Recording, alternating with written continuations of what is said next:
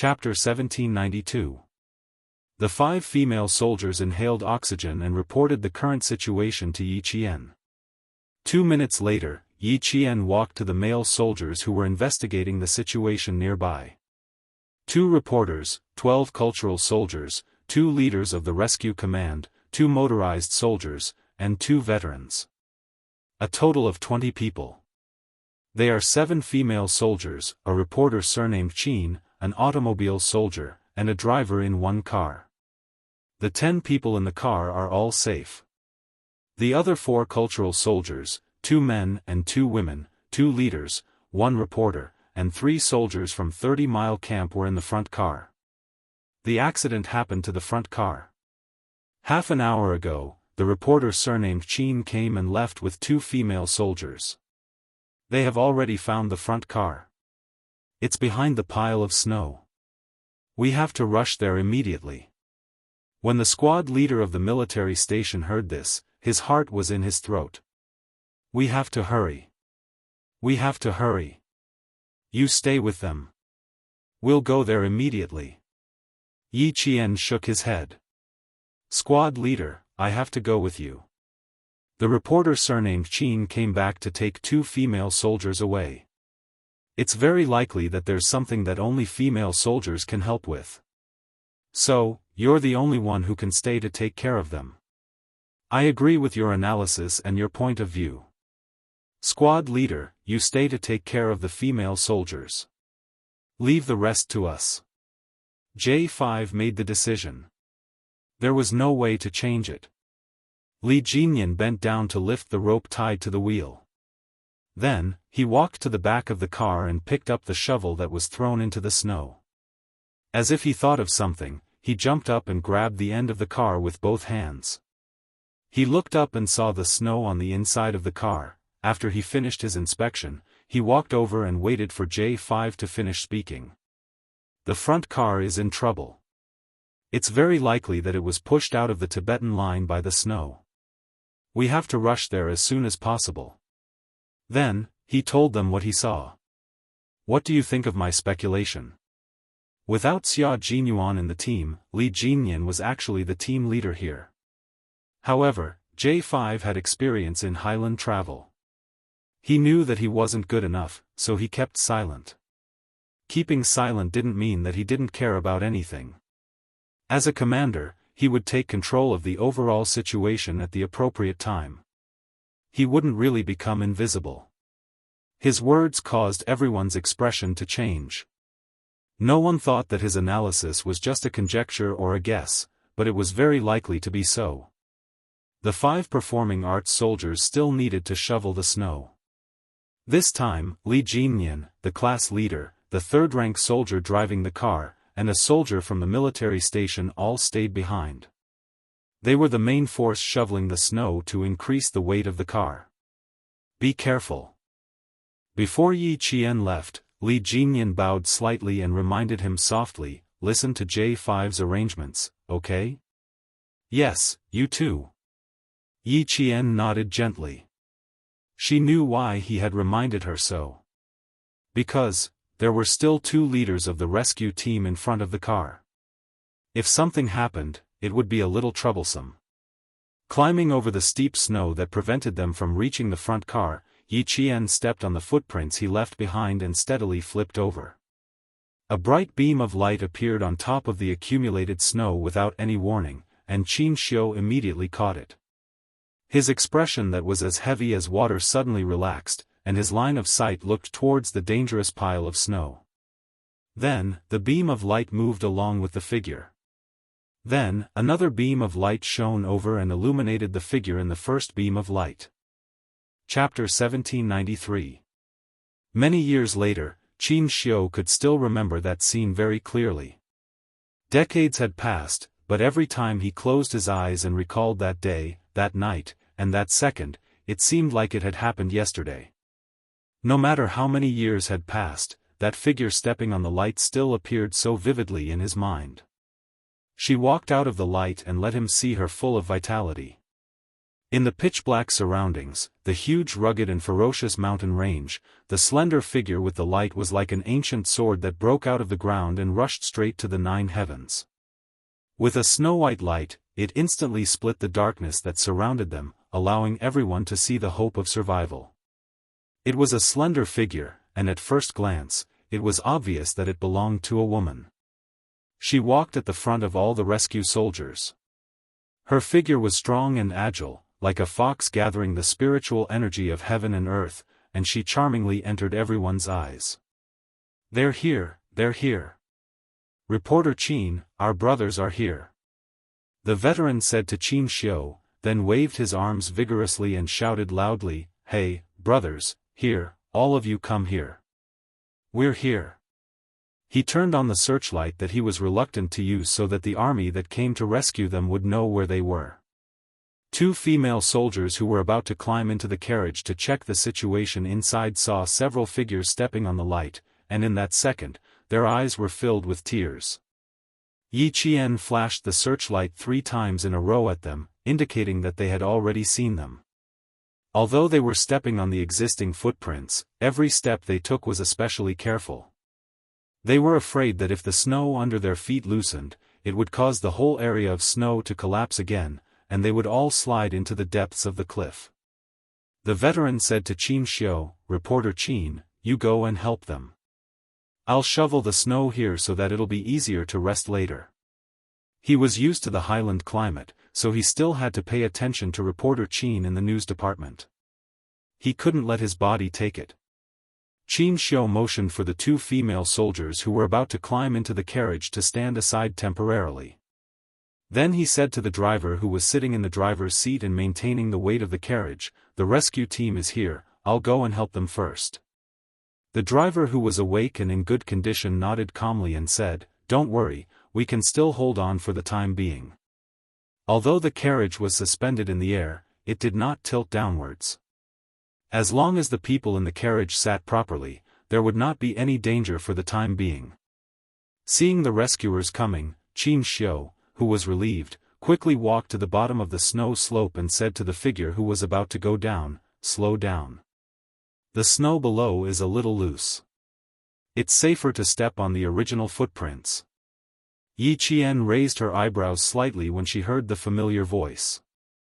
She was quite familiar with this voice and even knew who it belonged to. Reporter Qin from the news department? When did Xianxia become a reporter? Wasn't he the youngest diplomat in the Ministry of Foreign Affairs? Ran to the northwest of the border and became a reporter? As a soldier, Yi Qian was keenly aware that Xianxia had used the identity of a reporter to hide his true identity. It must have been to make things easier for him. It took Yi Qian 10 minutes to climb over the slope formed by snow. She stepped out and jumped down lightly. At the same time, she firmly grabbed Xianxia's arm with one hand. When her feet touched the ground, she finally stopped feeling as if she was stepping on clouds. Even her heart calmed down a lot. "Thank you for your hard work." Xianxia used his other hand to grab Yi Qian's arm. This was a female soldier who was brave enough to join the rescue operation. "It's a little slippery under the ice. Be careful." Chapter 1794. He didn't immediately recognize Yi Qian. It wasn't until Yi Qian said, "Thank you. I'm sorry we're late." Xianxia couldn't hide the astonishment on his face. He could tell that the figure coming out of the light was a female soldier. Standing in the middle of the huge craggy mountain, she gave him a unique and cold and arrogant visual impression. All of a sudden, the image fiercely crashed into his heart, making his mind tremble. They had never met before, but his heart trembled. This was something he had never experienced before. Then, her voice suddenly came. It was so familiar. It was so familiar that he knew who she was even before she finished speaking. Walking out of the light, splitting the darkness apart. It was so sudden that it knocked on his heart. "Yi Qian?" he said in a low voice. His elegant voice had a touch of imperceptible gentleness. "Why are you here?" So it was her. She was the girl he had first met in the southern province that year. Later, she was the one who had led him to his uncle's office with a poor sense of direction. Later on, she had accompanied the leader to Pakistan for a visit. Because of the staff's mistake, they had only prepared one set of uniform for her. When he found out, he had wanted to put in a few good words for the staff. At that time, he had told her, preparing an extra set is a responsibility for your work. The smart girl had immediately understood and stopped talking. Now that he had met her again when he needed help the most, even if his heart trembled, he accepted it calmly. Xianxia was an outstanding man who would not make things difficult for himself.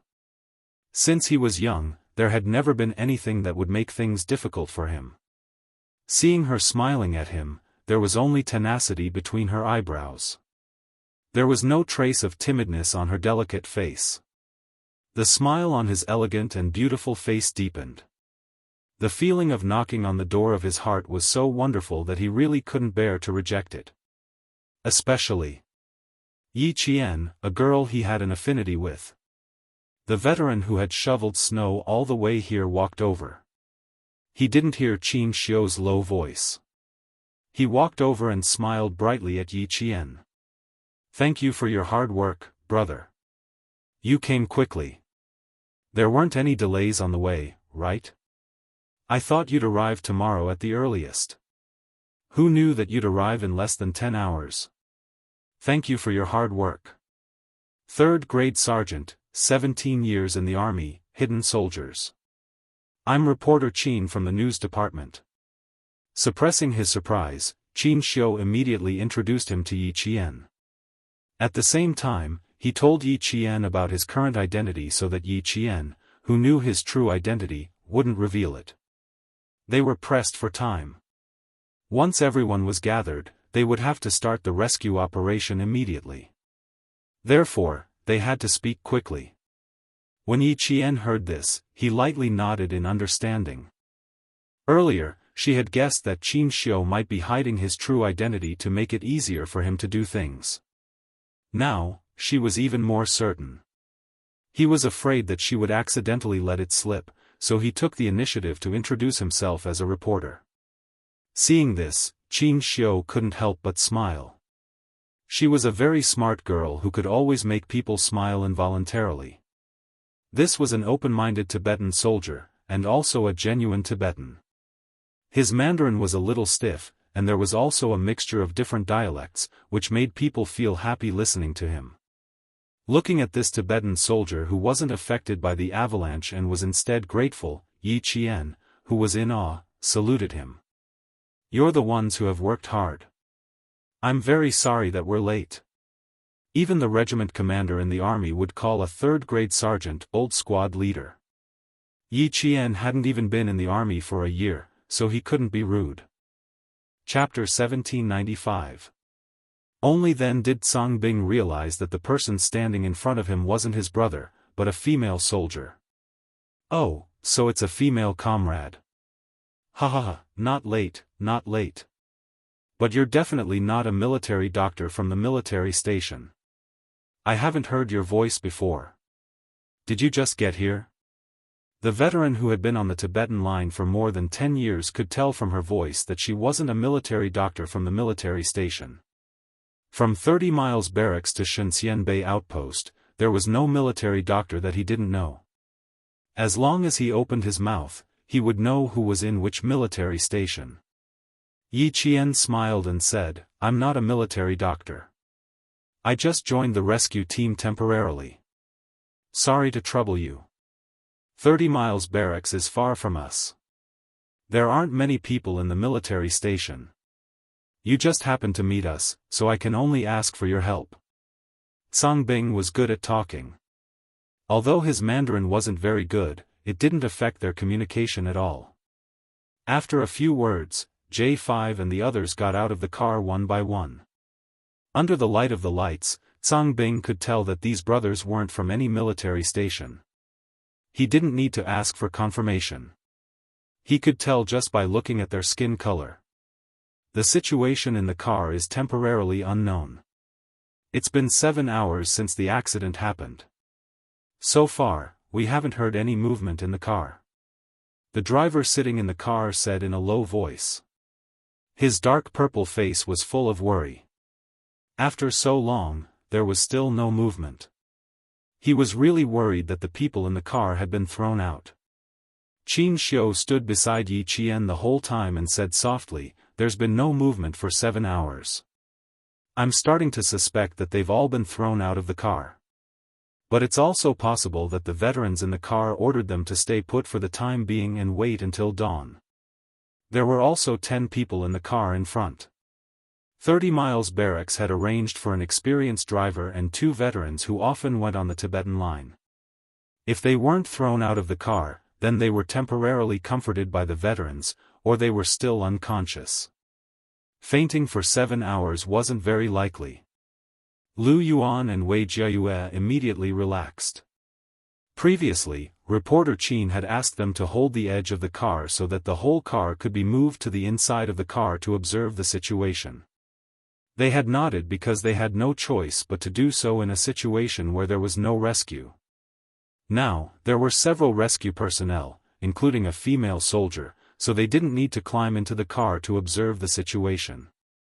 "We need to confirm if the rear panel of the carriage is loose or damaged before we drag the entire carriage up." In the plan to hide the soldiers, there was still a need for them to climb into the carriages for inspection. The 2 female soldiers who had just heaved a sigh of relief were now on tenterhooks again. It couldn't be them again, right? His gaze fell on the female soldier who came with the male soldier. If someone really had to go up, they would probably let this female soldier go. Yi Qian could not ignore the fearful gazes that swept past him from time to time. Both J5 and Xianxia thought they should send people to check the carriage first. Before that, Xianxia planned to let the 2 female soldiers take the risk. Yi Qian guessed why the 2 female soldiers were so scared.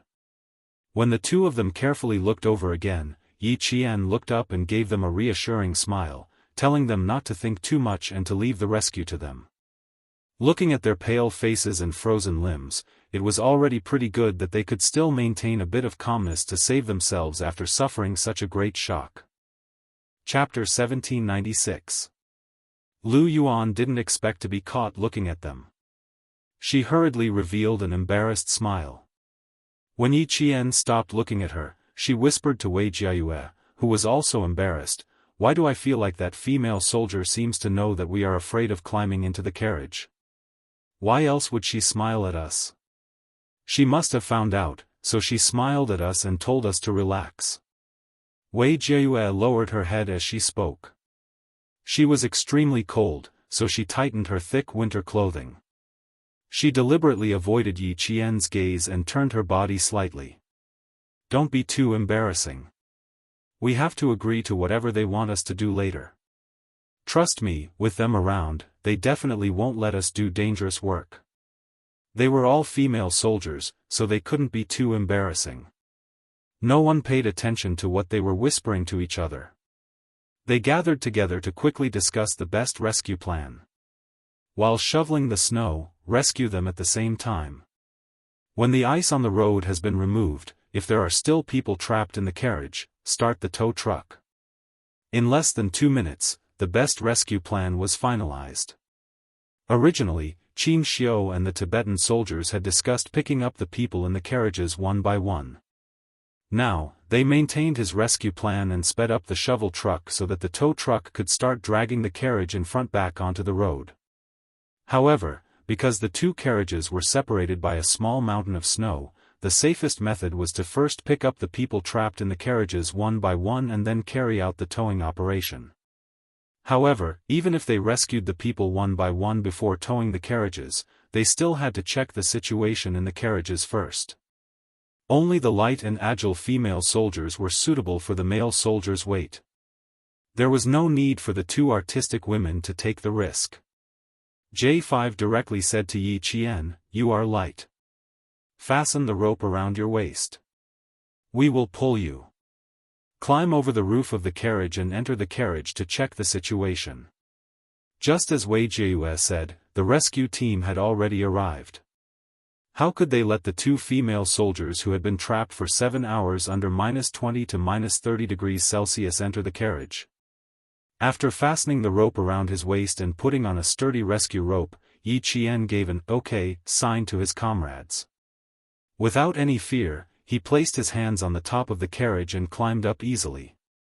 The driver in the car said, "If the car shakes, I will tell you immediately. Don't hesitate, get out of the car immediately." So far, there was no movement in the cabin. The glass in the cabin was frozen. Otherwise, he could have used the searchlight to observe the situation in the cabin. There was no need for the female soldiers to take the risk. "Don't worry, we're here." Long Hawk and Sparrow Hawk stepped on the bumper in front of the car to maintain the stability of the car and prevent it from tilting due to excessive weight. Even if he had many comrades, he still needed to have the courage to go and check out the situation in a carriage that was suspended in the air as if it would fall into a bottomless abyss in the next second. Lu Yuan thought that she was famous for her boldness in the regiment. However, when she saw the female soldier, whose eyebrows and eyes were exceptionally exquisite, climb up, she immediately raised her hand to cover her eyes, not daring to look directly at her. Although Wei Jiayue didn't cover her eyes, she couldn't help but squint her eyes. She didn't dare to look directly at him. In less than a minute, she had climbed up to the roof of the carriage. She turned her head and said to the male soldier behind her, "Everything is normal. Loosen the rope." In order to ensure Yi Qian's safety, her comrades in the Snowfield Brigade didn't directly let Yi Qian pull the rope. Instead, they had to loosen the rope a little so that she could climb up a little. This was to prevent them from immediately pulling Yi Qian back if the carriage really fell. Chapter 1797. Loosen the rope. Loosen the rope. Long Eagle, who was staring at Yi Qian's figure, spoke without turning back. J5 and the others immediately loosened the rope a little to allow Yi Qian to move forward. A soft sound came from the top of the carriage, as if an extremely light animal was walking slowly on top. The carriage, which had been very stable all this time, trembled slightly, startling the people lying in the carriage. Their pupils shrank rapidly. "Is it a snow leopard?" someone asked in a hoarse voice. It used to be a delicate voice, but now it was trembling like the wind. She asked the soldier beside her in horror, "Is there a snow leopard here?" Mazadaban was a huge natural wildlife park. The common large animals were wild yaks, Tibetan antelopes, wolves, snow leopards, and so on. Only wolves and leopards would appear at night, and when wolves appeared, they would usually be able to hear wolf howls. Now that the surroundings were extremely quiet and there were no wolf howls, they guessed that it might be a snow leopard. "It's possible. Don't move, continue to lie down. I'll knock on the glass again to see if the driver has woken up." The person sitting in the innermost part was the rescue team leader. They were all experienced in entering and exiting Tibet, so when they woke up and found the carriage hanging on the cliff, they would immediately remind them to maintain their original posture and not move to avoid affecting the balance of the carriage. The rescue team leader, who was in the innermost part, carefully raised his hand, picked up the dagger that he always carried, and gently knocked on the thick ice glass again. He did not dare to use too much force. Previously, when he used a little force, he could feel the carriage falling backward, which scared everyone in the carriage and made them break out in a cold sweat. It was difficult for the driver to hear the sound of the dagger knocking on the thick ice. Moreover, he was leaning against the steering wheel, so it was even more impossible for him to hear anything. The rescue team leader knocked a few times, and suddenly the carriage shook violently, startling a few sleeping soldiers awake. "Don't move. Don't move." The Tibetan soldier reminded the two male soldiers from the Arts and Crafts Regiment who were awakened. He felt the female soldier beside him was so nervous that she was trembling all over. He could not help but comfort her in a low voice, "It's okay, it's okay. We've endured for 7 hours. It'll be fine if we endure until dawn. The people at the military station must have cleared the road. We'll be out of danger tomorrow. Ma Min, don't move. Stay by Brother Gonga's side. A female soldier who was trapped close to the rear of the carriage said in a low voice. Her hands were tightly gripping the iron legs of the carriage. The hair on her forehead was frozen because of her sweat.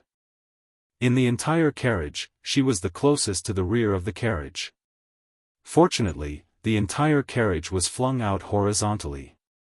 She hit the other side of the carriage and slammed back into the carriage. Only then did she avoid being flung out of the carriage. Jai, don't say anything. Hold on tight. Ma Min's voice was hoarse from crying as she reminded her comrades. She, who was also lying in the cold carriage, felt so cold that there was no warmth in her heart. When she spoke, her tone was particularly stiff. There's movement above. It might be the snow leopard. Snow leopard? Du Jiayi was shocked. Her pupils suddenly contracted, and her teeth couldn't help but chatter. Not necessarily. It could also be the person who saved us. Leader, please don't knock on the glass first. Listen for any sounds. How are our instructors doing? Do you feel better? I'm fine. Jiayi, don't talk too much. Ma Min is right. You're in the most danger now. One of the rescue team's instructors spoke in a low voice. When he was flung out of the carriage, his right arm had slammed into the folding seat. Even now, it was still very painful. It was very likely that his arm was fractured. Chapter 1798. The wind and the cliff whistled. Yi Jian, who was crawling on all fours, didn't hear the voices in the carriage. She moved bit by bit. Everyone could only see her figure from the searchlights on both sides. Every time she crawled, the carriage would make a slight trembling sound, which made everyone who was standing on the spot nervous. Crawl slowly. Focus on spreading out. You must be steady. Zhang Bing reminded her occasionally. He was naturally afraid that the carriage would lose balance and cause everyone to fall off the cliff. Yi Qian nodded gently. She took a deep breath and inched towards the edge of the carriage. The carriage's wheels made a creaking sound. Even though the sound was very soft, it was exceptionally clear to the ears. Hearing such a sound made one's heart skip a few beats. I don't dare to look. Lu Yuan raised her hand and said in a trembling voice. She turned her back to the carriage and covered her ears, afraid that she would hear something bad. Wei Jiayue stood for a while longer. She watched as the female soldier, who was much stronger than them, approached the edge of the carriage. She pursed her lips and silently turned around. She's already moved to the edge. Half of her head is out of the carriage. As she spoke softly, she heard Lu Yuan take a deep breath. She was shocked by the female soldier's courage. It was the first time they had seen a female soldier who wasn't afraid of sacrificing herself. The sky was dotted with cold stars. The north wind whistled along the way. It blew from the mountains that had stood tall for countless years. It was as if thousands of soldiers and horses were passing through. It made the hearts of the people who were walking tremble.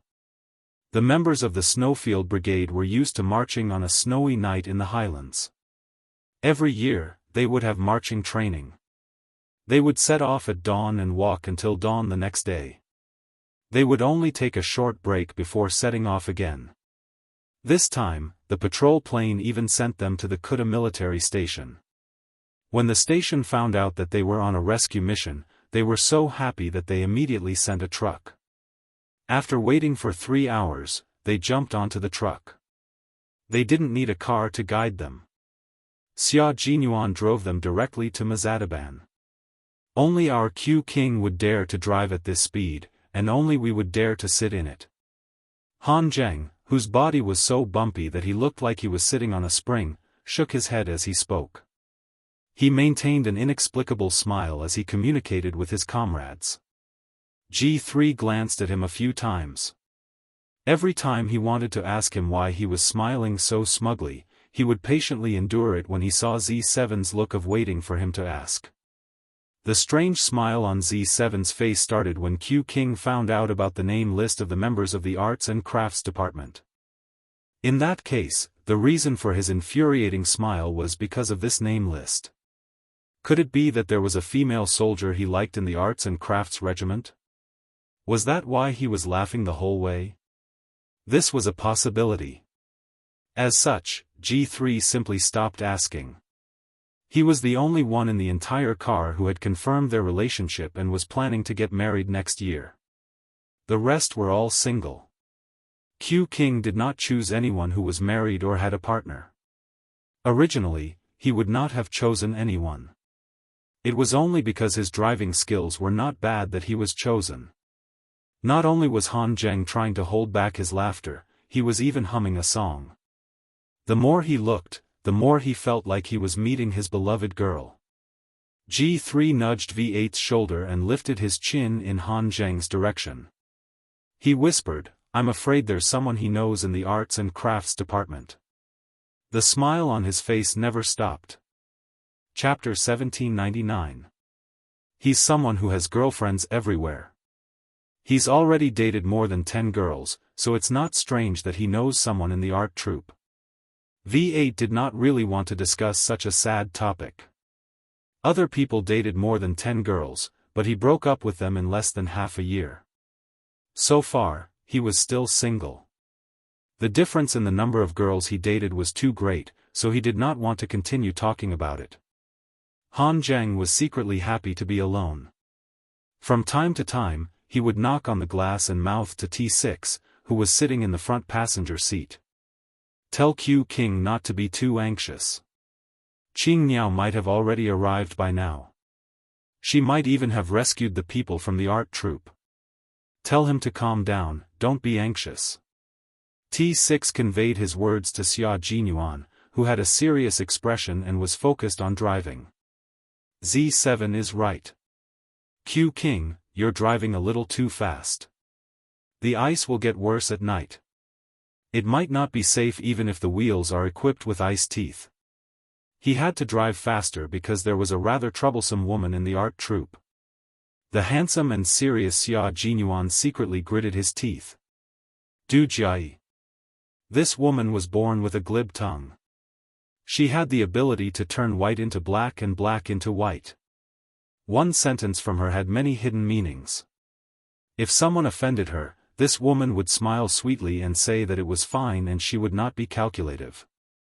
But in the next moment, she would quietly make things difficult for that person until he or she would never be able to turn over a new leaf. She was capable and ambitious. She was a person who would seek revenge. However, he really did not dare to compliment her true nature. Now that something had happened and she had to wait for 6 to 7 hours, even if the rescue personnel risked their lives to rush over, based on her personality, she would definitely report it to the higher-ups after the incident. In the report, she would definitely sincerely thank the rescue personnel who participated in the rescue. Then, she would list a series of shortcomings that needed improvement and directly punish a large number of people. If he did not know about this and Yi Qian was not involved, then he would not care so much. Now that he knew about this matter and Yi Qian was involved, he had to step in and teach her a lesson. He had to teach this woman a lesson. She should not think that she was made of jade and that she was the most noble person in the world. Xia Jinyuan stepped on the accelerator a little more and said to V8 in a low voice, "There's a very troublesome person in the art troupe. She doesn't care about the lives of others, but she's very protective of her own life. The rescuers risked their lives to save her, but in the end, they still have to take the risk of being punished by her. I have to go over and take care of the situation. I don't want to get Qing Niao involved." As soon as he said this, V8's eyes immediately turned cold. Biting the hand that feeds you. That's right. That's the guy. Xia Jinyuan smirked coldly. This guy just happened to have the surname Du. The Du family and family Xia had never been on good terms, but they had a close relationship with the former Mrs. Xia who abandoned her husband and children in pursuit of love. Yi Qian did not expect to rescue a snake beauty. She climbed into the car and turned on the lights. When she lowered her head and looked into the car, the lights on the windbreaker hatch shone into the car first. Then, she heard countless voices coming from the car. The clearest sound was a woman's delicate voice coming from below her head. "Everyone is here. Our instructor's arm is fractured. Please think of a way to save our instructor first." This was the first time Yi Qian and Du Jiayi met. Before they even met, Yi Qian could already tell that Du Jiayi was a difficult person to get along with. Chapter 1800. Although her voice was delicate, there was a hint of questioning in it. She didn't even have the basic courtesy, as if everything that others did was natural. Having lived 2 lives, Yi Qian's mind was naturally sharper than others. In addition, she had lived carefully in the eyes of others in her previous life. She could distinguish what kind of words others said and what kind of tone they used. Even though this trapped female soldier had taken the initiative to ask to save the instructor who needed saving the most, Yi Qian could tell from her faint impatience that this was a female soldier who knew how to express herself. Is it true that other than the instructor who has a suspected fracture, the rest of the people don't have any obvious external injuries or pain? Yi Qian didn't answer her question, but confirmed it again. She needed to know the exact situation in the carriage, so much so that she needed to know everyone's condition. Du Jiayi, who had lost all feeling in her hands, began to call out names on instinct. She said, "Instructor, when I call out a person's name, I ask him to tell the rescue team outside if he has any problems. This way, the people outside can confirm that we are fine, so that they can start the rescue as soon as possible." When Yi Qian heard this, her brows furrowed slightly. This female soldier's words were really unpleasant to hear. Her words were sarcastic, and there was a hidden meaning behind them. Her rough words didn't sound like there was a problem, but when you thought about it carefully, there was a big problem. The situation was urgent. The carriage was suspended in the air, there was no telling if there would be more avalanches, and the instructor was injured. Everyone desperately wanted to be rescued, but the rescue team didn't do it immediately. They had to call out names to confirm everyone's condition. What kind of rescue was this? This was called delaying. When she said this, everyone in the carriage, including the Tibetan soldiers, became serious. They already had some complaints about Yi Qian. If Yi Qian was really an ordinary female soldier, they might have to thank her for her thoughtfulness. As soon as she finished speaking, Yi Qian, whose eyes were cold, said loudly, "There's no need to go through so much trouble. I just need to know if anyone is in obvious pain, external injuries, or bleeding, so that we can cooperate to rescue the injured first." This explanation made everyone in the carriage feel better. Naturally, they had to cooperate. "I'm sorry, I misunderstood." Other than our instructor who was seriously injured, the rest of them didn't feel any severe pain or bleed. It was just that when the carriage was thrown out, everyone was knocked out for a few hours. "I'm Du Jiayi, a female soldier from the Arts and Crafts Regiment. Thank you for your hard work." Du Jiayi immediately apologized, and very cooperatively summarized the situation in the carriage in one sentence. The art troops instructor said, "That's right. Other than me, the rest are only lightly injured. I am Gao Hong, the instructor of the Arts and Crafts Regiment. Be careful and don't rush." The female soldier outside was right. They had to cooperate with each other. In the face of Du Jiayi's apology, Yi Qian curled his lips, his eyes cold. J5 and the others knew that other than the instructor who was injured, the rest of the people in the carriage were fine. They all let out a sigh of relief. The next step was to get the people trapped in the carriage out one by one. The front wheel was blocked by rocks. Next, a sturdy climbing rope was tied to the wheel. The other end of the rope was tied to a construction shovel taken out from the toolbox. Next, the shovel was placed horizontally behind 2 huge rocks that had been blown out by the snow to create a resistance force. All the preparations were in progress. 5 minutes later, the instructor was slowly pulled out from the trembling carriage. Chapter 1801. The carriage was shaking so much that it made creaking noises.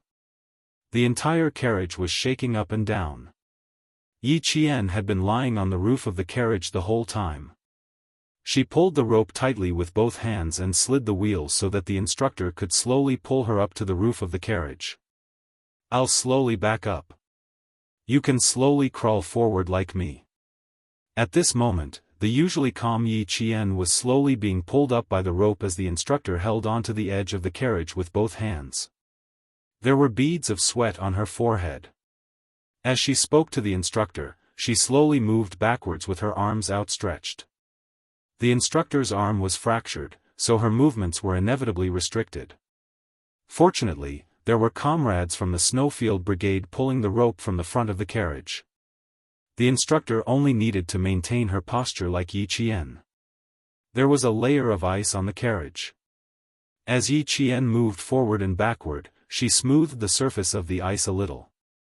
The slippery ice reduced the resistance and sped up the instructor's progress. "Steady, steady. Just a little bit more. Just a little bit more." Yi Qian retreated to the junction between the carriage and the front of the carriage. She pulled her arms back and tightened the rope around the instructor. After working together with her comrades for about 15 minutes, they finally succeeded in rescuing the first trapped person. As long as they successfully rescued the first person, it meant that this method worked. The creaking noises stopped when the instructor got out of the carriage. The shaking of the carriage also returned to normal. The J5 quickly laid on the ice to check if the front wheels showed any signs of slipping. After looking carefully, she stood up and said happily to Yi Qian, "The wheels are not slipping. We can enter the second rescue round." What they feared the most was that the wheels would slide off the cliff during the rescue. Even if they used a rock to hold them back, they still couldn't be at ease. Now that they had rescued the injured and the wheels were still in their original state, it was undoubtedly good news. Yi Qian, who was lying on the ground, let out a sigh of relief. She didn't stand up, but she gave the J5 an "OK" sign, indicating that they could enter the second rescue round. "Good job." The old Tibetan soldier who was supporting the instructor gave Yi Qian a thumbs up and praised loudly, "You are a female soldier that we admire. You are amazing. Very, very good." Xianxia, who was standing on top of a pile of snow, looked at the slender figure who had successfully rescued Instructor Gao from the Arts and Crafts Regiment. A faint smile appeared on his elegant and handsome face. Every time he saw her full of sunshine and fearless. She was very brave, but she always knew how to act according to her capabilities. A girl who knew how to act according to her capabilities would know how to move forward. He wouldn't go overboard either, just like how a glass of water wouldn't be filled to the brim. He had to grasp the scale just right. When the water was full, the moon would overflow, and when the moon was full, it would be a loss. This girl, who should be in her first year of university, seemed to understand this principle quite well. Therefore, she and Du Jiayi went back and forth, knowing when to stop. From the capital to the northwest of the border, Du Jiayi's way of dealing with things had surprised him. Madame Qin had said that she was a good wife for her husband and children, and had urged him to take good care of her and try to make some progress. He took Madame Qin's words to heart. For people like them, they didn't marry the person they loved, but a wife who would be helpful to the whole family. Along the way, her calm and collected demeanor had made those dissatisfied soldiers suffer losses again and again. It was as if they had to suffer in silence, unable to voice out their bitterness. She had only used a few taels to achieve 1,000 caddies, and the leaders of the rescue construction approved of her. They had criticized the few female soldiers who didn't get along with Du Jiayi several times. Chapter 1802. From this, he could see Du Jiayi's methods. Just like what Mrs. Qin said, the second daughter of the Du family was indeed suitable to be a wife. But in the end, such a capable person met Yi Qian and was suppressed with just a few words. This was the first time he heard her take the initiative to apologize and admit her mistake in front of the leader.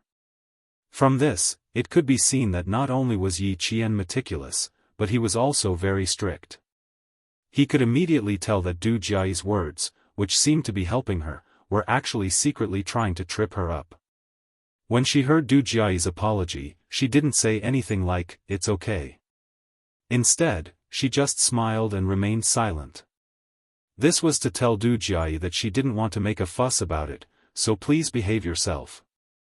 Using silence to reply was far more effective in intimidating Du Jiayi than speaking. It couldn't be denied that this was a girl with a pure heart and knew how to protect herself. Du Jiayi wanted to take the opportunity to step on her and gain a good impression in front of the leader, but this move was useless. Pull it tight. Pull it up, pull it up. The J5's voice came from the front. They were now starting to rescue the second trapped art troop soldier. Men were heavy to begin with, so when the art troop soldier's hands grabbed onto the carriage, he could see the entire carriage sink. The J5 was so shocked that he repeatedly ordered the male soldier to pull the rope harder. Xianxia, whose heart sank along with the carriage, locked his gaze on Yi Qian even more tightly. His thin lips, which had always held a gentle smile, were pursed into a straight line, exuding a coldness comparable to frost. His gaze was locked on Yi Qian, but he didn't realize that the danger he was facing was no less than Yi Qian. The pile of snow that Xianxia was standing on was the pile of snow that everyone was trembling with fear when they walked past it. He was in charge of the front carriage. Once the carriage in front started to slide, he would immediately tell the carriage behind to retreat and pull the front carriage tightly. Standing here was equivalent to standing on the edge of a cliff. His toes were less than 10 centimeters away from the edge. You will be safe. Seeing that she had successfully rescued the male soldier, Xianxia, who had a faint smile in his eyes, calmly retracted his gaze. He chuckled softly and said, "A smart girl who knows when to advance and retreat will always have better luck than others." Finally, the rumbling sound of the car starting could be heard from the quiet back of the car. The temperature was so low that the hidden soldiers in the car had to start the car several times before it started. Listening to the sound of the motor in the wind, it inexplicably gave people a sense of security. The back of the car had already shoveled nearly half of the snow. Li Jinyan glanced at the tall figure standing at the top of the pile of snow and sped up his shoveling speed, throwing the snow into the car shovel by shovel. After 40 minutes of shoveling snow, he and a few soldiers from the military station had already shoveled out a path more than 3 meters long for the rear cars. As long as the front cars needed to be towed by the rear cars, they could immediately retreat. Time flew by. Xia Jinyuan asked V8 again what time it was. Only then did he realize that he had already been driving for more than 2 hours. When the car climbed onto a high slope, V8 pointed ahead and shouted, "Q King, there's light up ahead. We're almost there." They were indeed almost there. After parting with Yi Qian for nearly 10 hours, they could finally meet up on the Tibetan route in Mazadaban. Similarly, Xianxia also saw the sound of a car's high beam flashing by on the high slope in the distance. The military station had sent reinforcements. The rescue operation was almost at the end. Once the last trapped soldier was rescued, the rescue operation would end. At this point, reinforcements wouldn't be of much use. Most of them were shoveling away the snow from the broken Tibetan route and restoring the route to normal. Chapter 1803. In a situation where communication was inconvenient, the military station only knew that 20 people had lost contact and did not know the rescue results. They continuously sent reinforcements to increase the number of reinforcements to ensure safety. The communication base station and satellite base station in the northwest of the border had entered the final phase of construction. By June, the various military stations would be able to maintain communication through the satellite base station even if there was a snowstorm. Once the truck driving along the Tibetan line had an accident, it could also immediately contact the various military stations through the satellite phone in the truck to request for help. The lives of the soldiers at the northwest border of our country had always been perfect. Even the barracks had been modified several times so that the soldiers who came back from patrolling and sentry duty would not suffer from the cold. Everything would be fine. As our country's national strength improved and our military strength strengthened, everything here would be fine. Xianxia flashed his headlights 3 times in a row at the truck driving from afar. If the soldier sitting in the passenger seat saw it, he would quickly respond by flashing his headlights 3 times in a row as well. There's someone standing on top of the truck. His position happens to be on the ring road of the Tibetan line, so it's impossible for there to be high ground. The initial judgment is that the high ground is a pile of snow caused by an avalanche. V8 quickly analyzed the situation. At the same time, the truck's headlights flashed 3 times. Xia Jinyuan did not say a word. He only nodded slightly to indicate his response. His lover was not far ahead. As for him, no matter how anxious he was, he could not speed up. They were now going downhill. No matter how fast he drove, he was afraid that the truck would drive straight down the cliff. The soldier on the truck saw him. Xianxia, who was about to look away, suddenly heard a miserable scream coming from the truck. His fingers trembled in shock as he quickly turned his head to look. The truck was sinking. Drive, drive.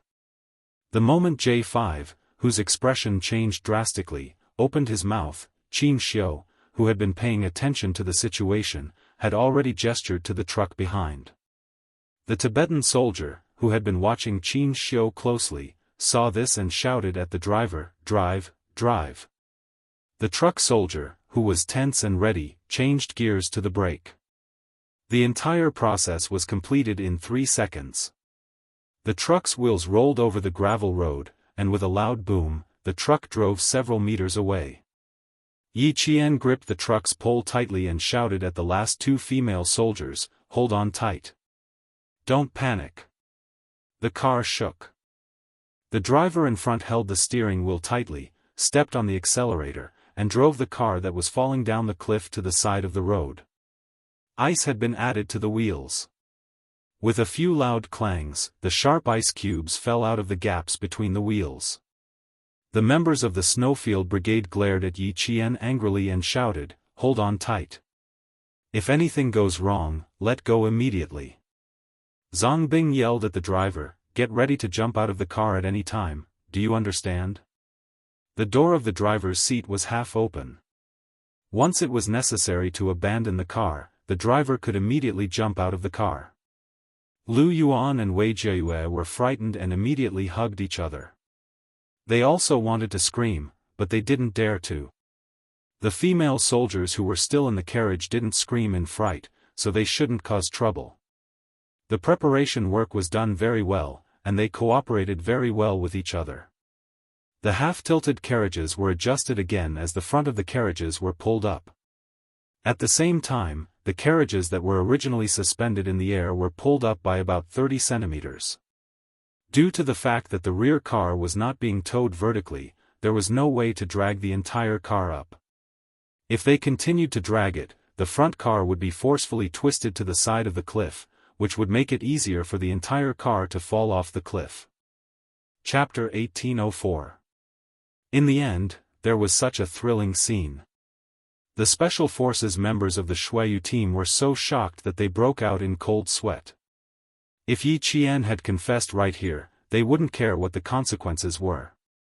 They would never forgive themselves for the rest of their lives. Xianxia looked at the upright carriage. His heart was beating wildly, and he couldn't help but close his eyes and cover his chest. When he opened his eyes again, he looked down at his feet. The 2 ropes that could be seen had sunk deep into the snow after being dragged by the rear carriage. It wasn't safe for him to stay here. He needed to go down.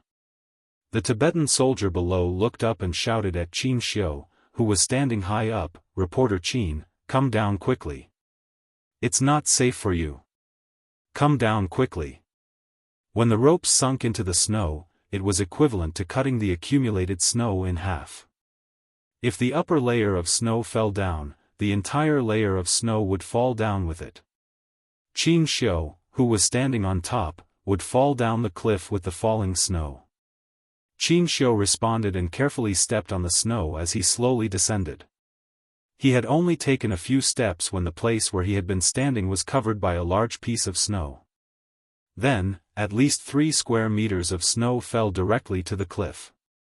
Xianxia, who heard the sound behind him, pursed his lips. He didn't look back and quickened his pace to rush down. The Tibetan soldier saw the snow above him peeling off layer by layer and sinking down. The snow piled up to the mountain was falling down in large chunks. Even though he was a veteran who had been on the Tibetan line for 17 years, he was scared out of his wits. Fortunately, Reporter Qin wasn't a coward. He knew the situation behind him wasn't right, so he didn't look back and just rushed down. Xianxia, who was rushing down, was in a sorry state. When the snow under his feet loosened, he threw himself forward. He started with a more ferocious posture like a hungry tiger pouncing on its prey. Then, he ended with prostrating himself on the ground, and fell down hard. Although his posture wasn't very elegant, Xianxia didn't care too much when he saw the small avalanche on the originally tightly piled up snow. His life was more important.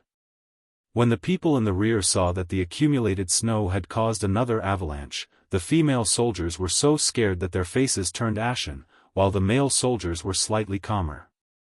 Reporter Qin, are you all right? Fu Hui was so scared that her knees went weak. She stuttered as she spoke. Li Jinyan looked at the collapsed pile of snow. The original cold June Yen became colder and colder. The people standing on it should have some skills. Otherwise, how dare they stand in the most dangerous place? She had to have the confidence to stand up there. As for whether something would happen, he said to the 5 female soldiers who were as frightened as birds, there's a 50-50 chance that something would happen or nothing would happen. When the female soldiers heard this, tears came out of their eyes. Li Jinyan glanced at him and then walked away. She had to see for herself to know whether or not something was wrong. What was the use of crying? Xianxia didn't know that he had caused the 5 female soldiers to cry for no reason. He pulled the rope tightly together with the male soldiers of the Snowfield Brigade. He had to pull it tighter. He couldn't let the girls on the carriage be in any danger.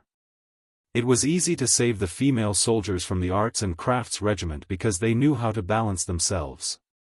Yi Qian pulled the rope tightly and helped the last female soldier out of the carriage. Like before, he reminded her, relax your body. Look up. Take a deep breath and exhale gently.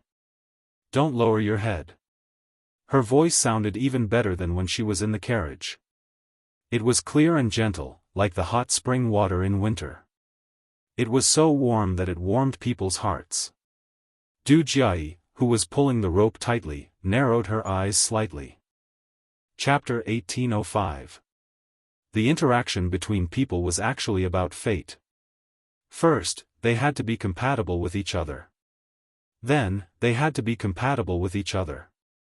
When these two things were compatible, it would be the fate of the two people. Listening to the gentle voice that was filled with strength, Du Jiayi felt that she was not destined to be with this female soldier who had been lying on the carriage for almost 3 hours.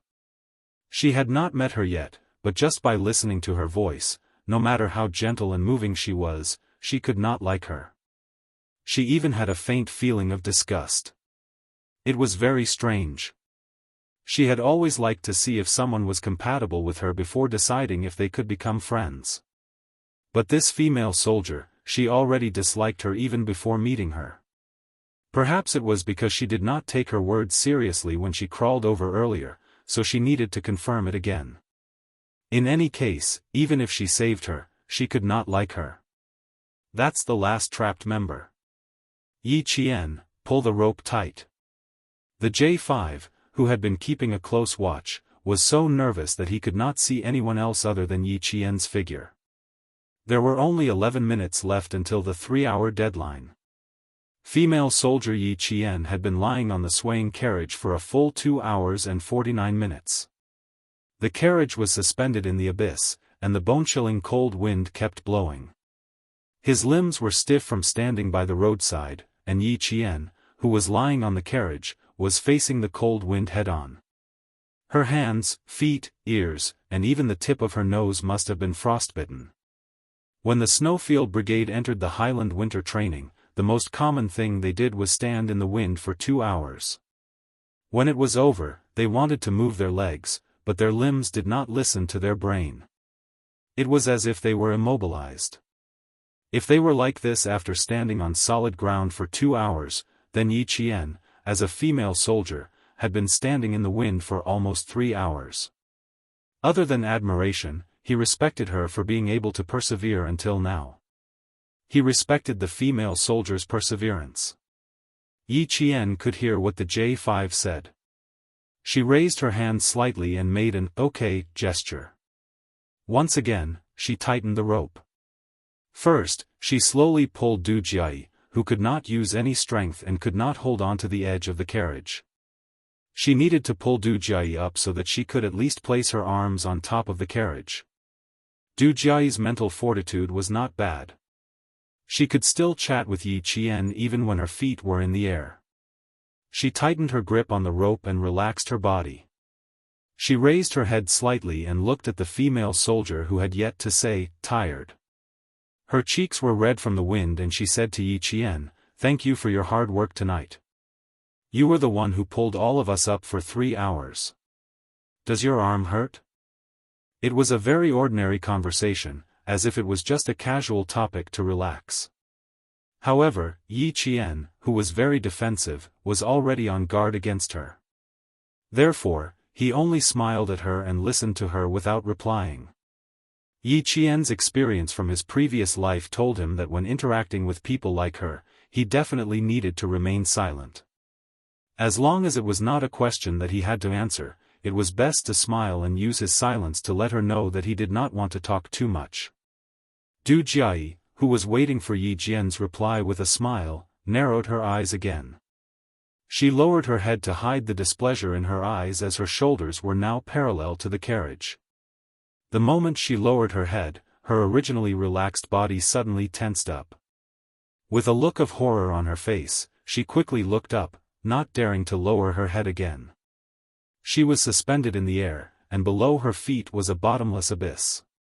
Just one look at it was enough to make all the cells in her body scream. Chapter 1806. Don't lower your head. Slowly extend your hands and place them on top of the carriage. Take a deep breath and place your center of gravity on your arms. Don't be afraid. The male soldiers are pulling on the ropes in front of the carriage. They will pull you all the way to the front of the carriage. Yi Qian naturally noticed the fear in her eyes and knew why she was frightened. The searchlight on the windbreaker had emitted a snow-white light. Du Jiayi couldn't help but close her eyes and avert her gaze.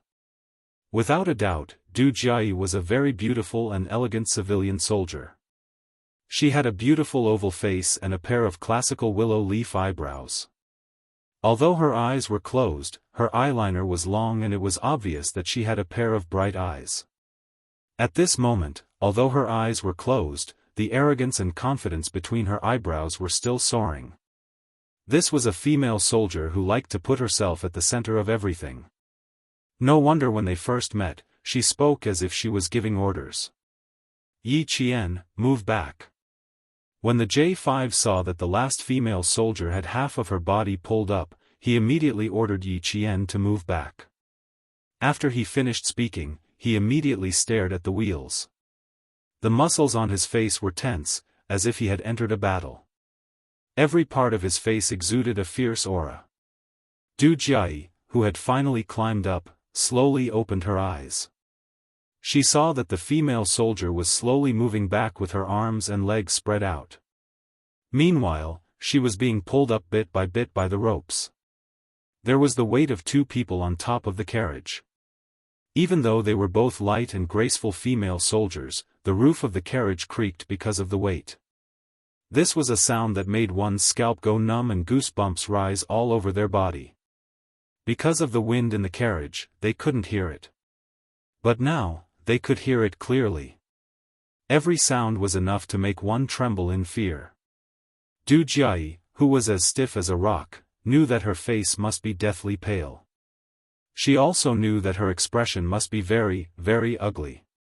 She would never show her ugliest and most cowardly side to others, nor would she let others know about it. But now, she was seen clearly by a female soldier.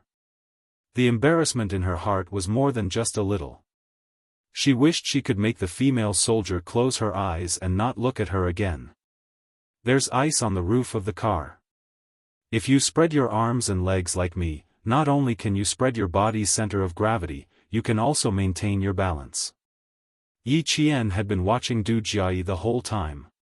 He saw the stiffness on her face, and he also saw the moment she opened her eyes, a haze flashed across her beautiful eyes. Yi Qian wasn't a meddlesome person, and he wasn't very curious either.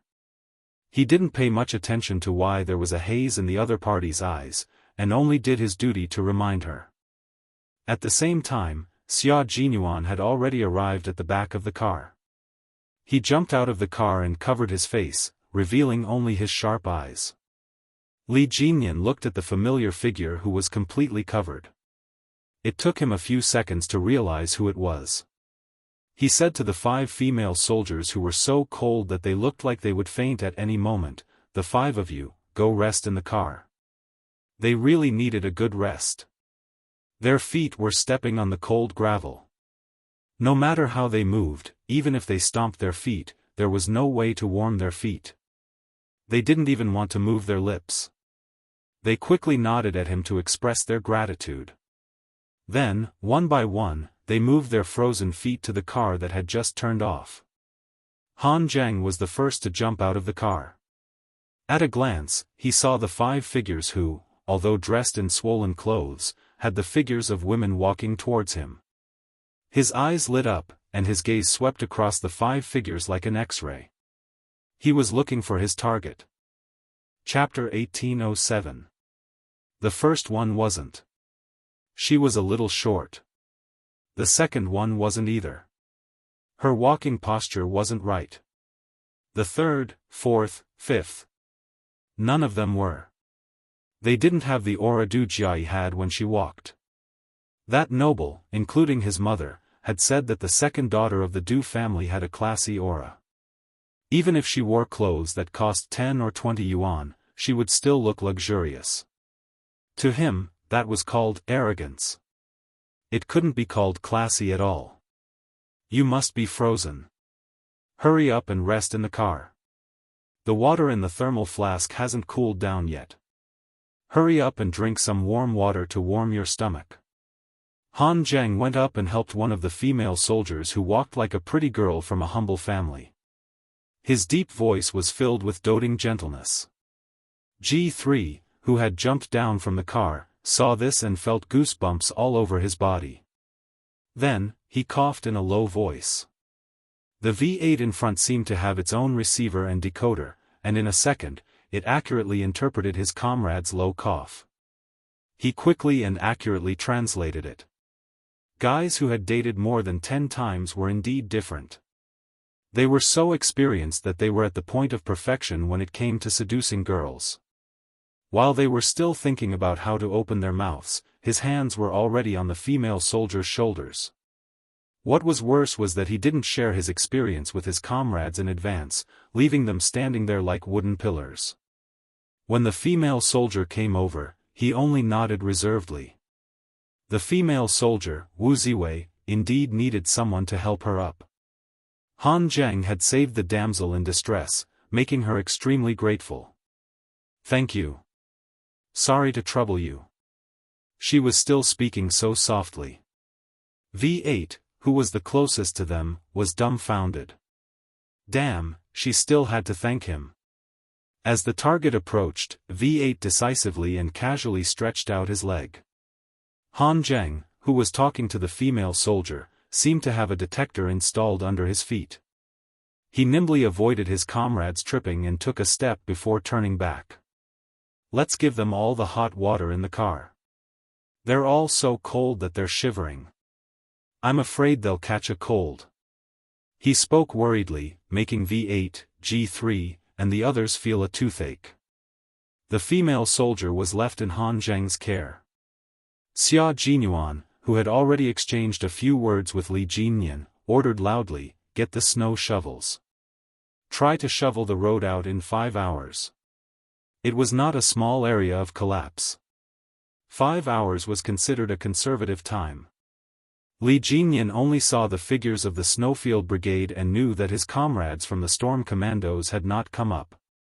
His eyes darkened slightly as he shoveled the snow, and he said to Xia Jinyuan, "I plan to apply to enter the northwest of Xinjiang every winter to complete winter training. When the time comes, I'll need your guidance.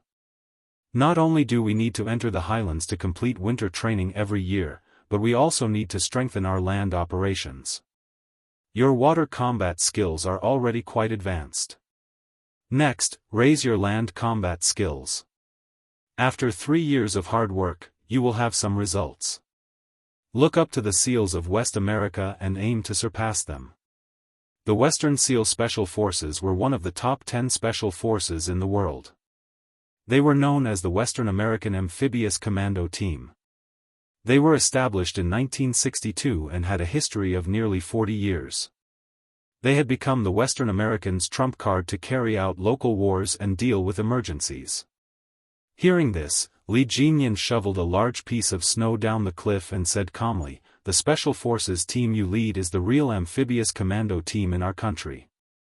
If you and I didn't work together this time, I wouldn't have known that you're so strong. You're my target now. As for the SEALs..."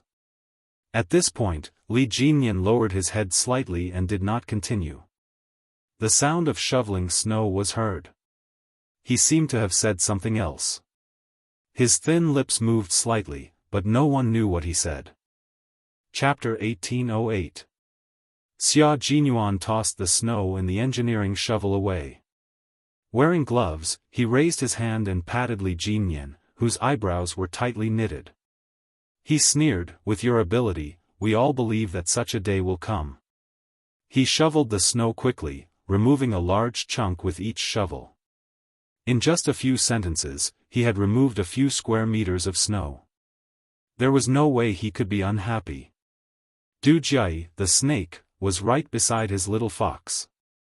Although he knew that his little fox was a smart girl, Du Jiayi was a woman who knew how to conduct herself well. She was also very good at talking. When he talked to her, he felt that she was a very cultured woman. This was her appearance, the appearance that had fooled countless people. The real Du Jiayi was a venomous snake. No one knew when she would bite someone, and the person who was bitten might not even know that the person who bit them was Du Jiayi, who was kind, caring, and considerate of others. This woman's methods were even more ruthless and scheming than a man's. If his little fox were to encounter her, he was really afraid that she would be at a disadvantage. When Li Jinyan saw this, he thought that Han Zholi was speeding up so that he could see Yi Qian earlier. He couldn't help but increase the strength in his hands. He also caught up with him and threw large chunks of snow down the cliff. You have to be bold, meticulous, and accurate to know what they need from a man at that moment. Just like just now, a few female soldiers were swaying as they walked. It was obvious that they needed someone to support them. Then, I helped them into the car and said a few words of concern and consideration. They would only thank me if I said something considerate. How could they be angry?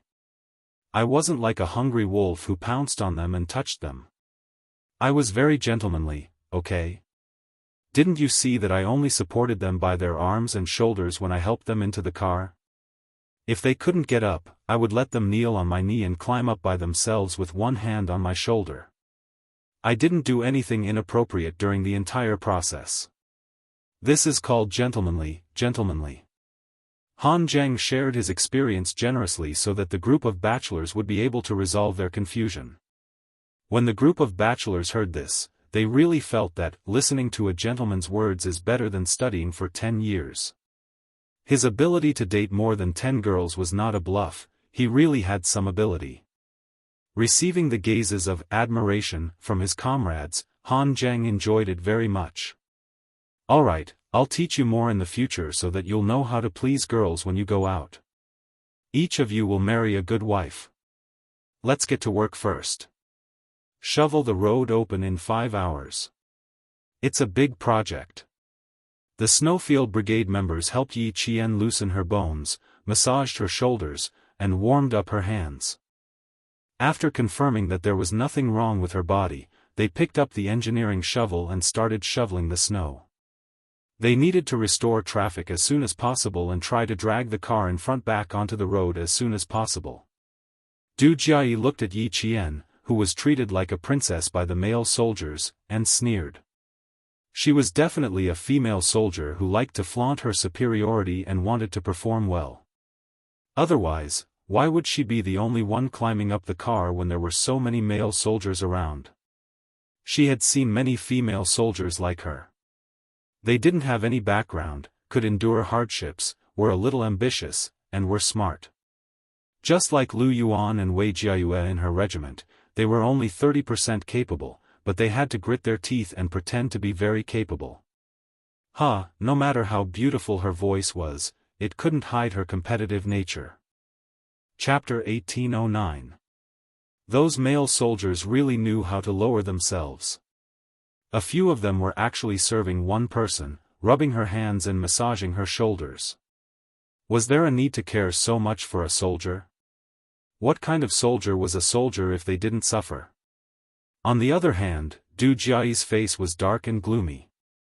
She caught sight of Instructor Gao trying to get up, but due to his fractured arm, even a simple movement was so stiff that it looked like he was about to fall. The sharp-eyed Du Jiayi immediately ran over and reminded Lu Yuan, who was the closest to Instructor Gao, "Lu Yuan, help our instructor up." Lu Yuan, who was a prisoner, had been guarding the instructor who had a bandage around his hand. As everyone successfully escaped, she suddenly woke up from her sleep and got up in a hurry. "Instructor, do you want to walk around? Let me help you. Let me help you. You were asleep just now, right? If you're tired, go back to sleep. I'll help you walk around." Du Jiayi walked over quickly and reached out to support the instructor's uninjured arm. "Wei Jiayue's complexion doesn't look right. Hurry up and take a look. Is she sick? I saw that the rescue team brought some commonly used medicine. See if Wei Jiayue needs it." Instructor Gao was a little anxious. "Hurry up and take a look. You're the only one in our group who knows how to nurse. All right. Call me if you need anything." Lu Yuan glanced at her empty hands before turning to look at Du Jiayi, who had pushed her out of the room without a trace. This person really doesn't change. Does she think that everyone is like her, only knowing how to act in front of the leaders? Du Jiayi maintained a polite smile in the face of her comrade's indifferent gaze. She lifted her chin slightly and replied with an air of arrogance that matched her temperament. "Thanks to Lu Yuan's knowledge of nursing, our group was spared a lot of trouble along the way. Thank you, Lu Yuan." She thanked her sincerely. No one would doubt her sincerity. Yi Qian, who was carrying the commonly used medicine, paused for a moment before walking over with a normal expression. "Sorry to disturb you. Here are some commonly used medicine. Do you need it?" J5 and the rest started shoveling the snow, while she was given a temporary break and a mission to communicate with the art troupe to see if they needed any more help. The members of the Snowfield Brigade would appear in places that might not be suitable for military personnel. Therefore, it was not suitable for them to appear too many times and leave a bad impression. Yi Qian was different. She was a female soldier. Even if she joined the Snowfield Brigade, it would still be 3 years later. It was more appropriate for her to show her face now than any of them. Just like Xia Jinyuan, Yi Qian could only see her eyes, which were as dark as the night. She wore a cold mask over her nose and lips, so Instructor Gao and the others could only see her eyes. "You always appear when we need help the most. I really don't know how to express our gratitude." Du Jiayi took the bag of medicine. After she finished speaking, she smiled at Instructor Gao, who had just moved his stiff body a little, and said, "Instructor, this female soldier in front of you is called Yi Qian. You should remember her name. When you return to the capital, you must mention her to your superiors. Look, she spent 3 hours alone on the carriage to save all of us. She didn't even need the help of the male soldiers. 3 hours of back and forth exhausted her. Fortunately, the male soldiers knew how to care for her. They massaged and rubbed her hands for a long time before her complexion improved slightly. Chapter 18:10. Speaking was indeed an art. Depending on the person sitting at the right height, they would hear different things. Their understanding of the situation would definitely be different from people of different heights. The higher one stood, the more he could tell if there was a deeper meaning in a sentence, if there was a hidden meaning, if the speaker wanted to express something secretly, or in other words, what kind of state of mind the speaker was in when he said those words. Instructor Gao was an instructor in the arts regiment and had a high level of political training. He could tell several meanings from Du Jiayi's words. Firstly, the female soldier Yi Qian's courage was commendable, but she was too brave and did not handle the situation well. Secondly, as a female soldier, she was naturally weaker than the male soldiers. Knowing this, she still persisted. This showed that she was a female soldier who loved to show off and lost her composure. Thirdly, since she chose to persist, she was so tired that she needed the male soldiers to serve her. This showed that she lacked the spirit of a soldier.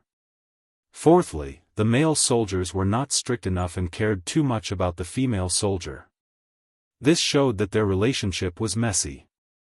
This was what Instructor Gao understood from Du Jiayi's words, but it was undeniable that if not for this female soldier who loved to show off persisting for 3 hours and gritting her teeth to save them, they might still be stuck in the carriage, frightened. Therefore, Instructor Gao smiled and said, "You're right. We must report this to the higher-ups and reward the soldiers who risked their lives to save us. Yi Qian, you've worked hard tonight. If it weren't for you, we would probably still be in the carriage." As he said this, his words became more sincere. However, you need to think twice before you do something like this. Don't tire yourself out too much. After all, Instructor Gao was not a soldier in the arts regiment. He could only give a few pointers in a very reserved manner. If he said too much, it would make people dislike him. Lu Yuan gently weighed the plastic bag with the medicine. The soft, hua-hua sound seemed to have interrupted Instructor Gao's words. Then, she smiled at Yi Qian, full of kindness and gratitude. Hearing this, Yi Qian, who already knew how to deal with this, said politely, "You're right. My comrades were also very worried when I went up like this. They were afraid that I would increase the weight on the carriage and cause the entire carriage to fall off the cliff. Fortunately, my body is light. Although it made my comrades sweat in their hearts, I can be considered to have successfully completed the mission given to me by my comrades." Yi Qian was never a pushover. Facing Du Jiayi's gratitude on the surface and all kinds of words to trip him up, he humbly accepted Instructor Gao's advice and politely used a different method to explain why she, a female soldier, had to climb up the carriage. "You've considered everything thoroughly. It's because of this that we're all safe. Yi. Our unit needs female soldiers like you." As he said this, his gaze landed on Du Jiayi. He then turned his head to look at the other soldiers who were still breathing. Then, he sighed. "Jiayi. You all need to learn from her. Just now, the carriage only shook a little, but you all were so scared that you screamed. Yi Qian, on the other hand, was able to remain calm and continue to rescue us. You all need to learn from him." Chapter 18:11. Du Jiayi was someone who could keep her composure, especially when it came to dealing with matters in front of her superior. Upon hearing those words, she reined in her emotions and replied humbly, "You're right. We're indeed lacking in courage. Even though we're performing arts troops, we're still soldiers.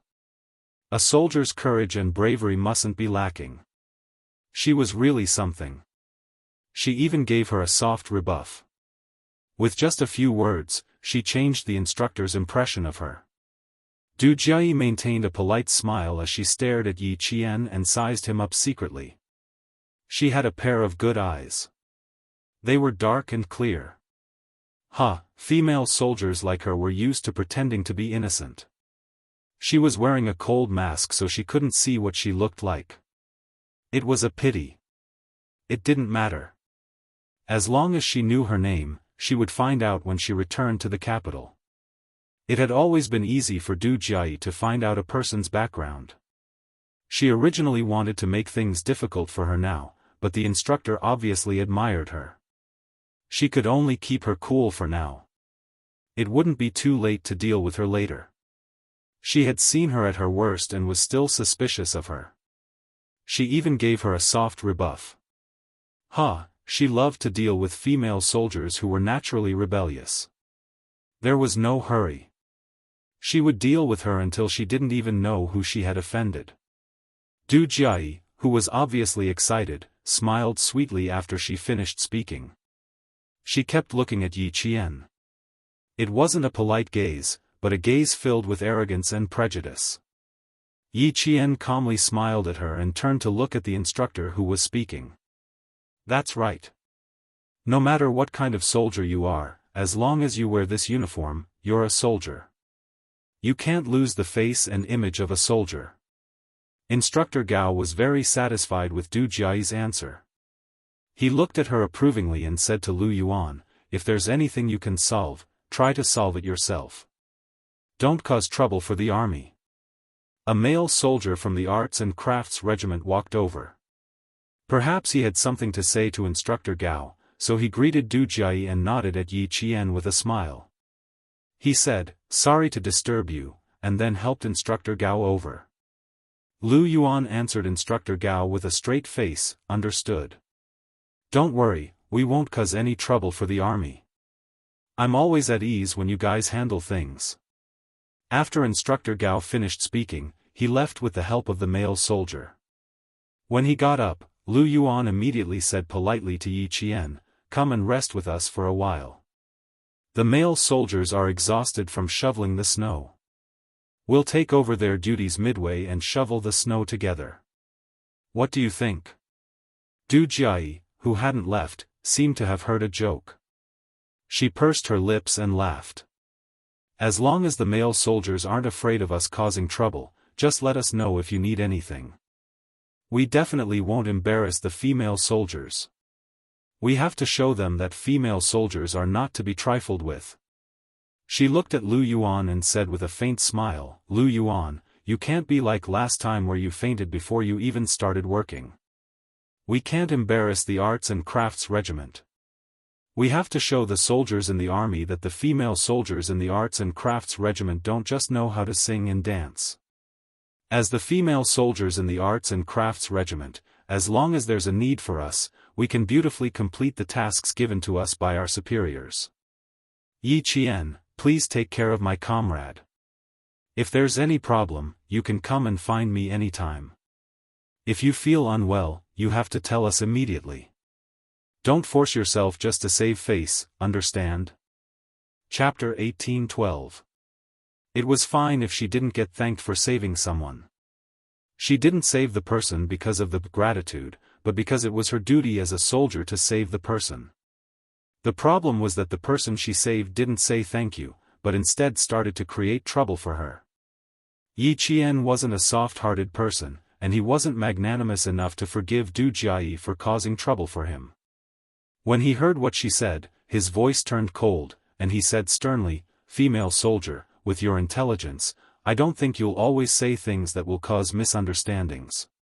After he said that, Lu Yuan's eyes lit up, and Du Jiayi's face darkened. Since he had already spoken, Yi Qian wouldn't go back on his words. He stared coldly at Du Jiayi, whose eyes had darkened, and said sternly, can I understand you? First, you said that I was putting up a strong front to save face, then you said that I saved someone, and in the end, you asked my comrades to help me. You said all these things on purpose to tell everyone that I'm only this capable, and that I'm just putting up a strong front for the sake of showing off. Du Jiayi's originally gloomy face abruptly changed. No one had ever dared to give her such a straight face, and no one had ever dared to criticize her so boldly. Moreover, no one had ever criticized her in front of the leaders. You, She wanted to stop Yi Qian from continuing, but Yi Qian wouldn't give her the chance. You won't explain anything to me. You're a smart female soldier, so everything you say should be clear and accurate. As a soldier, you should say whatever is on your mind. You shouldn't always say things that are either digging up old scores or have hidden meanings.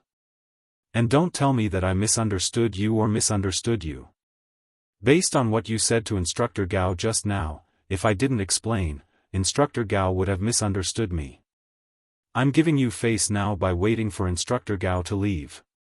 I hope you can cherish the face that others have given you. Lu Yuan, who was flabbergasted, almost laughed out loud because of what he said. Amazing, amazing.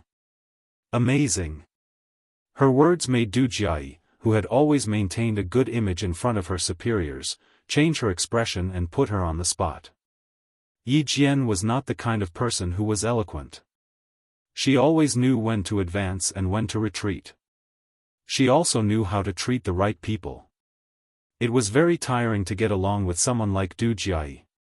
No matter when, she was the only one who could play the lead role, and the others could only play the supporting roles, and the supporting roles that obediently followed her orders. If anyone dared to overstep her, as long as that person's mistake was caught in her hands, she would definitely take it out again and again. Yi Qian, who had already noticed something was amiss, did not intend to get involved. This was the arts and crafts regiment's matter. Even their instructor did not say anything. As a soldier from the Marines, she only needed to watch quietly.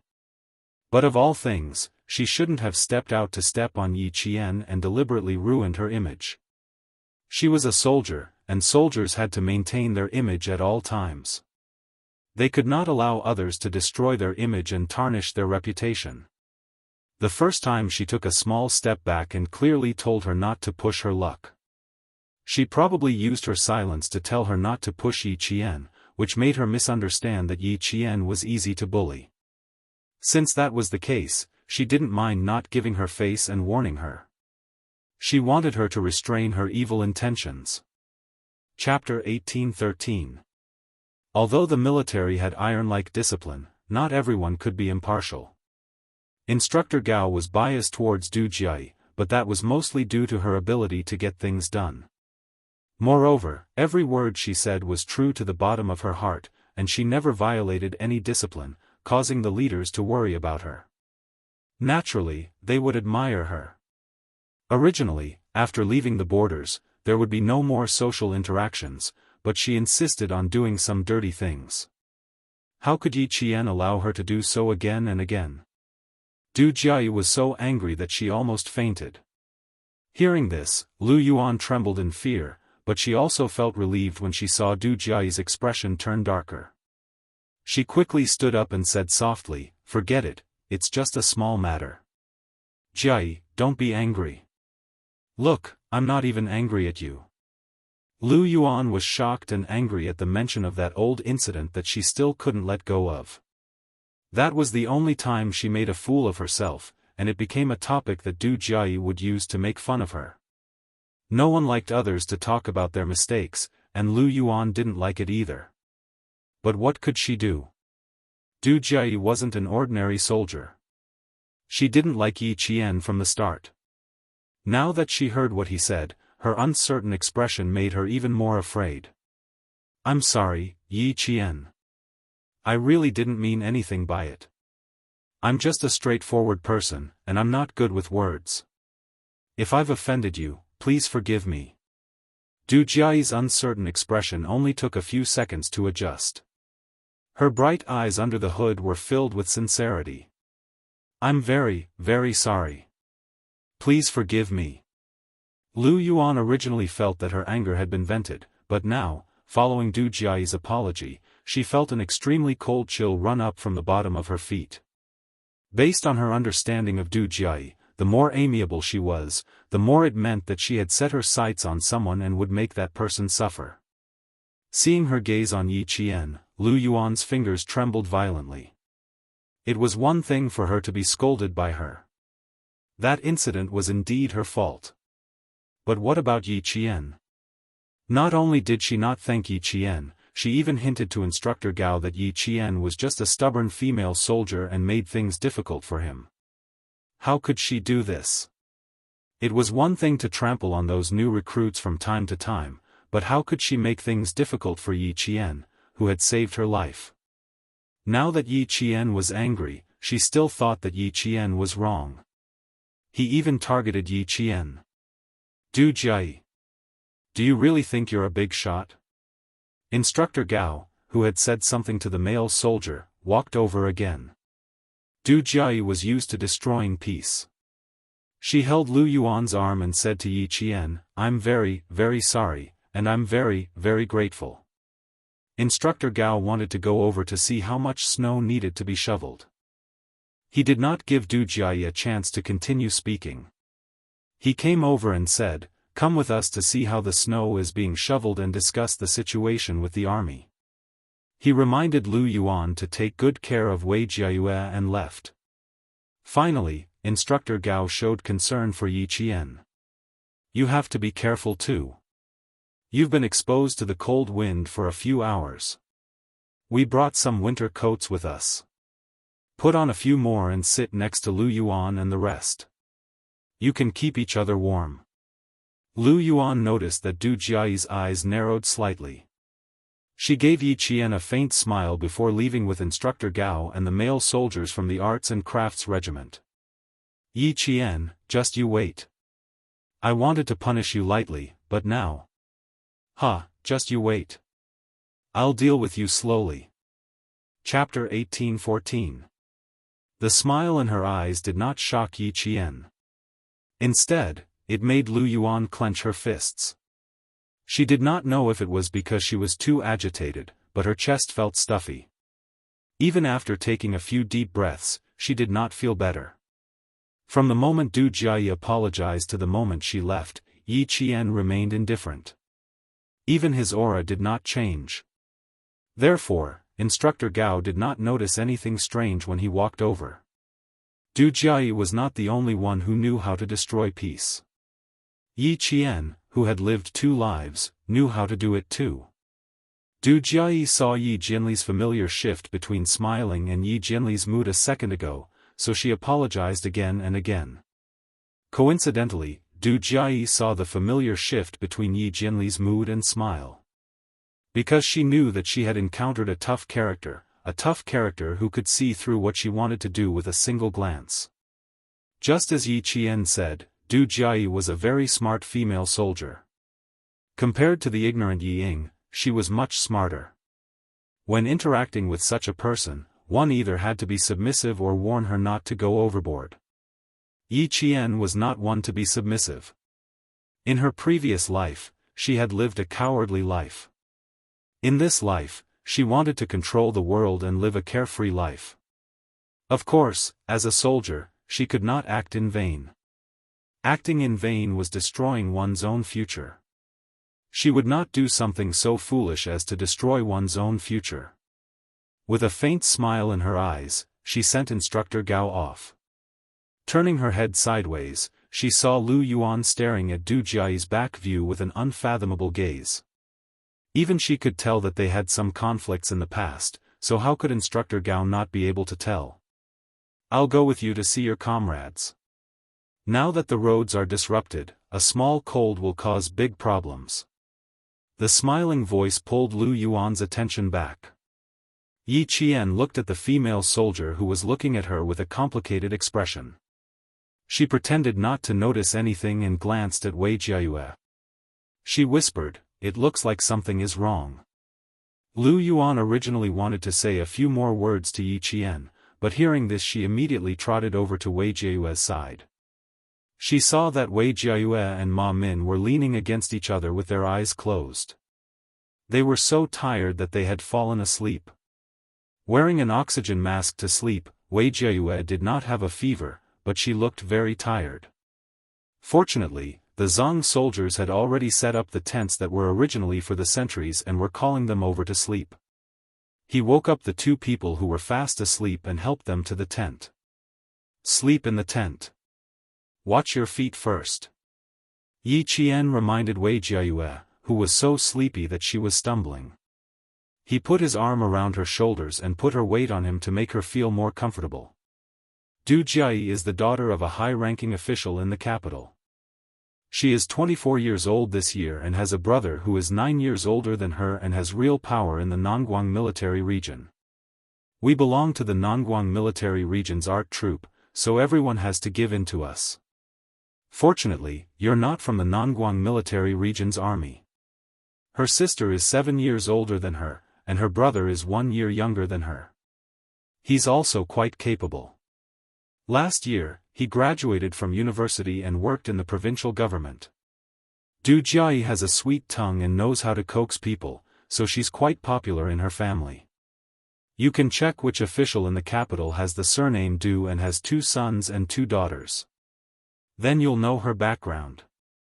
Also, her mother, Madame Li, is also a very powerful person. If anyone dares to bully her daughter, she will not let them off easily.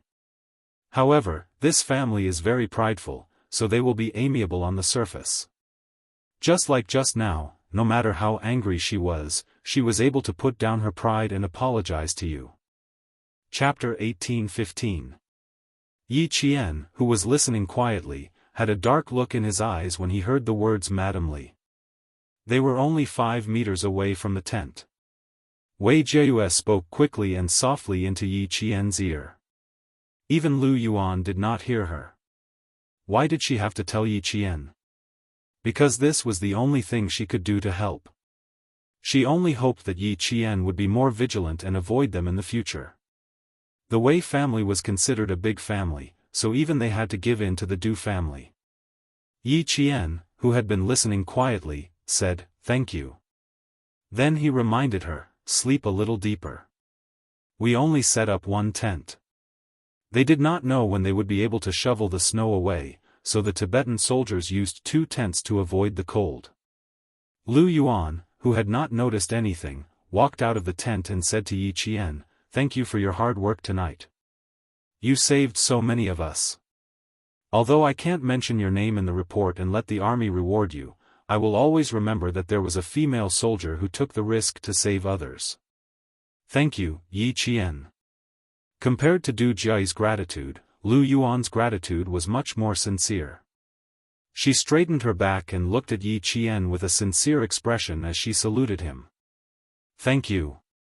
Yi Qian. Thank you.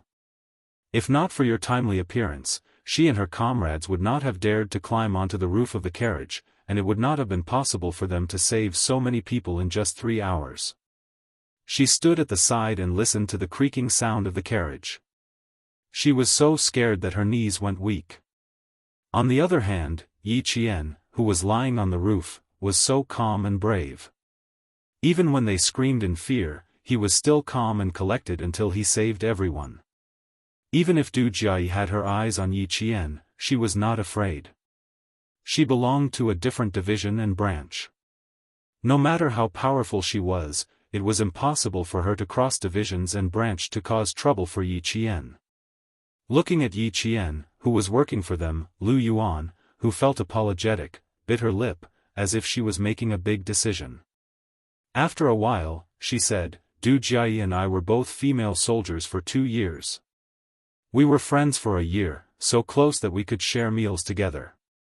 Later on, when new soldiers joined the army, their opinions differed from hers, and the conflict began to deepen. But it's only about class affairs. Last July, when I got close to Wei Jiayue, who was transferred here, our relationship deteriorated even more. In the end, I applied to be transferred to Wei Jiayue's dormitory, far away from her. The further I was from her, the clearer I could see Du Jiayi's character."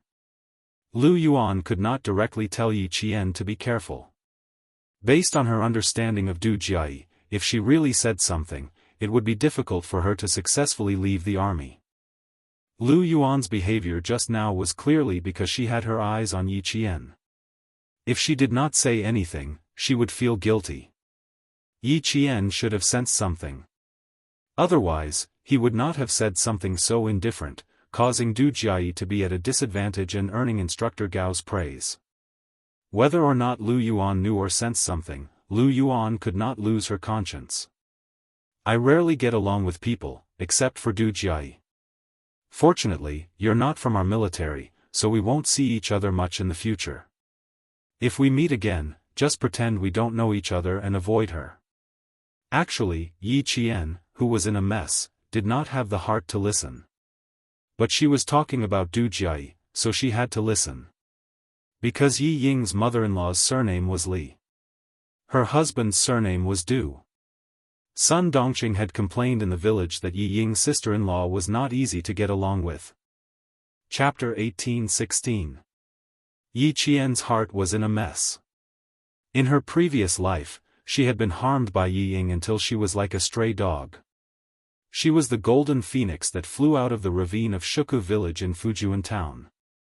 She had provoked all the relatives of the Yi and Sun families to try to get close to Yi Zhifan. As for herself, she was always the target of ridicule. Whenever Yi Ying was mentioned, she would be mentioned. When she was mentioned, she would be said to be a disgrace to public morals and that she had disgraced 8 generations of her ancestors. Why did those people support Yi Ying? Simple, because Yi Ying married into a noble family. Yi Zhifan also rose through the ranks and became a high-ranking official. At first, Yi Ying didn't dare to make things difficult for her. She only warned her not to go home and embarrass her family. She also said that her father was successful in his career and that if she went back and ruined her father's reputation, the whole family would want to beat her to death. In her previous life, she was a coward. She didn't dare to go back to the village after being threatened by Yi Ying.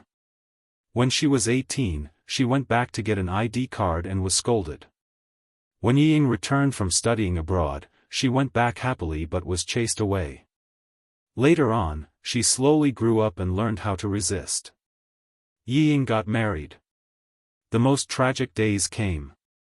Yi Ying, who got married, seemed to have found the strongest backing. She started to use all her power to make things difficult for her. She made things difficult for her and wanted to take her life at all times. She knew that it was Yi Ying who had caused her to lose her job, be evicted, blocked her way, and even set her house on fire.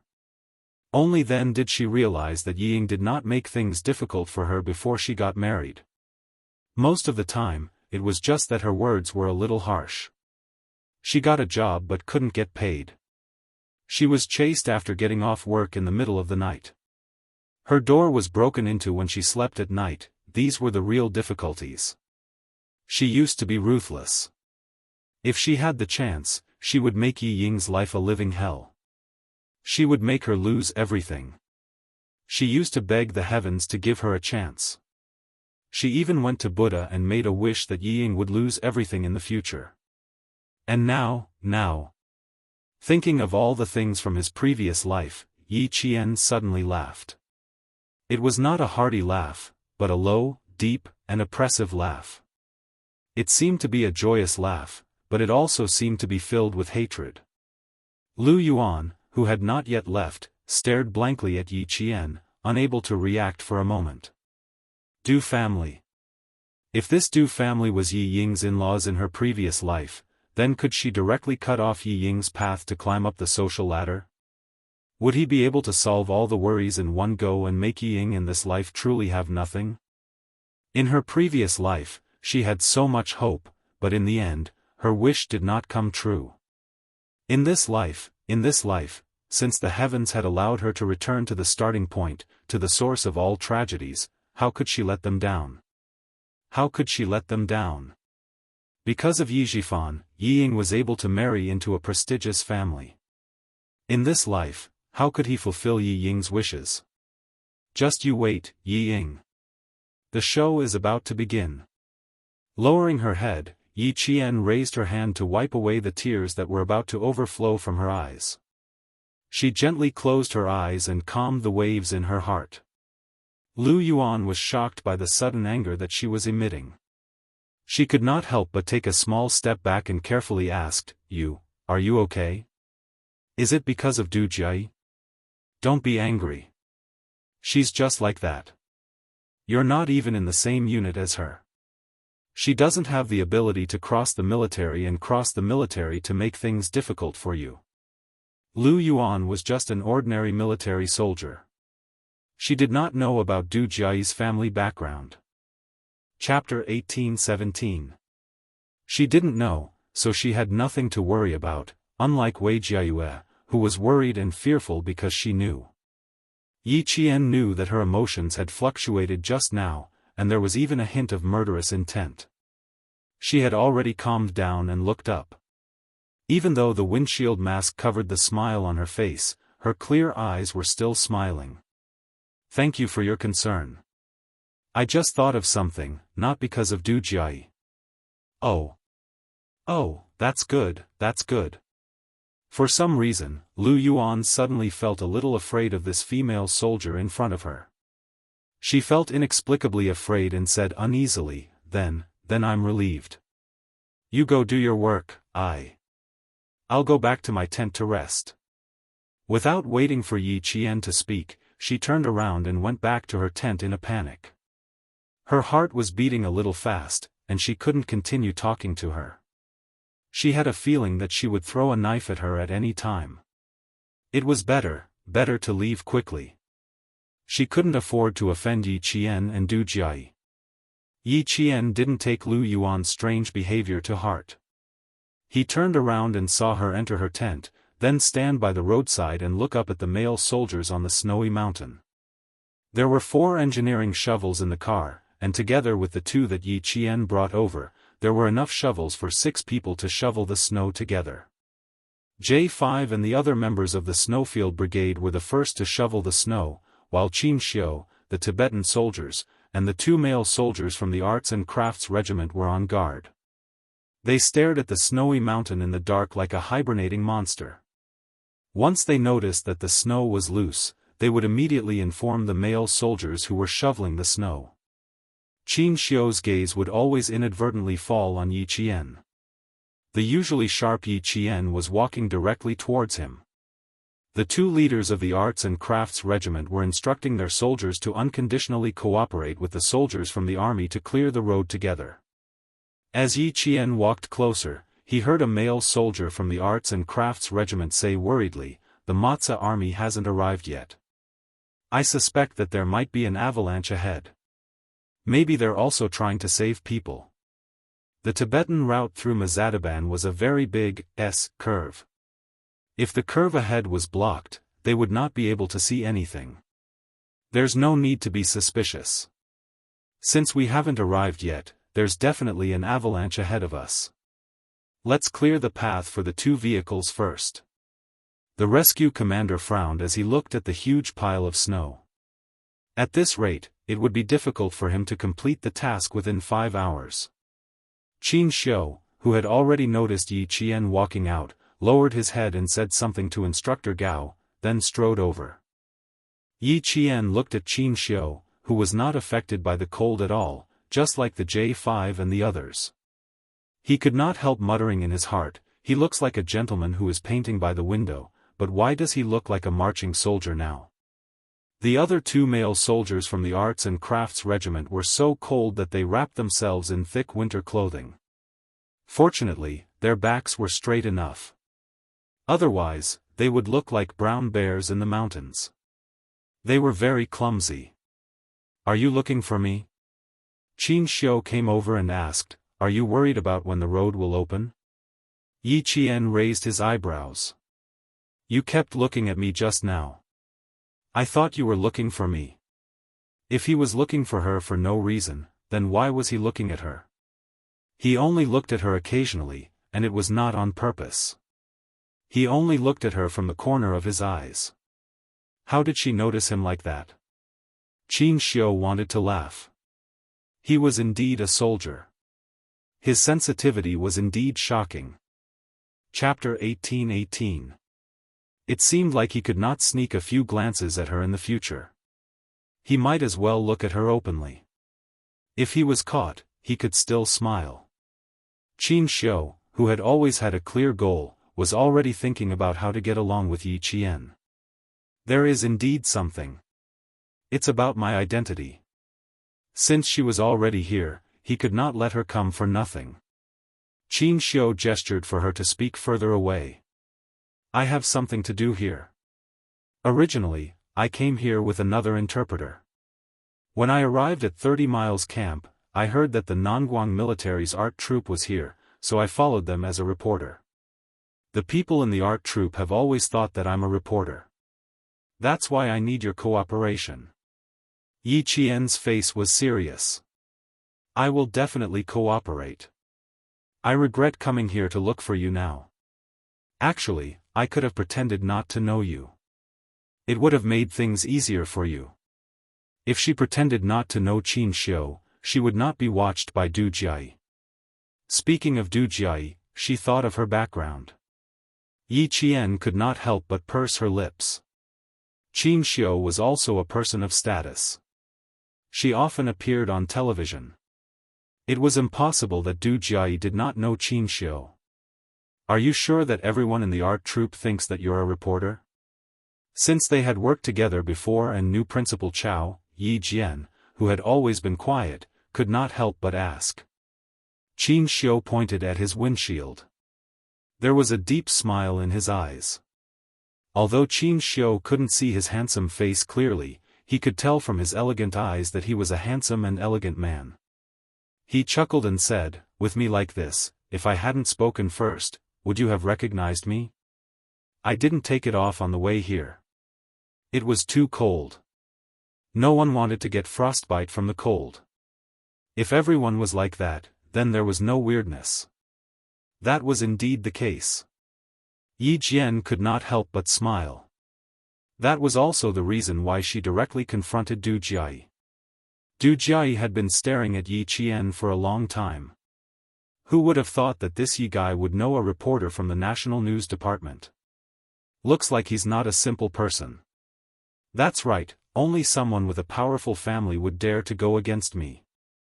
Thinking of this, Du Jiayi's eyes darkened. She was thinking about Yi Qian's family background based on his style of speech, aura, and posture. The more she thought about it, the colder Du Jiayi's eyes became. From the looks of it, the female soldier Yi Qian's family background was not simple. No other female soldier had such a strong aura. No wonder he was so daring. It turned out that he had a powerful background. Previously, he had thought that she was trying to show off and was trying to be brave. Now, it seemed like that wasn't the case. Instead, it was because she had confidence, and even more so, she knew that even if something really did happen, nothing would happen. She would naturally deal with it. It was because of this confidence and her family background that she dared to behave like this. For a moment, Du Jiayi was a little annoyed at herself for being too careless. Go back to your tent and rest. Bring that female soldier back with you. Instructor Gao instructed her in a low voice, when the road is clear, the soldiers will wake you up. If we can continue moving forward, our plan will remain unchanged. If not, we can only go back the way we came and come back in spring. Choosing to come to the northwest of the border in the middle of winter was not a wise decision. The journey was too dangerous and would cause a lot of trouble for the various military outposts. Du Jiayi, who had specially come to look for Yi Qian, would not agree. She pondered for a moment before saying, "Instructor, I think we can continue moving forward. Think about it. The worse the environment, and the more we experienced such an earth-shattering avalanche, we did not back down. Isn't this the courage and bravery that a soldier should have? I think the best way is to move forward and not retreat." Chapter 18-19. Du Jiayi was not a woman who would retreat when faced with difficulties. She always knew what she wanted and what she needed to do to get what she wanted. There was no doubt that such a person would not be eliminated by society. She would always keep pace with the times and would never be at the bottom. However, the terrifying thing about Du Jiayi was that once she found out that there was someone or something that was stopping her in the process of getting what she wanted, her destructive power was not something that ordinary people could imagine. Therefore, such a person was the most dangerous person because you would never know what she would do in the next second. Would she attack her friends? Would she suddenly turn her back on her friends? Would she suddenly turn her back on you one day? She knew what she wanted, and she knew how to get it. She also had the ability to control things, so when interacting with her, one must always be clear-headed and carefully avoid her minefields, lest one be blasted into nothingness one day. Since such a person came with a purpose, how could she retreat so easily? In addition, she was already out of danger. If she continued to move forward, she could deepen the leader's impression of her. As smart as Du Jiayi was, she would choose a beneficial path for herself. Obviously, the instructor was also moved by her words. He looked around and his gaze fell slightly on Qin Xiao, who was talking to Yi Qian. He said in a low voice, "What you said makes sense. There are also 2 reporters from the news department. Especially the reporter surnamed Qin. Although he doesn't like to talk much and doesn't walk around much, there were several officers who accompanied him to join us. It can be seen that this reporter Qin has some status in the news department. Your brother asked me to give you a slap. Since you're not afraid, then go ahead. It's not easy to get credit for the military arts, but since there's an opportunity now, there's no harm in fighting for it." Instructor Gao was acquainted with the Du family and had a good relationship with Du Jiayi's brother. With such a relationship, Du Jiayi's days in the regiment were much better than others. After speaking in a low voice, Instructor Gao frowned slightly. His voice was even softer than before. "The person you're looking for is only known to be serving at the border. He might not be here now. If you want to find him, I'm afraid it will be a little difficult." He didn't know who she was looking for. Her brother didn't tell him, so he wasn't afraid to ask too much. "I'm sorry to have made you worry. This person is indeed not easy to find. However, I was entrusted by someone to do my job. It doesn't matter if I can find it or not. I'm only responsible for looking for it, not that I have to find it." Du Jiayi said disapprovingly. Aunt Xiao was a sentimental person. This time, she asked her to find her son by the way. Maybe she would forget what she asked for. But since he had already promised, he had to put in some effort and not be careless. Besides, family Xia and the Du family had different political views. Auntie Xiao had asked her to look for her son, so she wasn't a good choice. It had been 10 years since she last saw Xia Jinyuan. Who knew if he still recognized her? However, if she saw him, she would definitely recognize him. She didn't know how many times she had been bullied by him. Every time they had a group of people, he would never give her any face. He would always gang up with the Han family to bully her. She had been bullied so much when she was young that the memory was still fresh. She always wanted to get back the face she had lost back then. Since Auntie Xiao asked her to look for her son, she would do it. Instructor Gao didn't say anything else. She had always been a person with her own ideas. As long as she didn't cause trouble, it didn't matter. Chapter 18-20. In the middle of the night, the temperature dropped even further. J5, Chang'ing, and the others shoveled snow for 3 hours straight before they were called back to the tent by Yi Qian, who had just woken up from his nap. Along the way, Yi Qian sternly warned them that if they continued like this, their limbs would freeze to death. The male soldiers were not angry at her scolding. Instead, they were quite happy. Although it took longer, it was not a big deal. Every year during winter training, it was common for them to be suddenly woken up in the middle of the night to run with weights. 3 hours was not a big deal. Furthermore, they were divided into 3 groups. The Snowfield Brigade had 3 hours and the Tibetan soldiers had 2 hours. Once the road was cleared, the Tibetan soldiers had to drive. The 2 male soldiers from the Arts and Crafts Regiment and the 2 reporters from the News Department were in one group. They only needed 1 hour. The Tibetan soldiers couldn't help but laugh heartily. He was quite protective of his own people. It was good to have female soldiers in the team. They knew how to protect their comrades. As they walked towards the tent, J5 joked, "Oh no, Q King is going to have a lot to worry about in the future. He wants us to talk less and work more. Shoveling snow increases lung exercise. He likes to make us work and train at the same time. Yi Qian said, that's not the same. That's a compulsory training in the team. We can divide the work and work together to recover the energy we expended. I don't think we should do everything just because we're soldiers. It's better if we work together. Alright, we'll listen to you. Let's rest now. You should go back to the tent and rest too. J5 agreed readily and reminded him, don't call us by our code names. You don't know our names either. If you have anything to say, just come over and talk. You can't say your code name either. Our reports only have code names, not names. Remember, don't reveal each other's code names.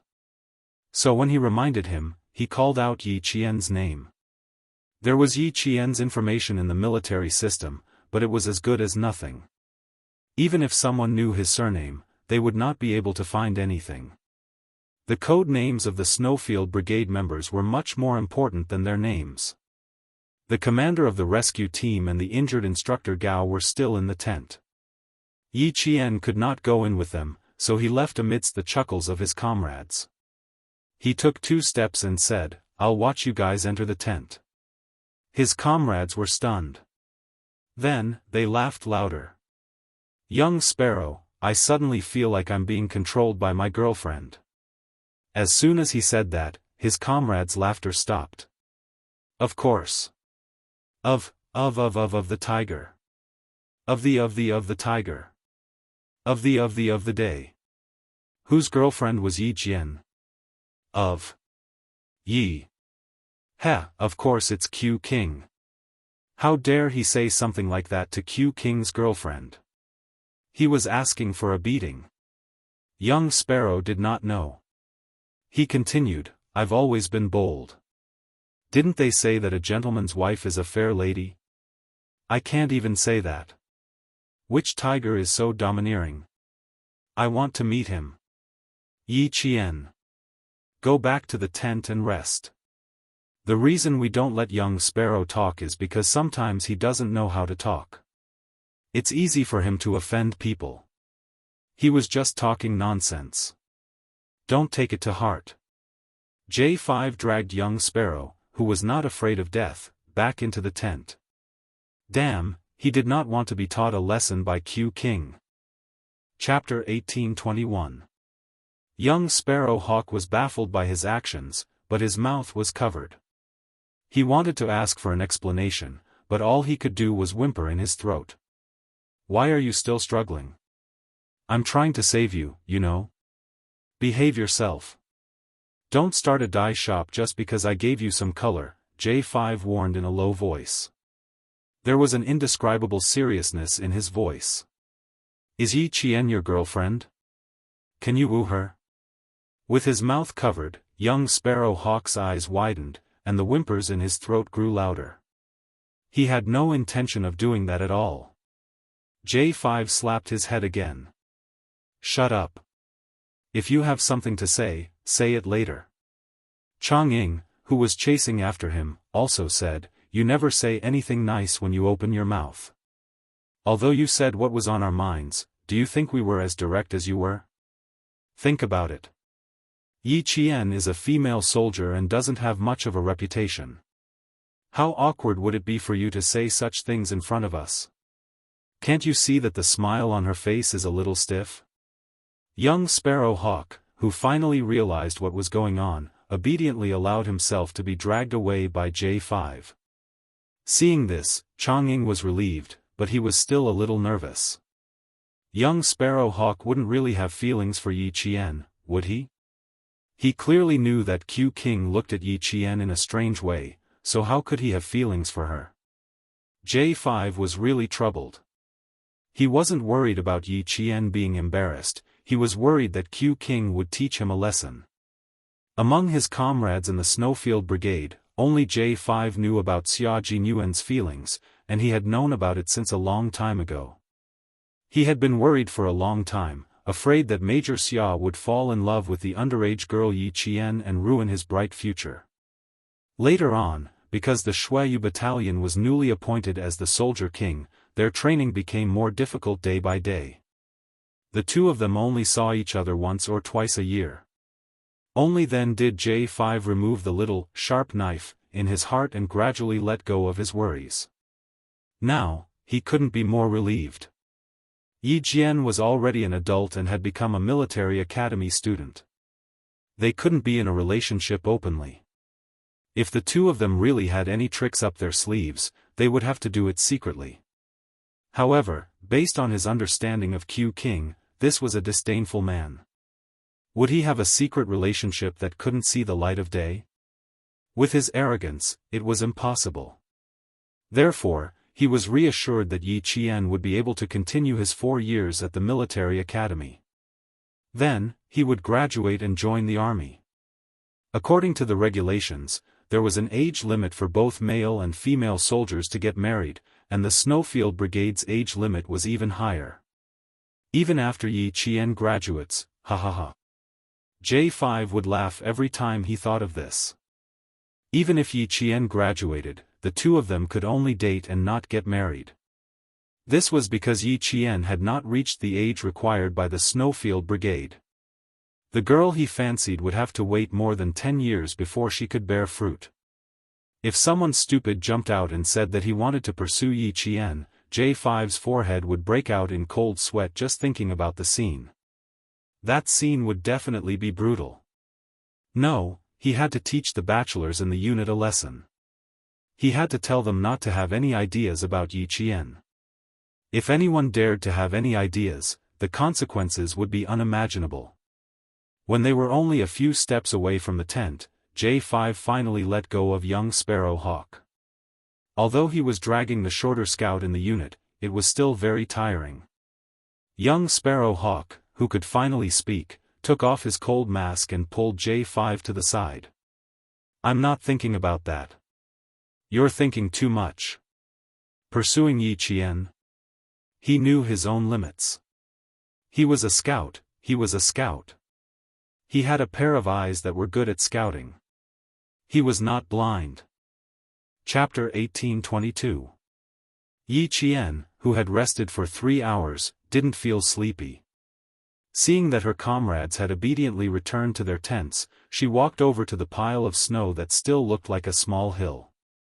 After shoveling for more than 3 hours, it didn't seem to be working.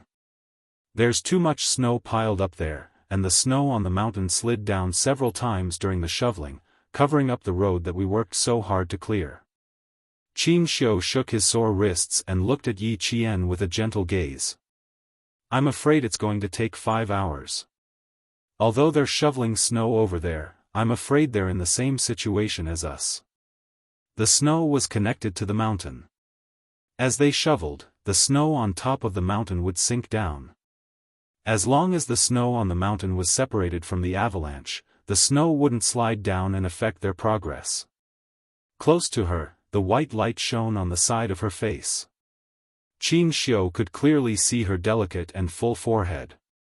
Her skin was as delicate as jade, and further down, he could see her long and black eyelashes. When she blinked, they were like a small feather that lightly tickled his heart. He wanted to look at her more carefully so that he could engrave her face deeper in his heart, but the girl who had been looking up suddenly changed her expression. "Retreat." Seeing this, the Tibetan soldiers didn't hesitate and quickly retreated. Yi Qian pulled Xianxia's sleeve and ran away. On the other side, Xia Jinyuan, who didn't know that the scouts in the team were so good, suddenly put away the snow shovel. He suddenly grabbed his comrades on both sides and shouted, "Retreat!" G3 and Li Jinyan reacted quickly and quickly retreated. They saw that the snow connected to the mountain was stacking up under the layer of snow. After a minute, the large amount of snow connected to the mountain was stacked up like a pile of sand with a boom. Boom. Boom. Boom. Snow and dust flew everywhere. White fog suddenly appeared in front of them, and thin snowflakes instantly covered their faces. This was the largest area of skiing. When the snow and fog dissipated, the mountain was separated from the snow. Several searchlights shone towards the mountain. Xia Jinyuan signaled his comrades behind him to turn off the searchlights. Then, he turned off his own searchlights and continued to flash. They could see the light on the other side. It seemed like the J5 and the others hadn't rested either. They intended to clear the path tonight. Very soon, the searchlights on the other side went off as well. Yi Qian also flashed his searchlights repeatedly in response. This was the contact information of the Snowfield Brigade, and it was asking if they were safe.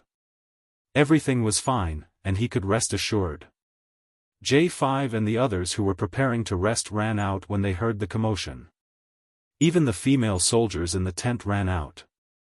The commotion caused by the collapse of the snow was a bit loud, even the ground seemed to be shaking. I've just contacted my comrades on the other side. They're all fine. The Tibetan soldiers said that we don't have to worry about the snow on the mountain sinking down again.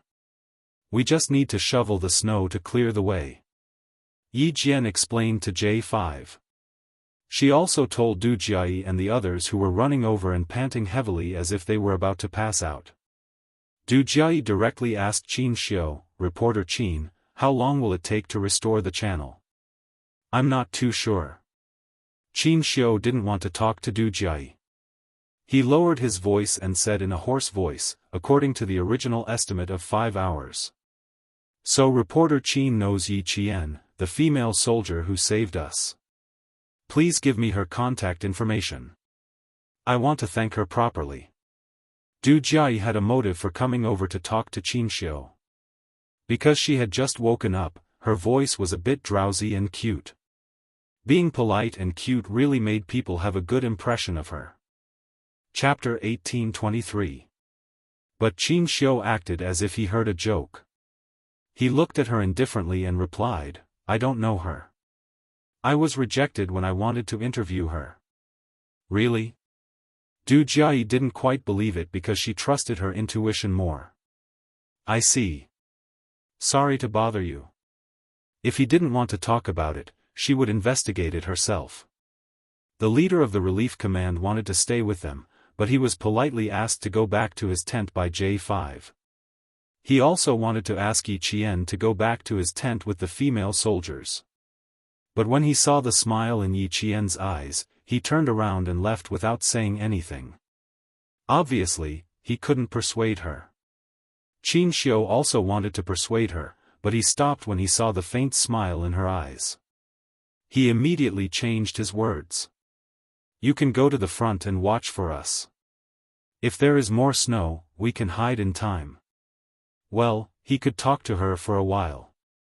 Once the road was cleared, they would have to go their separate ways. He didn't know when they would meet again. He didn't have her contact information yet. It was a bit presumptuous to ask now. He might as well go back and ask his uncle. At this time, the soldiers from the Ma Jia military station had cleared the road blocked by the avalanche. Half an hour later, the slightly yellow but extremely bright headlights shone from the curve. Yi Qian, who didn't leave, looked at the approaching headlights. The smile in his eyes deepened. The road ahead should be cleared. Yi Qian reminded the Tibetan soldiers who didn't look back. He smiled and said to Qin Xiu, that's good. You don't have to worry that I will say your identity by mistake. The headlights didn't hide the curve. Qin Xiu looked at it and then looked away. This was not good. Once the road was cleared, he would go to Immortal Bay, and she would have to go back to her unit. Which unit are you in now? Is it convenient to say? Qin Xiu, who originally wanted to ask Principal Chao, asked directly without thinking. Thank you very much this time. Otherwise, I really don't know how to deal with it. Although I can't repay you with my life, I can write a thank you letter. Du Jiayi reminded him that he could use the same excuse to ask for Yi Qian's contact information. I was sent to the village, and I'm still a student. It was normal for cadets from military academies to be assigned to the army. There would be cadets from the 3rd and 4th years, but it was not normal for a freshman to be assigned to the army. Yi Jian smiled bitterly and said, something happened and I was reprimanded. I'm here to experience the hardships of border soldiers. Hearing this, Xianxia smiled. My uncle has been full of praises for you, saying that you are the most obedient and best student in Nan Middle School. It seems that it is not true. How can you be sent to school? It turned out that she was a military school student. Xianxia smiled from the bottom of his heart. Mrs. Qin liked girls who studied the most. They did not chat for long before Yi Qian stopped. Xianxia was a diplomat, and a very capable one at that. If she spoke too much, she was afraid that there would be loopholes, so it was better to remain silent. With the arrival of the soldiers from the Majia military station, it was even more inconvenient for the group to talk to Xianxia after they rested in their tents. The arrival of the soldiers from the Majia military station was undoubtedly good news for the art troupe. Du Jiai, who had just closed her eyes, heard the commotion and was the first to walk out of her tent. Wei Jiayue, Lu Yuan, and Ma Min came out one after another. When they saw the truck, they secretly clapped their hands. You're finally here. I thought that I would be stuck here for a few days. The leader is talking to the instructor, keep a low profile. Du Jiai warned Ma Min in a low voice.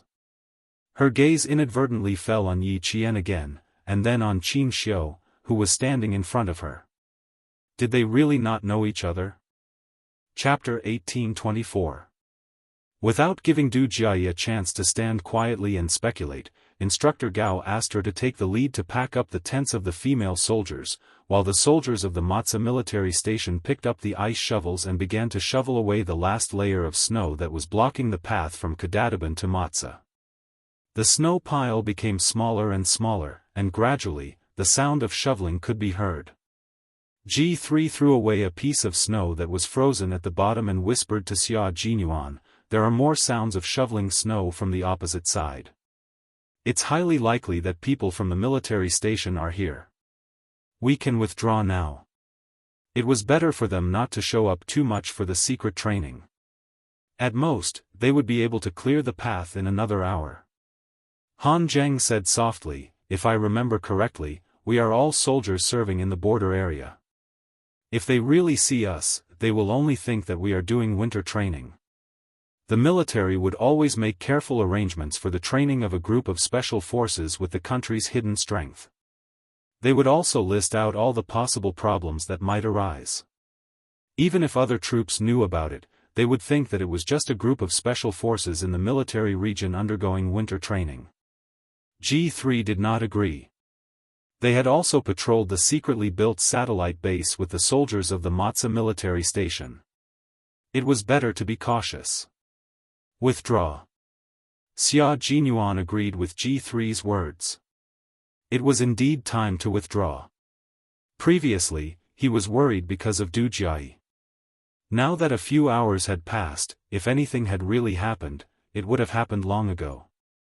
If he appeared and confronted this hypocritical woman who he had not seen for almost 10 years, with her narrow-mindedness, it would be more troublesome.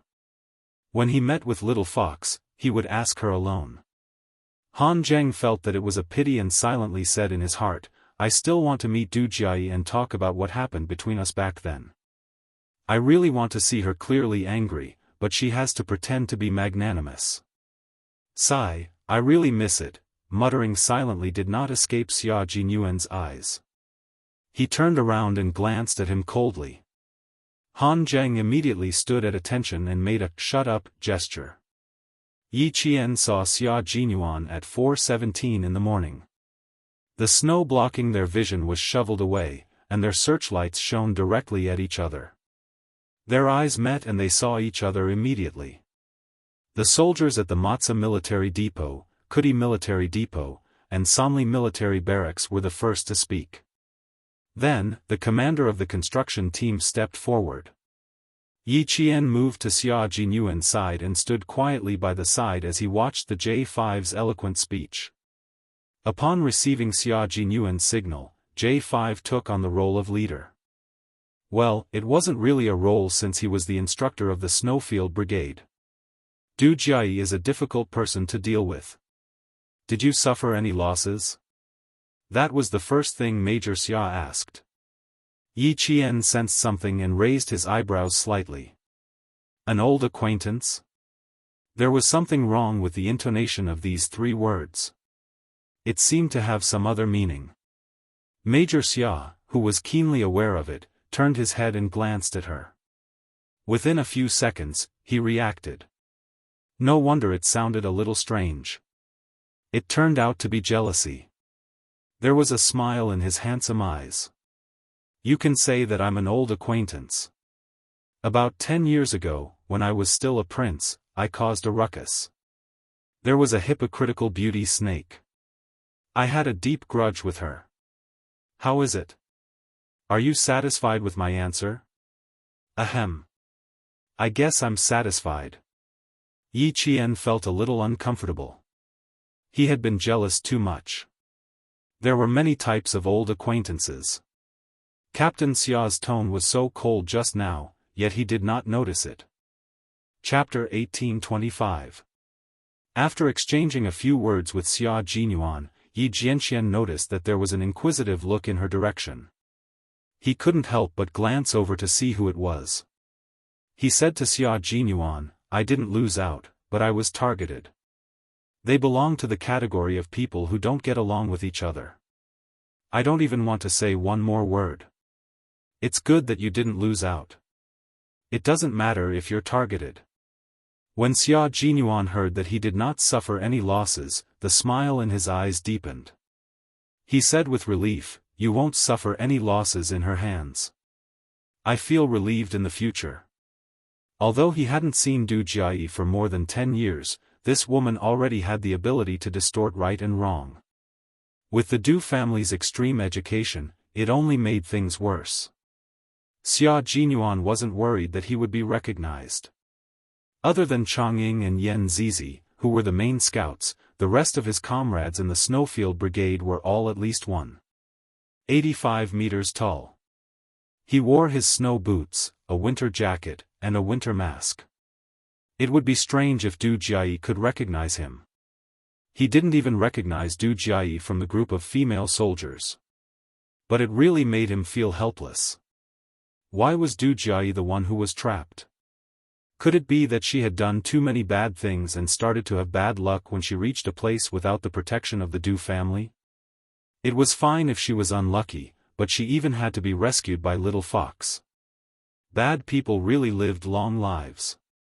Du Jiayi's gaze fell on Yi Qian. She saw him standing among a group of tall and straight army soldiers. Her figure looked even more slender, as if she was being protected by the male soldiers while she was being pampered. Fortunately, she had seen reporter Qin, who was calm and composed and had the temperament of a scholar, and knew Yi Jian. Thus, she had guessed that this female soldier had some background. But now, it seemed that her first impression was right. She was just an ordinary female soldier who had some ability and was willing to be cruel to herself to climb up the ranks. If someone like her entered the capital or the military, would she try to stand out? She would be beaten back to her original state at any time. With that thought in mind, Du Jiayi's apprehension toward Qin Xiu dissipated in an instant. As she stared at him, she even lifted her chin a little. When Yi Jian looked over, she happened to see Du Jiayi, who had her chin slightly raised and did not hide her arrogance. She didn't wait for him to notice and calmly retracted her gaze. She stood side by side with Xia Jinyuan, and while waiting for J5 to speak with the station commander, she also spoke with G3 and the others in a low voice. It wasn't a formal occasion, so they could talk on their own. G3 looked at the female soldier who was almost half a head shorter than him, and there was a hint of a smile in his usually hoarse voice. Your courage is commendable. You have guts. He looked at the carriage that had not been dragged up yet. The entire carriage was supported by the front of the carriage. Although he had made sufficient preparations, the danger inside was too great. Even if he had made sufficient preparations, there was still a possibility that he would fall off the cliff with the carriage. Yi Jian climbed down just like that. She was able to rescue everyone trapped inside by herself. It was not enough to be brave enough. She also had to be calm enough. She was getting closer and closer to the requirements to enter the Snowfield Brigade. She was getting closer and closer to meeting the requirements. Xia Jinyuan listened to his comrade and Yi Qian's conversation. His eyes were dark, but there was a deep smile in them. He was worried for her, and even more so, he was cheering for her growth. As a Special Forces soldier who walked on a knife's edge, she danced with death every time she carried out a mission. Courage, perseverance, calmness, and so on were all indispensable. Only then could she defeat death and return to the team with glory. Chapter 1826. Xianxia had also secretly glanced at Yi Qian, but he was very good at hiding himself, so Yi Qian didn't notice. As a diplomat, he had the ability to observe people from head to toe. Now that he had used this ability, Yi Qian really didn't notice. Otherwise, why would Xianxia be the youngest and most promising diplomat? Xianxia couldn't get Yi Qian's attention even after glancing at him several times. Xianxia couldn't help but rub his forehead and smile helplessly. Seeing that the meeting had ended, Yi Qian only focused on the tall and imposing soldiers after returning to his team. He didn't even look at Xianxia from the corner of his eyes. It seemed like she thought that he was just a stranger she was familiar with. Xianxia didn't notice that Xia Jinyuan's gaze had swept over him the moment he lowered his head. Major Xia had only glanced at him for a moment before looking away. Why did this guy who looked at Yi Qian 6 times look a little like Xianxia? Why was he with the arts team? Also, there was something wrong with the way he looked at Xianxia. It was as if he was hoping for something. Major Xia, the Soldier King, was not someone to be trifled with. He had only taken a few more glances at Yi Qian, and he immediately caught her. Perhaps because Yi Qian didn't give any response, Xianxia didn't look at him anymore. Major Xia didn't think too much about it since he didn't see him clearly. In front of them, the station master thanked J5. Then, Instructor Gao and the leaders of the rescue team thanked them one by one. After about 10 minutes, the meeting finally ended.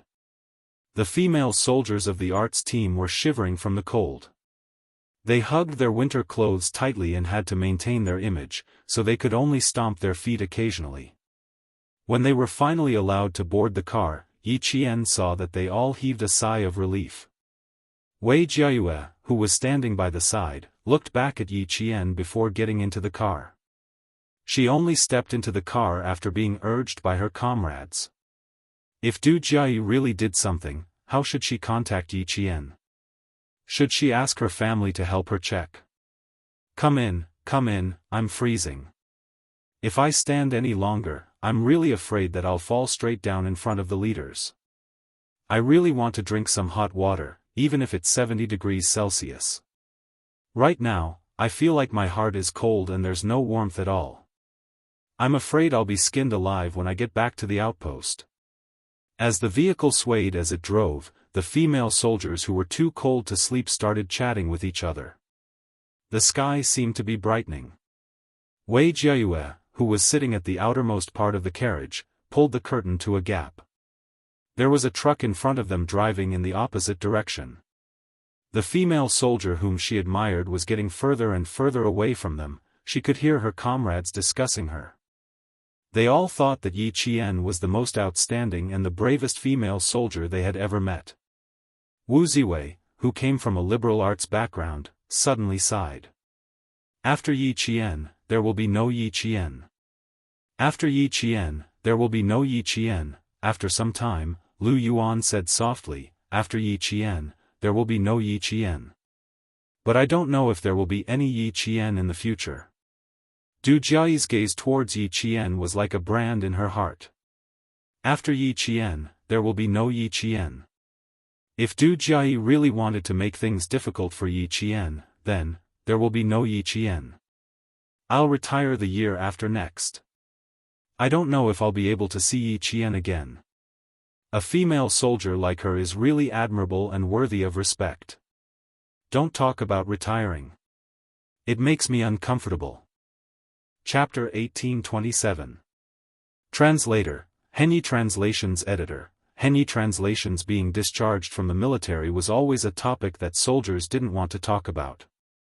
Even Wei Jiayue, who hadn't joined the conversation, couldn't help but frown. When she heard them speculating that Yi Qian was a female soldier from the border troops, Wei Jiayue interrupted them. Her comrades were chatting excitedly and said calmly, "Let bygones be bygones. Let bygones be bygones. You all know why I'm saying this." The atmosphere in the car was originally quite good. Everyone had survived the disaster and met a powerful female soldier, so they were in a good mood to chat. But now, the atmosphere was cold. They looked at each other and no longer had the interest to chat. After a soft sigh, the car returned to silence. Only the heavy sound of the wheels grinding on the snow could be heard. Let's not talk about it anymore. If we really got Du Jiayi involved, no one would have a good ending. While the members of the Snowfield Brigade were chatting happily, V8 smiled and said to Yi Qian, "Captain knew that you went to save people, so he drove at a speed that made everyone tremble in fear. After driving for more than 3 hours, all of us underwent a physical and mental tempering. Our psychological endurance improved again. Qing Niao, this time we've trained our courage again. When I got out of the car, my back was sweating a few kilograms. It was all because I was scared by Q King." Listening to their cheerful voices, Yi Qian's lips were about to curl up. It was still more comfortable to be with his comrades. Even his mood was a lot better. When J5 heard this, he looked meaningfully at Major Xia, who was sitting next to Yi Qian, and said slowly, "That's for sure. Qing Niao is the only female soldier in our team. How can Q King not be anxious? If it were me, I would be anxious too. How could he not be anxious when he knew that his comrades were in danger? Any member of the Snowfield Brigade would be anxious. Otherwise, why didn't V8 remind Xia Jinyuan? And why didn't his comrades in the car remind him either? Because they all wanted to rush over as soon as possible. However, they did not know that there was another reason why Xia Jinyuan drove so fast. Only Han Zheng knew the reason. Therefore, Xia Jinyuan chased Han Zheng to another truck. Hearing that J5's tone had changed, Major Xia smiled and squeezed Yi Qian's palm lightly with his big hand. He leaned over to her ear and said in a low voice, "Now you know how anxious I was at that time. I was afraid that you would be at a disadvantage in the hands of that woman. Stay away." His breath was right next to her ears. It turned out that this part of her body was sensitive. Furthermore, she had been frozen earlier. Now that her skin was warm in the car and her sense of self-awareness had recovered, he was talking so close to her, her ears were tingling. They were sitting very close to each other. If she tilted her head and made a noise, J5 and Xia Jinyuan, who were sitting opposite them, would definitely feel that something was wrong. To put it bluntly, she was actually feeling guilty. She was feeling guilty that she was talking to Xia Jinyuan and they were unaware of it. Xia Jinyuan was a man who was both fun and a little evil. Seeing this, he raised his brows slightly. Instead of keeping a distance, he leaned closer and grabbed Yi Qian's right hand with both hands. His voice was as low as the strings of a zither. "You heartless little fox. I was so worried about you. How could you bear to reject me? You should at least give me some benefits. For example, come closer and talk to me like I'm doing right now." If she really leaned over, he would take advantage of the bumpy ride to tilt his head and let her kiss his cheek. He was prepared. Otherwise, why would he take off his windbreaker and windbreaker hat when he got into the car? His intentions were indeed good. Chapter 1828.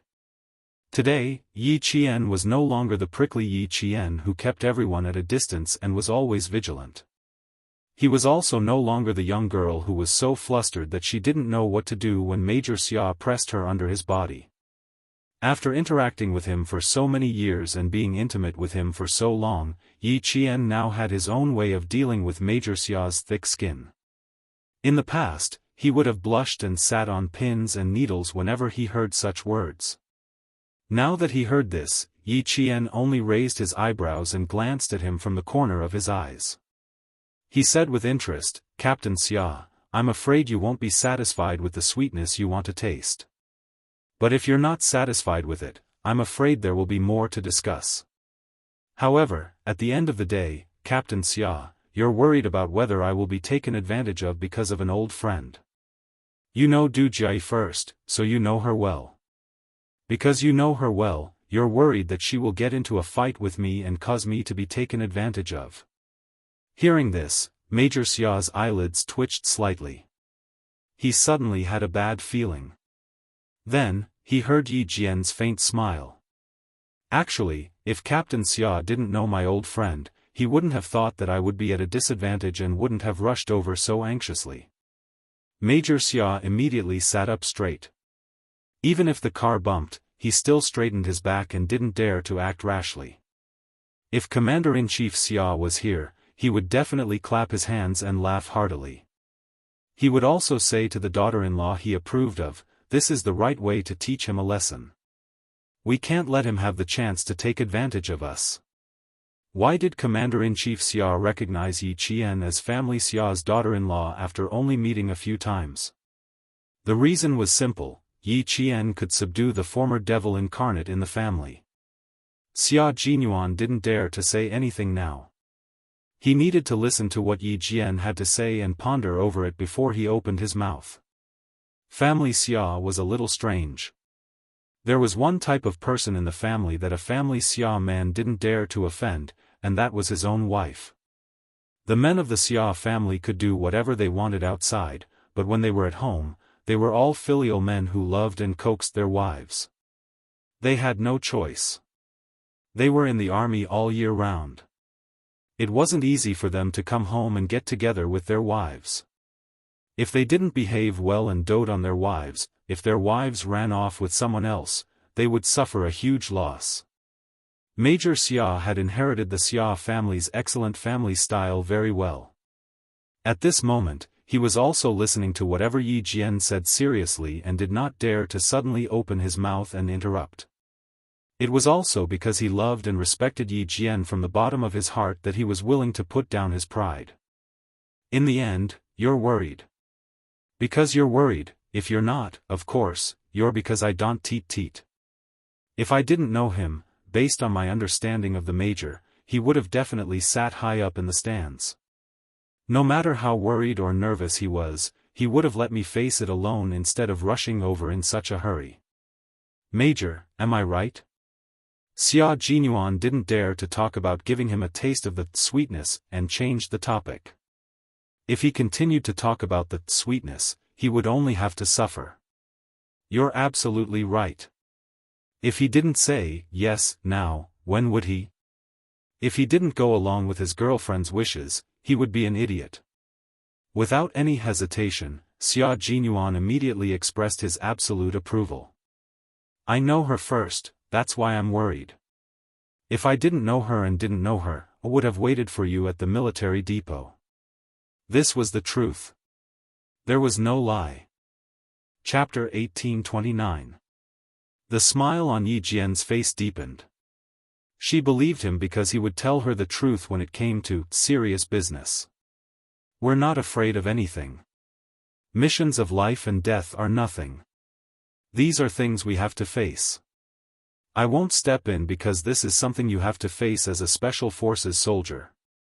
Xia Jinyuan was Xia Jinyuan after all. With just a few words, the smile on Yi Qian's face gradually disappeared, and she listened to him attentively. You're a soldier brought up by Uncle Chen and Uncle General. They brought you out with the hope that you can go further in the military and stand at a higher position. I, on the other hand, am taking you on a more arduous and dangerous path filled with thorns. Little fox, your life is my life. I cherish it very, very much. I can't bear to see you in any danger. The more it's like this, the more I have to let go. The more ruthless I have to be. As long as I'm not resting, I'm only your superior and not your boyfriend. I don't want to hurt you. I just want to be with you for the rest of our lives. Sweet nothings didn't need to go back and forth like, you can't leave me, I can't leave you, I love you, you love me, you're the wind, I'm the sand. And so on. Sentimental but easily forgettable sweet nothings. Words of love could be like Xia Jinyuan's, full of bloodthirst, ruthlessness, and ferocity. However, this was just the surface. Once this surface was peeled off, you would see his sincerity. He only wanted to be with you for the rest of his life, to be with you through trials and hardships, and to be able to survive through the smoke of war. If you could withstand the smoke of war, withstand the rain of bullets, and temper it with blood, then your love would be stronger than gold, and you would have no regrets in life. Yi Qian was a female soldier who didn't like to hear overly emotional confessions. After living 2 lives, she had seen too much hypocrisy. Instead, she preferred the truth. Therefore, Xia Jinyuan's words were always able to move her. Major Xia, who originally had some ulterior motives, saw her solemn expression and became even more serious. We will meet many different kinds of people in our lives. Today, let's talk about villains. I'm worried about you because the most dangerous kind of villains have appeared. You have to be careful when villains appear. Otherwise, you will become a stepping stone for them. Especially people like Du Jiai, who is kind on the outside but cruel on the inside. She looks kind and generous on the outside, but secretly stabs you in the back. You have to be even more careful. I've known her for a long time. I used to be a gangster. Not many people dared to offend me because of my family background. I had a few friends who didn't want to study. One of my friend's sister was good friends with Du Jiai. One time, when a good friend of his went abroad to take an exam, he accidentally lost his well-kept admission ticket. He couldn't find it even when the exam started. Du Jiai. As a good friend, Du Jiai was anxious. A few minutes before the exam, she went around looking for her friend's exam ticket. Du Jiai also had to take the exam. She was in a different exam room. A few minutes before the exam, she was worried and worried. She comforted her friend and said that they would think of a solution together. She really did make a few calls to see if there was a solution. Everyone thought that it was worth it to have a friend like Du Jiai. When Xia Jinyuan said this, the coldness in his eyes disappeared. I believe it too. I feel that this little girl is quite loyal.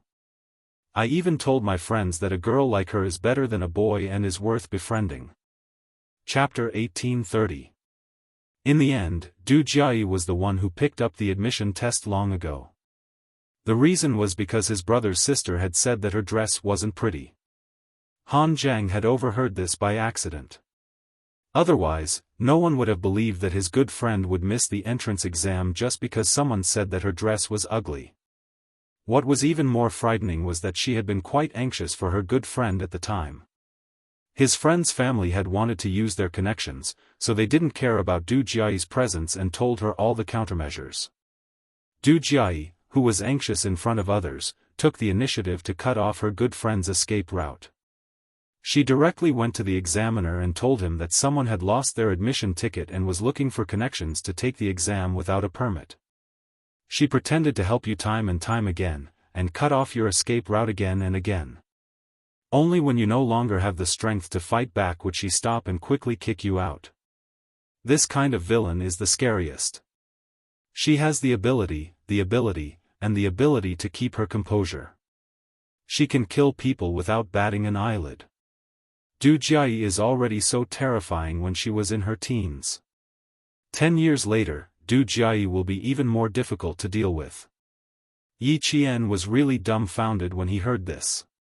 Just because his good friend had said that her dress was ugly in front of others, she had kept it in her heart. She had taken action to cut off his good future. Moreover, she was only in her teens at the time. The two of them sat side by side. The lighting in the car was dim. Although Xia Jinyuan couldn't see Yi Qian's expression, he knew that he must be very surprised. When Han Zheng told him that year, he didn't believe it. Just now, Little Fox said that she didn't suffer any losses. It was clear that the two of them had met. Major Xia raised his eyebrows and said calmly, "Come, tell me how you met her. With this woman's tolerance, she will definitely secretly investigate your identity when she returns from the border. We need to come up with a countermeasure first." He was not afraid that Du Jiayi would make any moves. He only hoped that she could make some big moves. In the end, he would definitely give Advisor Du a headache. When Yi Qian heard this, she felt that something was not quite right. He seemed to be hoping that Du Jiayi would secretly investigate her identity. She suppressed her suspicions and told him the whole story of how she met Du Jiayi. "I climbed onto the roof of the car to ask about the situation inside, but Du Jiayi was the first to speak. After everyone was rescued, when she was talking to Instructor Gao, she was implying that I climbed onto the roof of the car without caring about my own safety because I wanted to show off. I didn't argue with her before because I didn't want to waste my breath on such a person. But now that she's slapping my face so blatantly, I won't tolerate it." But later on, he didn't think that Du Jiayi could be Yi Ying's aunt. When Xia Jinyuan heard this, even though he didn't laugh out loud, his eyes were full of smiles. "That's right. With our status, we can't take the initiative to bully them. But if they bully us, it's fine if it's just a commoner, but for people like Du Jiayi, there's no need to tolerate it. Even if you go against the Du family for me, it's fine." Yi Qian seemed to ask casually, but in fact, her left hand was tightly clenched.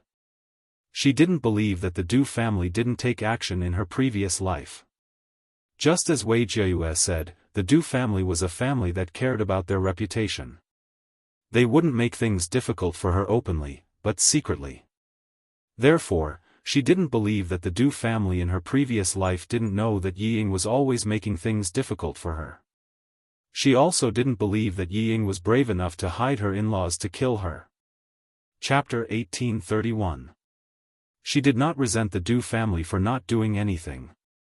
After all, in her previous life, she was just an insignificant person to the Du family. They would not deliberately make things difficult for her. At most, they would turn a blind eye.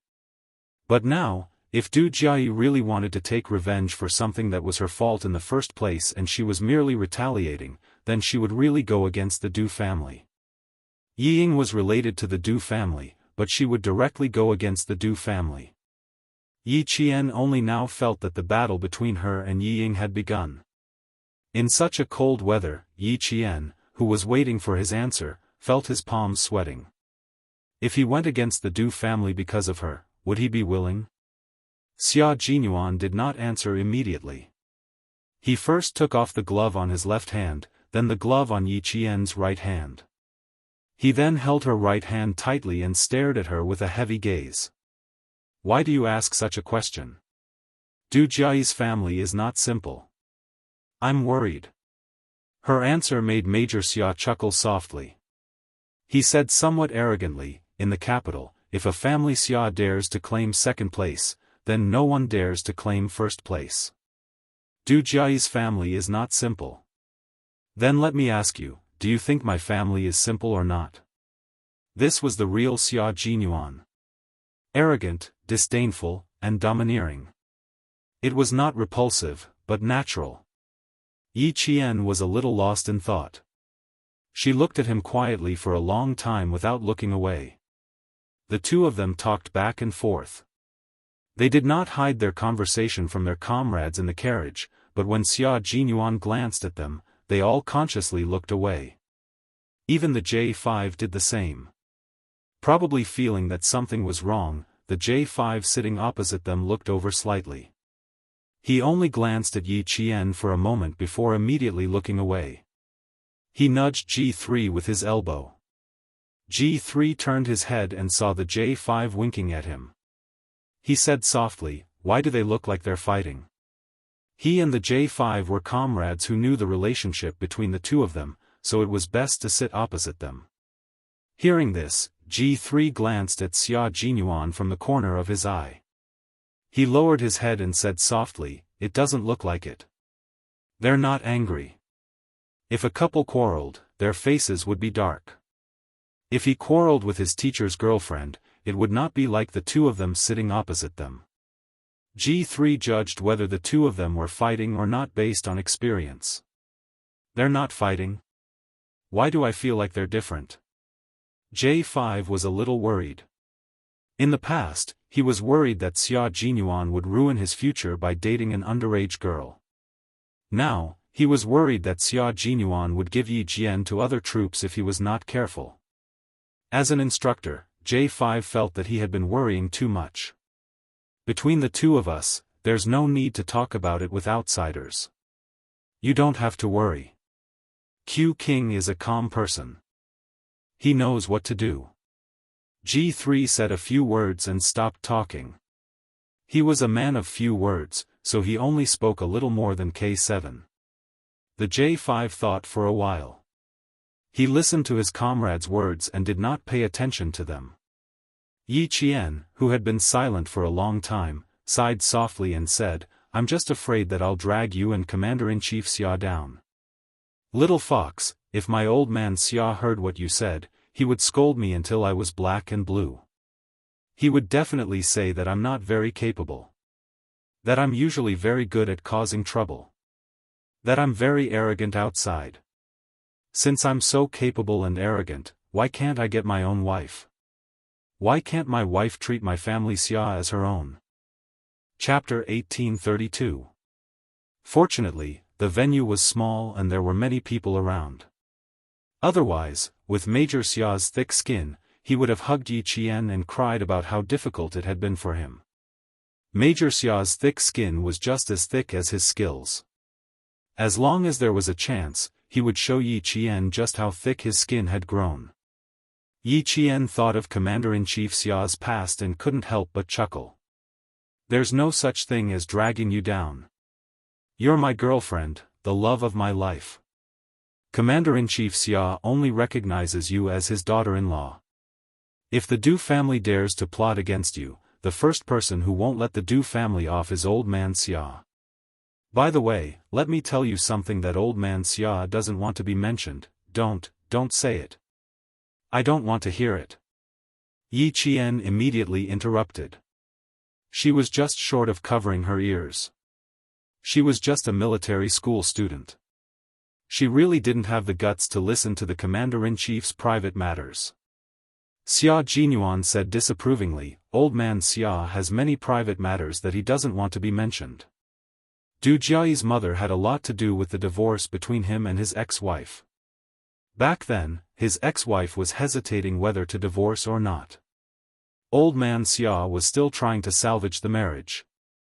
Mrs. Du introduced a talented man who could write a good love poem to old man Xia's ex-wife. Then, in order to pursue true love, his ex-wife resolutely divorced old man Xia and left the country. "Can you stop talking?" Yi Qian was already scared out of her wits. As a daughter-in-law, this was definitely not something she could listen to. No, it was something she could listen to as a military school student. "No, I have to say it." Major Xia decisively refused, and the more he spoke, the brighter the light in his deep dark eyes became. Old man Xia originally wanted to pursue her again after the divorce, but who knew that once his ex-wife went abroad, as a soldier who couldn't go abroad for personal matters, he was stunned. Mr. Xia acted like a great general and didn't blame Mrs. Du. However, Advisor Du, who was also a regiment commander at that time, reported Mr. Xia's behavior in order to compete with his ex-wife. After his ex-wife found out, she resolutely divorced him. Yi Qian really didn't want to listen, but the man beside him was talking excitedly. He was just short of clapping and talking at the same time. She didn't understand why he was so happy when his mother was gone.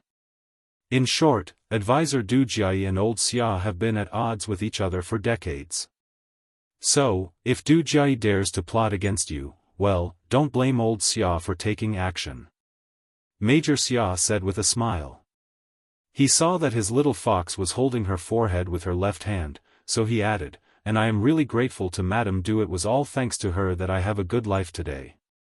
Old man Xia really didn't have a good eye for choosing a wife back then. No wonder my old madam was against it. If that ex-wife of his is still in the family Xia, I doubt if I can walk the right path. After living for 2 lifetimes, Yi Qian really heard a son talk about his own mother like that for the first time. What did Commander-in-Chief Xia's ex-wife do to make her own son treat her so coldly?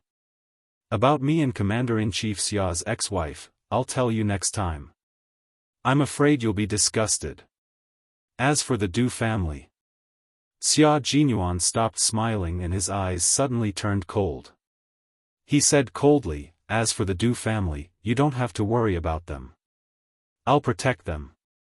If Du Jie dares to touch them, well, her military career will come to an end.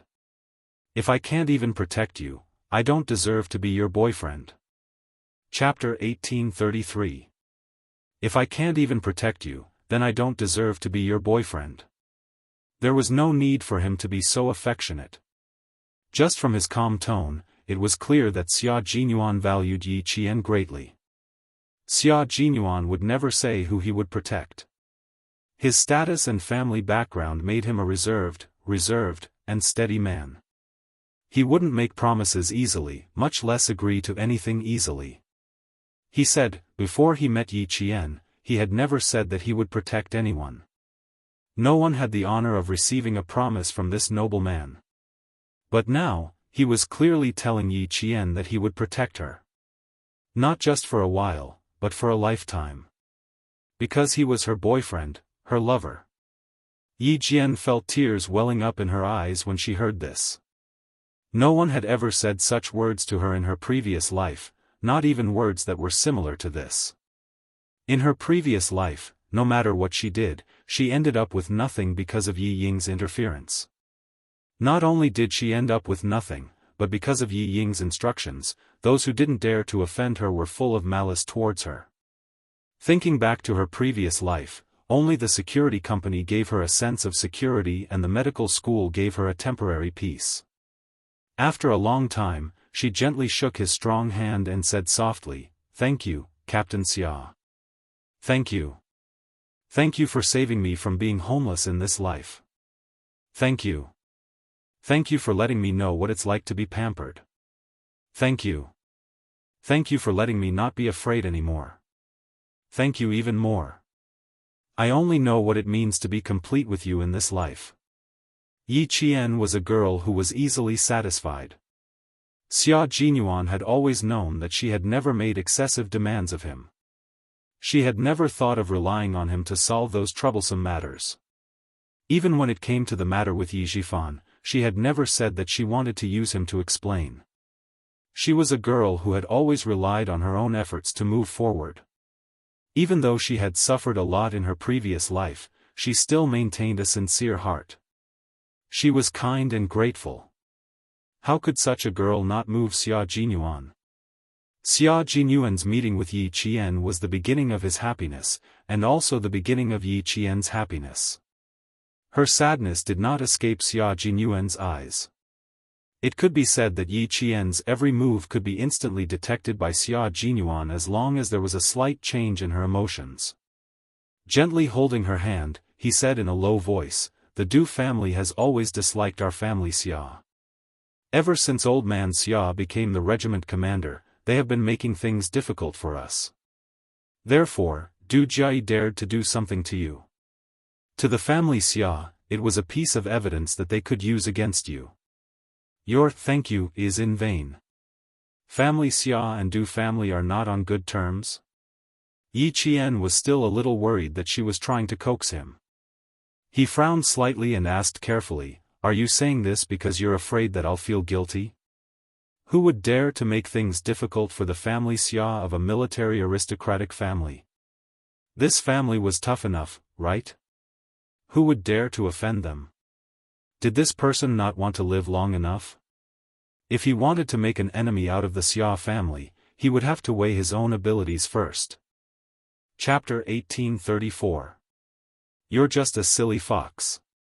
Do you think I would make up such a big lie out of fear that you would feel guilty? Her cautious expression pierced his heart deeply. His girl had suffered a lot since she was a child. Before she met Uncle Jen and Uncle Chen, she did not receive the love and protection she deserved. Therefore, she was so afraid of losing her family and everything beautiful. She was even more afraid of implicating the people who cared about her. Clasping her fingers tightly, Xia Jinyuan said word by word in a low voice, "The matter between the two families can't be explained in a few words. If you are interested, I will tell you another day." Only then did Yi Jian believe her. Her frown visibly relaxed as she smiled. No wonder I didn't like Du Jiayi the moment she opened her mouth. It's because of you. Seeing her smile, Xia Jinyuan's heart softened. Before the age of 14, no one loved her, no one protected her, and she was bullied by Yi Jifan's family everywhere. Even in such an environment, she was still able to be physically and mentally healthy.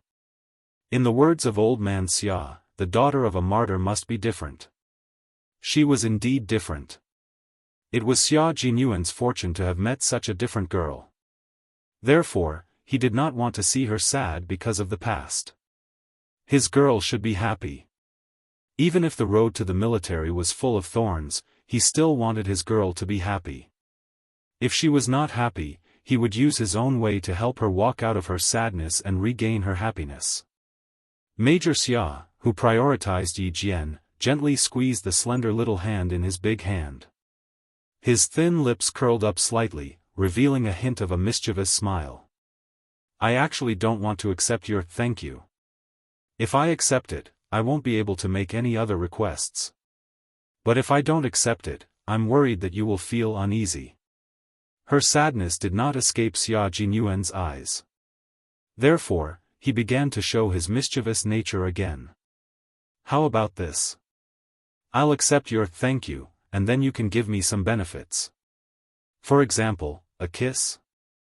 Speaking of sweetness, Major Xia, who had forgotten the pain after his scar healed, became energetic again. He glanced at all his comrades in the car and saw that all of them had their eyes closed. He leaned over and said, "Just once, not too much." Every time this happened, Yi Qian felt helpless.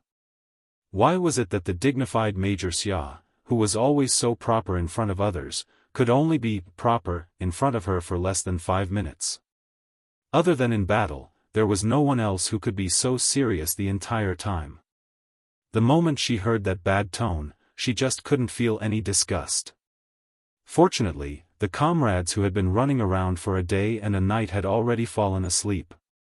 Even the J5 and G3 sitting opposite had their heads leaning against each other. They hugged their rifles tightly and closed their eyes as if they were sleeping soundly.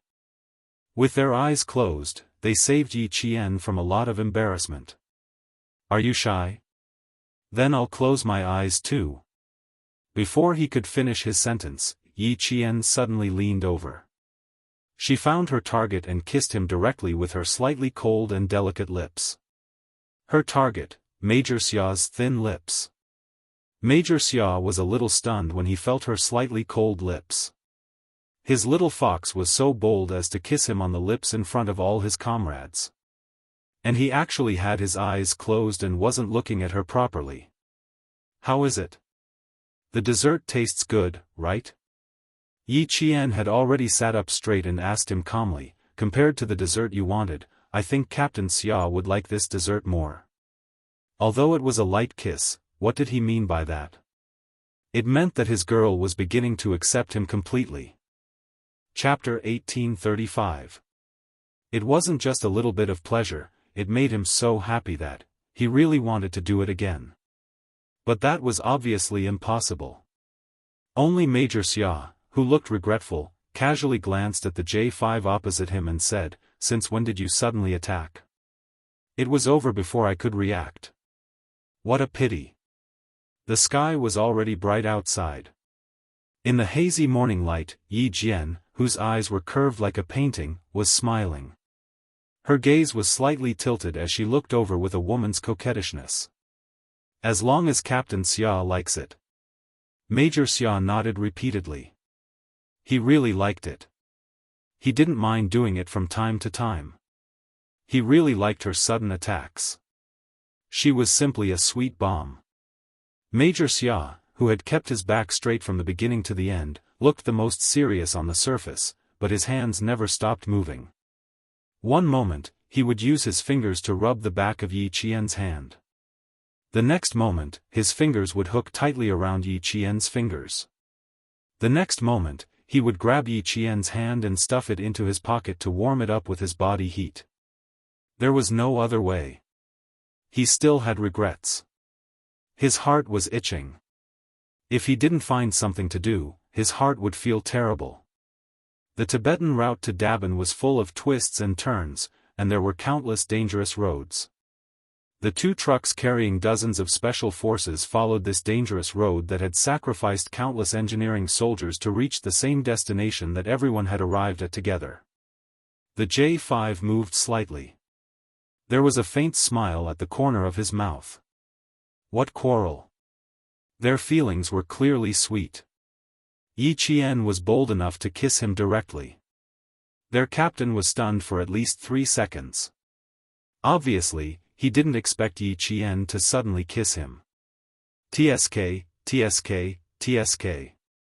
This sweetness made his mouth feel like it was full of sweetness. He wanted to look a little longer, but unfortunately, their captain didn't let him. A cold gaze inadvertently swept over, making him quickly close his eyes. He thought he had hidden it well. Who knew that everything was exposed? Ha ha ha, this was probably why Yi Qian was stunned when he kissed him. Even when taking a shower in the unit, he had to draw the curtains. Q King, who valued privacy very much, wouldn't let others see his girlfriend kiss him, not even his comrades. It was quiet in the car that was filled with friendliness. Everyone's body was swaying along with the bumpy road. Sometimes they were leaning forward, sometimes they were leaning backward, sometimes they were shaking left and right. In such a dynamic environment, all the special forces soldiers in the car, including Yi Qian, were sleeping soundly. It was amazing. Occasionally, the back of a member's head would suddenly hit the hard surface of the hard car. With one eye half open and the other closed, they didn't even need to rub the back of their head and went back to sleep.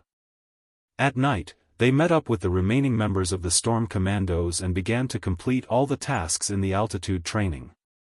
Qin Xiu and the rest arrived at the outpost at Shenzhen Bay around 2 in the afternoon the next day.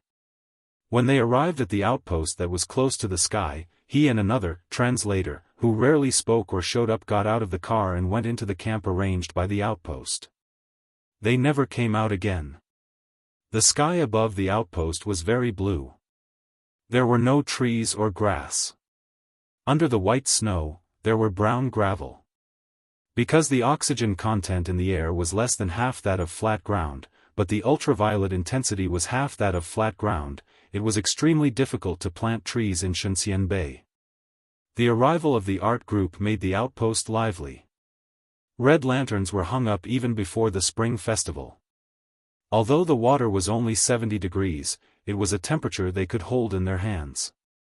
Chapter 1836. Singing, dancing, and skits were all performances that the art troupe could perform. There were still 10 minutes before the 2-hour performance ended, but the soldiers in the outpost were still reluctant to leave. Du Jiayi suggested to Instructor Gao and the leader in charge of the construction to see if they could increase the interaction between the soldiers and the art troupe. Company Commander Feng of the outpost looked at the time and saw that there was still a familiar figure who had not returned. He agreed readily. When the soldiers and the art troupe sang together and the atmosphere reached its peak, Company Commander Feng quietly stood up and left. Not back yet? He walked directly to the platoon leader who was standing guard on behalf of the soldiers tonight and whispered, "If he doesn't return in half an hour, quickly send soldiers out to receive him.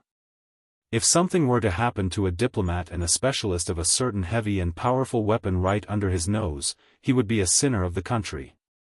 The place he went to has to avoid being noticed, so it will be a little slow.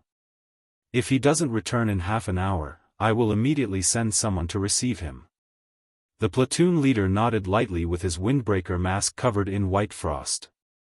He looked around the barracks vigilantly and said, half an hour ago, a soldier reported to me that the female soldier with the rank of captain in the art troop asked him which outpost a military officer named Xianxia was at. He graduated from the National Science and Technology University. Graduates from the National Science and Technology University all had military ranks, so he was definitely not an ordinary soldier. When Company Commander Feng heard this, his eagle-like eyes shone brightly. Although he did not know who Xianxia was, it was a little abnormal for him to come to the outpost to ask about a military officer who graduated from the National Science and Technology University who might be assigned to the border.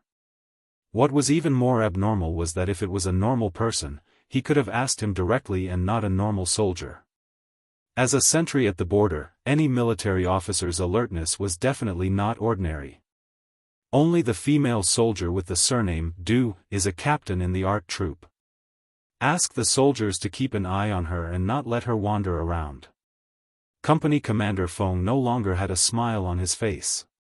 He became very serious. If she asks the soldiers again, ask the soldiers to bring her to see me. As he spoke, a few small black dots moved faintly.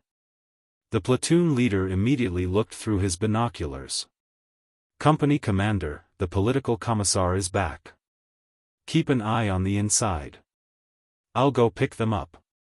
Compared to the performance of the art troop, Company Commander Feng naturally placed more importance on the commissioner who came for the border defense, as well as the diplomat who was also a translator. The translator accompanying Xianxia was not a translator, but a missile specialist who carried an important object with him. The satellite launch base at the northwest border of the entire frontier had entered the final phase of testing. At the same time, there was also the construction of a national defense base. The snowy mountains in the northwest of the frigid winter border were sealed off, but it was also the best time for some national defense to be launched. Xianxia accompanied the commissioner here and was in charge of completing the exchange between the commissioner and an important figure of a certain country that purchased our country's missiles. Exchanges between countries that could appear on TV could be widely publicized. Exchanges that could not be released could only be considered core exchanges that were completed in secret. Xianxia, who was protected all the way back, saw the national flag fluttering in the wind in front of him. Although he could only see the outline of the flag, Xianxia still felt a sense of security, as if everything had finally been arranged. As a citizen, only in his own country could he truly feel a sense of belonging and security. Xianxia, who had finally completed his mission, declined Company Commander Feng's invitation to watch the art troop's performance. Du Jiayi was present, so he did not go. He did not want to be recognized. Chapter 1837. As for Mrs. Qin's advice, Xianxia chose to forget about it. The commissioner didn't go to watch the performance either. He returned to the barracks with Xianxia, closed the door, and rested. Their mission was complete. They could finally have a good night's sleep. Xianxia lay on the bed and didn't fall asleep immediately.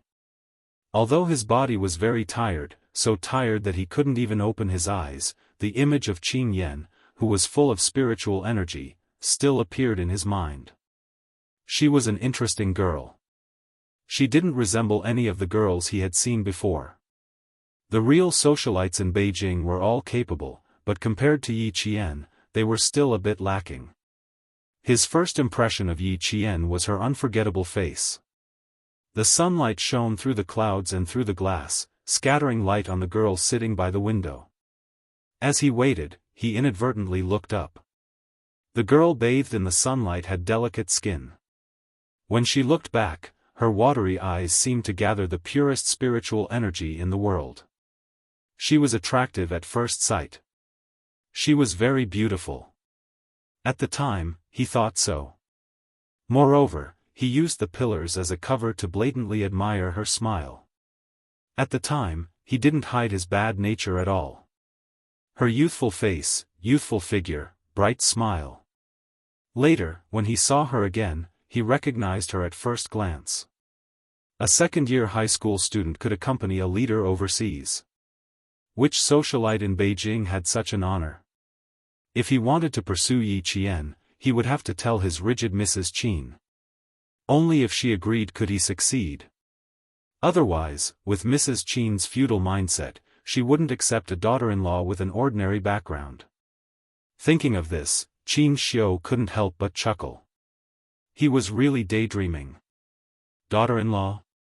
With Yi Qian's talent, she had the right to choose a daughter-in-law, not her. However, Mrs. Qin and the Qin family had to pass before he could pursue Yi Qian. Regardless of whether he could win her heart in the future, he didn't want her to be humiliated because of her family. Suddenly, the faint sound of a woman's voice came from outside the window. Qin Xiu, who was resting with his eyes closed, didn't stay for long, but when the voice came from outside the window, he inadvertently heard it. "Company Commander, is there really no soldier named Xia Jinyuan in our outpost? But why did I hear that he was serving in the most remote outpost in the border? Are you afraid that I'll disturb him, so you purposely said that you don't know him? Or did he serve here before and was transferred away?"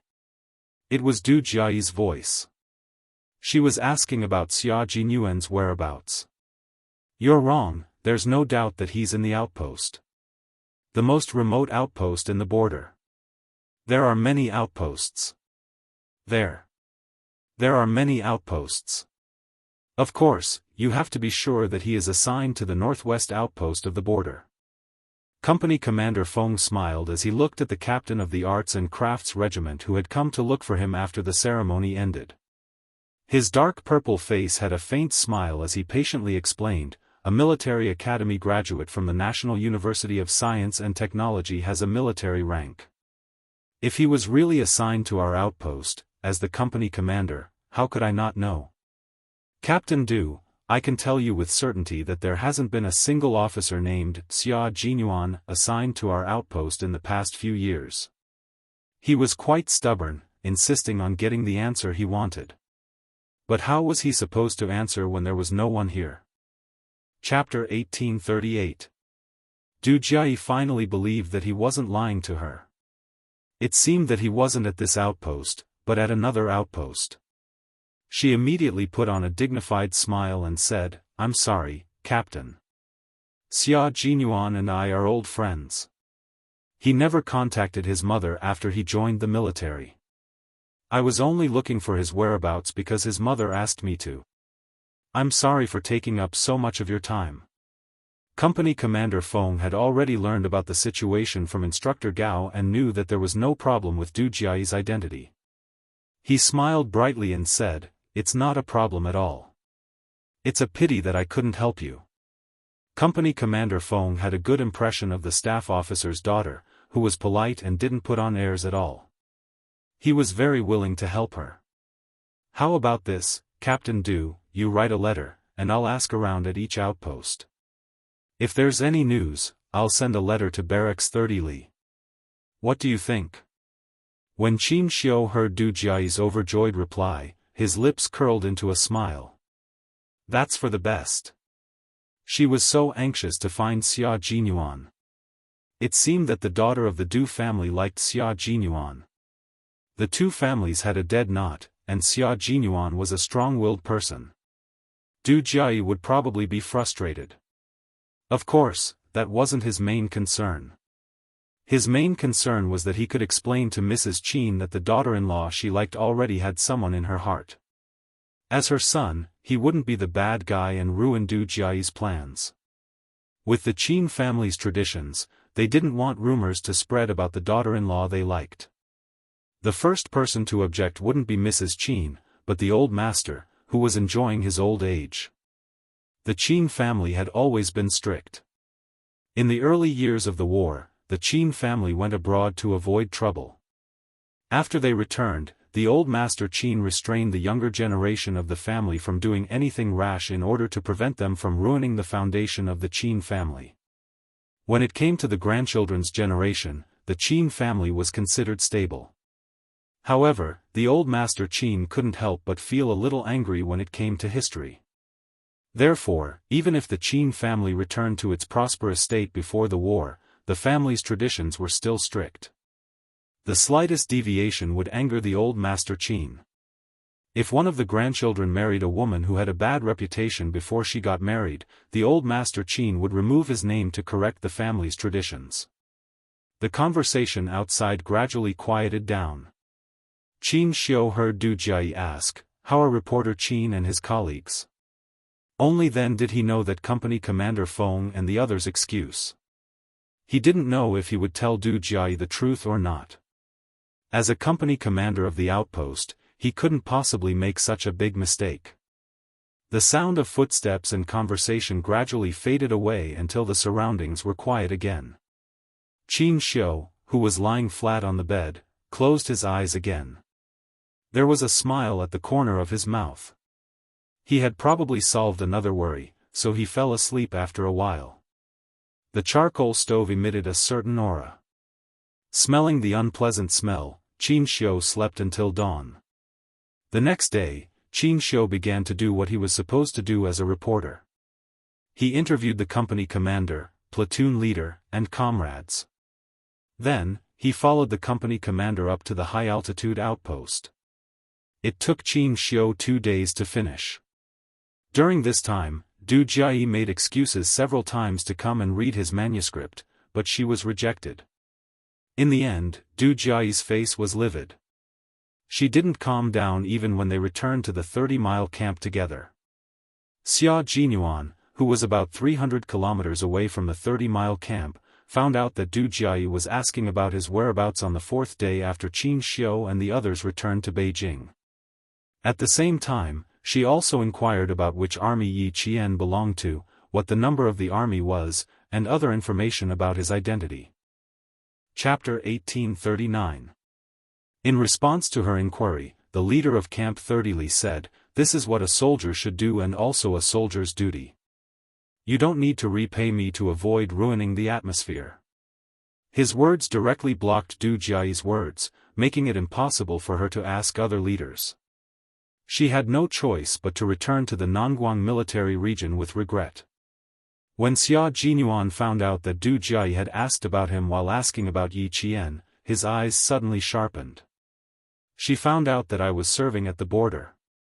She didn't know that he was training at the border, but she found out that he had been serving there since he graduated from the National University of Science and Technology. On the 3rd year of Yi Qian, he had entered the Snowfield Brigade and received a mission to protect the construction of a satellite base in the border. His comrades in the Snowfield Brigade, such as J5, G3, Z7, and so on, had accompanied him. Because of some unknown reasons, this group of comrades had to travel to the border of a certain country to meet with the military there. In addition, the two sides had to exchange information. Only a few of them, who only had military ranks and no military information, had information about their military service at the border. Previously, Han Zhang had said that he still remembered that he belonged to the border army, which was why he had served in the army. It was understandable for her to ask about Yi Qian, but it was incomprehensible for her to ask about Xia Jinyuan's whereabouts. What's more, she was actually asking about him at the border. It was obvious that she was very certain that he was serving at the border. The only way to find out that he was serving at the border was by using his identity to protect the construction of the satellite base. The Major General had already investigated this matter thoroughly, so he said, "The border is at the level of the Deputy Military Region. This is Staff Officer Du's hometown. It's not difficult for Du Jiayi to find out if she wants to. She's really something. Just because it used to be his hometown, she can casually reveal the location of a soldier's military service?" Xia Jinyuan's face immediately darkened. There was a strong sense of hostility between his handsome brows. "You've stretched your hand too far. Be careful not to get stomped." The Major General was shocked when he heard this. Du Jiayi had directly investigated Yi Qian and Xia Jinyuan from the system and triggered the warning system. The head of the military's top-secret department immediately reported to him. In less than half a day, he had investigated the entire matter, including how Du Jiayi knew about it.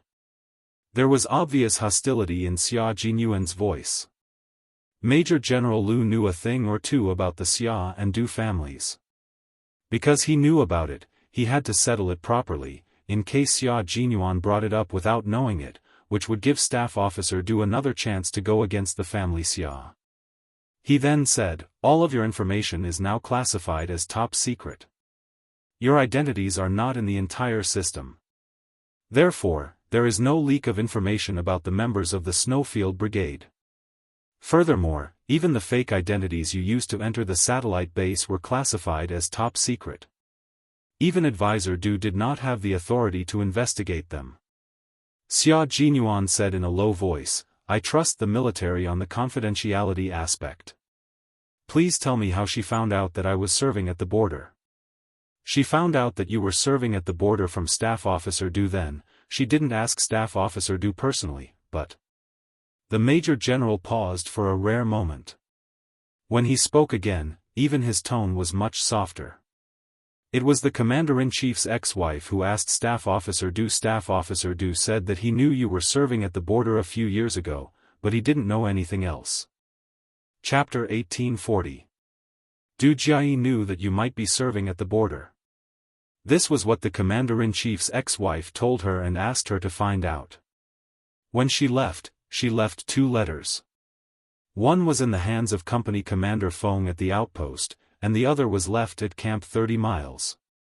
Wasn't Madame Xiao the Commander-in-Chief's ex-wife? Why would Madame Xiao, who had brought her son along when she was having an affair, suddenly want to find out about him? He didn't tell Mr. Xia about her affair, which was considered repaying her for giving birth to him. When you went to the border to ensure the construction of the base, you went there as an ordinary officer. Staff Officer Du was the one who approved you, so it's normal for him to know. Moreover, he only said that you were serving at the border, but he didn't say anything about the army or other details. You should calm down a little." Major General Lu didn't want him to lose his mind, especially when the Commander-in-Chief's ex-wife, Madame Xiao, was involved. In this family, the person who didn't want to contact Madame Xiao the most was Xia Jinyuan. It was already unbelievable that Du Jiayi wanted to find out where he was serving, but in the end, it was actually Madame Xiao who asked her to do it. Xia Jinyuan couldn't help but look up at the sky. The sun didn't rise in the west and set in the east today. "You don't have to give me the letter. Just destroy it.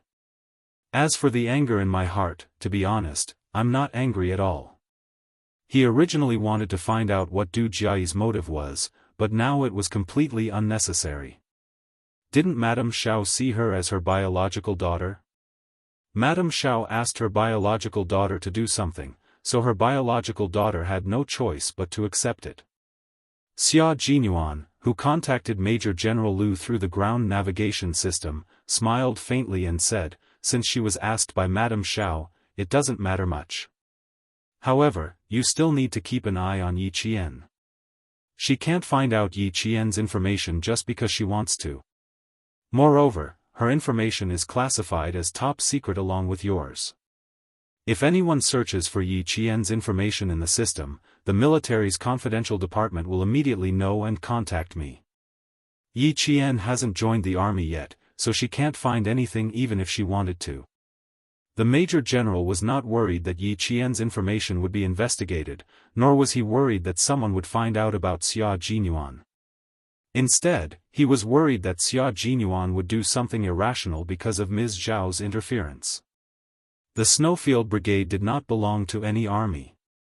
In some cases, every member of the Snowfield Brigade was an unregistered citizen without any information about their identity. They had enjoyed all the privileges of our country's soldiers when they were alive, but if they died, they might not be able to enjoy the glory that a soldier should have. Only the Major General of the army had access to the information of everyone in the Snowfield Brigade. Even Commander-in-Chief Xia did not have the authority to do so. However, Xia Jinyuan wanted the Major General to be careful, so he told him about the friction between Yi Qian and Du Jia. "It's not that I'm overly worried, but Du Jiayi is a vicious and merciless person. Major General, you still need to inform the school." With Xia Jinyuan's reminder, the Major General frowned and said coldly, "She's so narrow-minded. She repaid kindness with ingratitude. If she dares to do anything to Yi Qian, she won't be able to wear her military uniform for long. Yi Qian was the focus of the military's training. She was not at fault for rescuing Yi Qian, but she used her family's power to harm Yi Qian just because he replied to her. The military was not the Du family's military. It was also not a place where the Du family could cover the sky with one hand. With the Major General's nod, Xia Jinyuan felt a lot more relieved. Then, he listened to the Major General talk about the meeting between the Snowfield Brigade and the Storm Commandos. He picked out the main points of the meeting and told him about it. The military has decided to train 2 special forces teams, sea, land, and air. Chapter 1841. The Snowfield Brigade is already one, and the Storm Commandos will be the 2nd special forces of our country.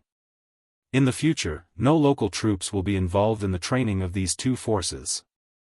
This decision was made because, with the development of the Internet, all kinds of eavesdropping and stealing methods were directly related to high technology. In addition, China's self-developed high-tech weapons were unveiled during the Great Celebration, and all the developed countries had already turned their attention to them. Since the Great Celebration until now, the various countries had already caught countless spies who had tried to get close to the troops and bribe military personnel. The Snowfield Brigade was not only the top special forces of our country, but also the most mysterious special forces of our country. In the future, as the country's military strength increased, this mysterious special forces would receive more and more difficult missions. Therefore, the Snowfield Brigade would also usher in a brand new reform. We will discuss the reform proposal you proposed 3 years ago again in the meeting. We agree that the Snowfield Brigade will be divided into 2 teams, and we will use Chinese and English as a substitute for each other. We agree that each team will have 2 combat commanders, but you still have to be the overall commander. Regarding the reform of the Snowfield Brigade, Xia Jinyuan had already mentioned it to the military in the form of a document 3 years ago. However, because the changes were too big, the military did not make any moves. After the Great Celebration, the spies in the country suddenly became rampant, and there were even a few cases of intelligence leaks. The military immediately attached importance to the reform plan proposed by Q King. One of the reports mentioned that in the future, the stolen intelligence would mainly be high technology. The Snowfield Brigade would have to cut off cooperation with the local troops, which was a big disadvantage. They would have to exist in an absolutely confidential form and become a true independent force, a true secret special forces.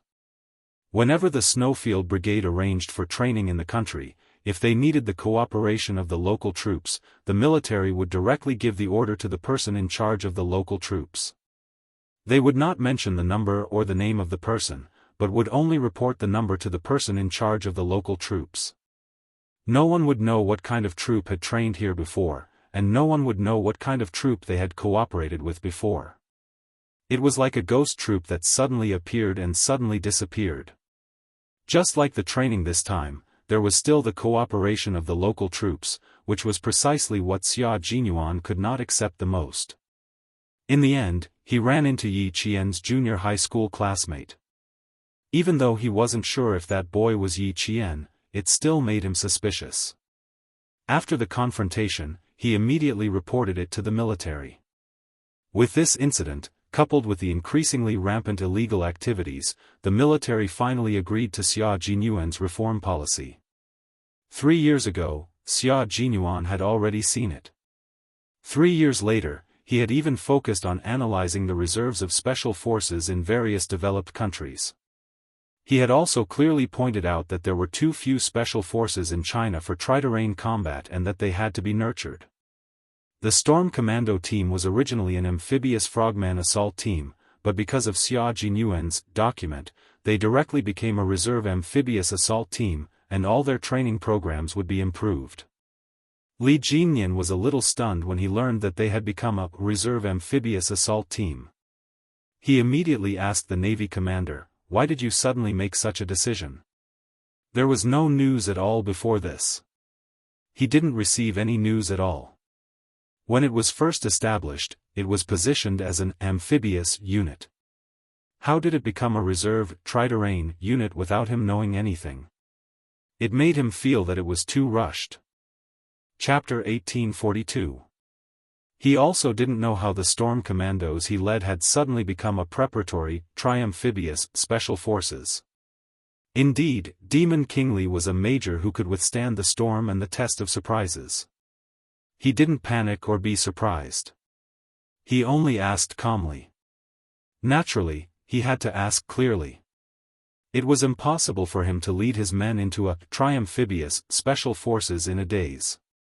Not only was this irresponsible to himself, but it was also irresponsible to all his team members. It can't be considered sudden. The military already had a plan 3 years ago. The meeting ended at around 2:00 in the morning last night. The Navy commander had been waiting for Li Jinyan to call to report on the progress of the training. He was very happy in his heart, and his tone was rather calm. He didn't show it. I didn't expect to choose the storm commandos led by you in the end. After all, our team hasn't even been established for 2 years. The military decided to put another, tri-amphibious, team on the agenda after the celebration. They chose from several special forces in various military regions, and in the end, they chose the storm commandos led by you. Jinyan, your ability is obvious to all. Although I'm surprised, I also think that this is the responsibility you should bear. You have to shoulder this responsibility that has been given to you. I'll hand the storm commandos over to you.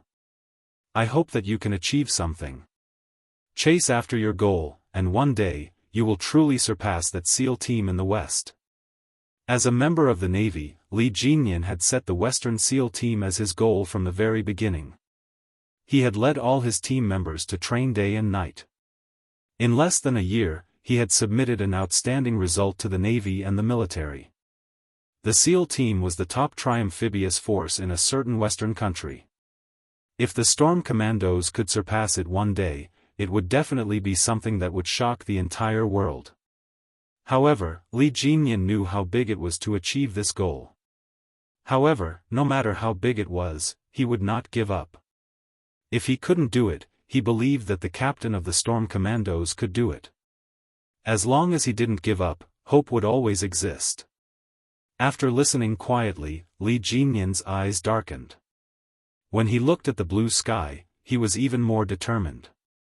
He said calmly, "Okay." Only the word "good" meant that he already knew, and that he would definitely shoulder the responsibility given to him by the country. No excuses, no concessions, no hesitation, and no timidity. As a Marine, Li Jinyan knew his mission and responsibilities. He was a soldier.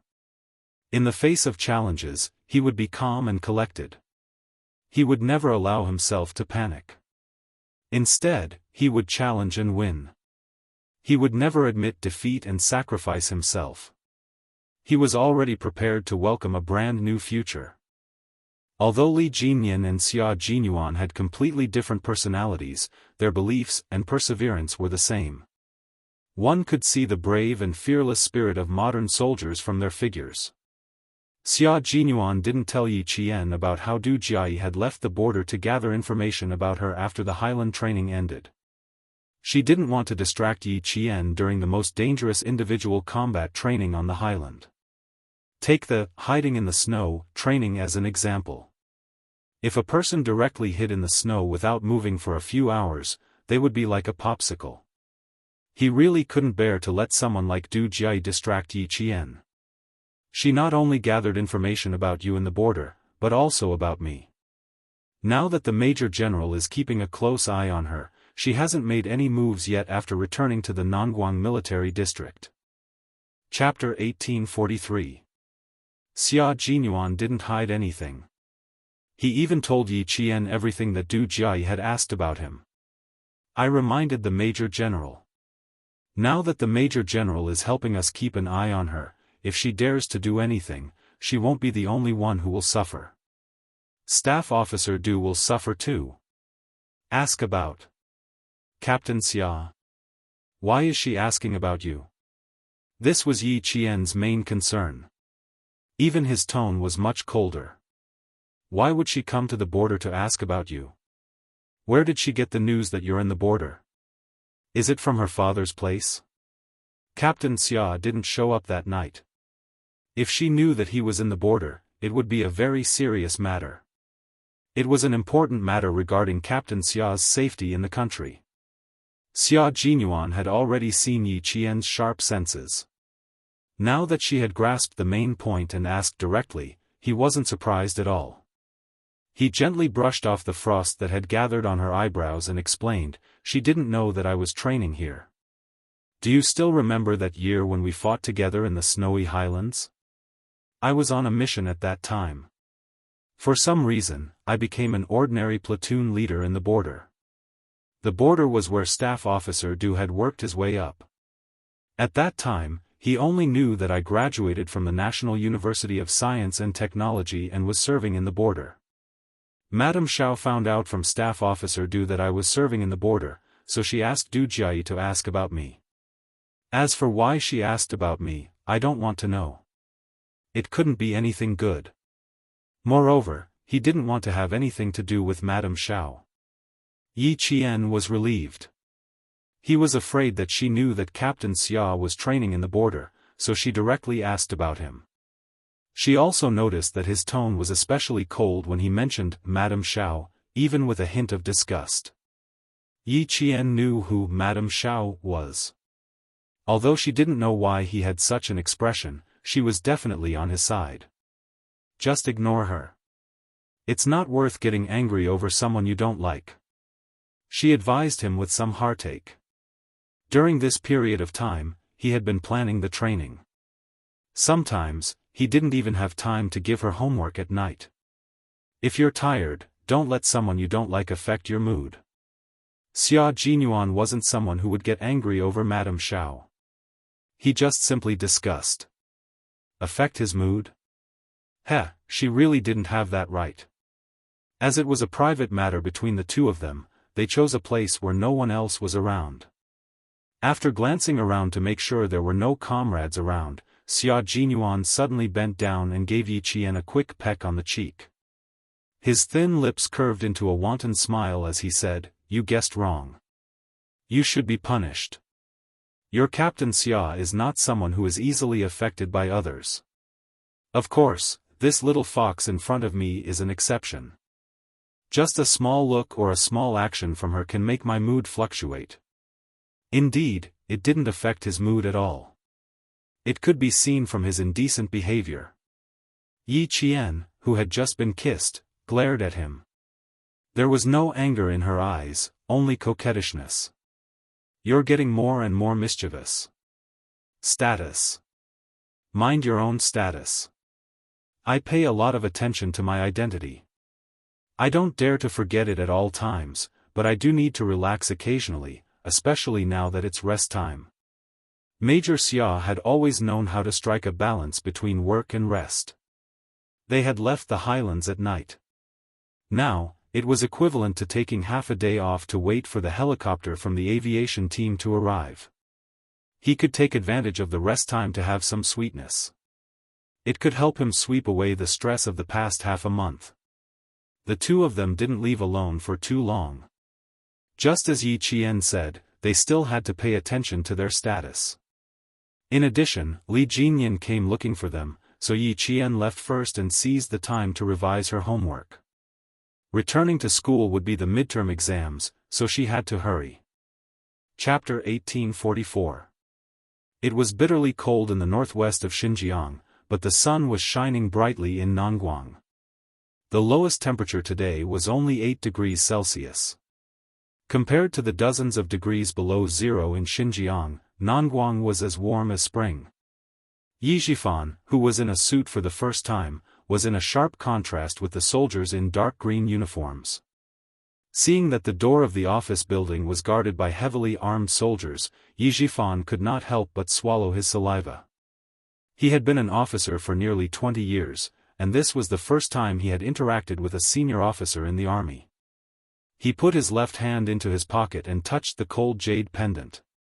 A trace of uneasiness flashed in his eyes. Yes, uneasiness. The reason why he could talk to the young master of the Du family was because he received a call from the mysterious man again. It had been more than 10 years since he received a call from the mysterious man. When he received the call again, the disguised voice did not change much. Probably because he was older, the voice was not as impetuous as it used to be. When the voice came from the phone, he almost thought that he was going to take back the jade pendant, because he didn't let Yi Jian become useless at all. Instead, he watched her go further and further away and stand higher and higher. Even he, a dignified bureau chief, couldn't do anything about it. So he was afraid. He was afraid that the owner of the jade pendant, who had sent him to his official career, would take back everything he had and leave him with nothing. But he did not expect that the mysterious man, who he had not contacted for more than 10 years, would say, "Try to send Ying to the army. He will provide the opportunity." Sending Ying to the army. This was what he had been dreaming of. He followed the order and went to Nanguang to save the young master of the Du family, who was attacked by the mafia during dinner. He was the commander of a brigade in the Nanguang military region. He had racked his brains in the Nan province but still could not do it. But in less than 4 days, he had done it easily in Nanguang. Although he had been stabbed in the back, it was worth it. It was really worth it. "Commander, Bureau Chief Yi is here." The guard knocked on the door and told him the purpose of his visit. There was no immediate answer. Just when Yi Jifan was feeling a little uneasy, the half-closed door suddenly opened. A soldier in his early 30s with a medium build opened the door personally. His eyes fell directly on Yi Jifan, and he laughed loudly. "Bureau Chief Yi, I have been waiting for you. Please, have a seat." This was Chief of Staff Du's eldest son, Du Kaiwei, 33 years old. He was the commander of a brigade in Nanguang military region. His enthusiasm suddenly made Yi Jifan's heart, but when he saw Commander Du's smile. "Director Yi, you should have time to have a meal with me after we're done with work." Of course. And I." Director Yi had blocked the knife for him. If he hadn't blocked it, the knife would have landed on Du Kaiwei's neck, and his head would have fallen to the ground on the spot. Just because of this, he could not neglect it. Yi Jifan smiled very elegantly. Facing the warm hospitality, he was still calm. He did not show how happy he was. Chapter 1845. Before Yi Jifan went to Nanguang for the business trip, he had already roughly learned about the Du family's situation. Although it was not a real prominent family, it was still quite rich. Chief of Staff Du's family was relatively simple. There was an elder brother who was the second most powerful person in Nanguang province. His children had already joined the army. Although Chu Yuncheng didn't know what they were doing, with an elder brother who was the second most powerful person in Nanguang province, it shouldn't be too bad. Chief of Staff Du was the second son. He had 2 sons and 2 daughters. Commander Du was the eldest son. He was only 33 years old. He also had a younger sister who was a member of the Standing Committee of Jianghu province. This Mrs. Du was in her early 40s, she only had 1 daughter, and she was still studying abroad. But the most noteworthy one was Chief of Staff Du's wife, Mrs. Li. It could be said that the reason why the Du family could become what it was today was largely because of Mrs. Li. She was a very knowledgeable and decisive woman who relied on her family's connections to raise the Du family, which was originally just a peasant family, to its current status. Yi Jifan deliberately learned about Mrs. Li when she was young and what had happened in recent years. He knew that her status in the Du family was quite high, and everyone in the Du family respected her very much. Chief of Staff Du also listened to her every word. Mrs. Li was in charge of everything in the Du family, and she never asked about it. However, it was also understandable that a woman who relied on her family's connections to raise her husband's family to its current status would treat her like an ancestor. This commander in front of Chu Yuncheng also respected his mother very much. It was because of this Madame Li that Yi Jifan had no choice but to be cautious. Facing Du Kaiwei's warm hospitality, Yi Jifan, who purposely learned about it before coming here, took a sip of tea and said calmly, "Commander Du, you are too polite. The thing you told me last time, I have thought about it again and again. My daughter is studying abroad in France. If she suddenly drops out of school and joins the army, once she stops studying, it will be very difficult for her to pick it up again. She just turned 19 years old a few days ago. I'm afraid that she won't be able to handle the hardships if she joins the army at such a young age." It was not that he didn't want to bring Ying back to Nanguang province, but with Mrs. Li, a powerful woman who didn't like other people forcing her to help him, he needed to know what she wanted. In the Du family, only when Mrs. Li nodded her head would things go smoothly. Moreover, he didn't believe that Mrs. Li didn't know that he saved Du Kaiwei. He even suspected that it was Madame Li who suggested to let Ying join the army. She wanted to test him. If he had really met Du Kaiwei by chance, it would have been fine. However, he had been arranged step by someone else. The Du family was not an ordinary family, so he felt a little uneasy. He had to be careful at every step. Du Kaiwei's eyes flickered when he heard this. It was a little strange that he had actually refused. Du Kaiwei gently placed the teacup in his hand back on the solid wooden coffee table. He rested one arm on the back of the sofa and spread his legs slightly. He sat casually and had a domineering aura. He couldn't help but smile and ask, "Director Yi, you don't believe me, right?" According to his investigation, in order to send his daughter to the army, Director Yi had put in a lot of effort and tried to establish a relationship with the Southern Province military region. Unfortunately, he failed every time. In his opinion, the biggest failure of Director Yi was that he married a wife who was as stupid as a pig. It would be strange if Director Yi could establish a relationship with the Southern Province military region after offending a national treasure like that. Du Kaiwei did investigate Yi Jifan's affairs. When he learned that the person who saved him was the director of the construction bureau of the Southern Province, he was a little relieved. He originally suspected that it was a trap. Chapter 1846. She also found out that Yi Jifan's political achievements were excellent, but he didn't have any connections with the military. She wanted to build a relationship with the military, but he was always rejected. So she completely believed that saving him was not a trap. But Mrs. Li was right. No matter what the result of the investigation was, seeing was believing.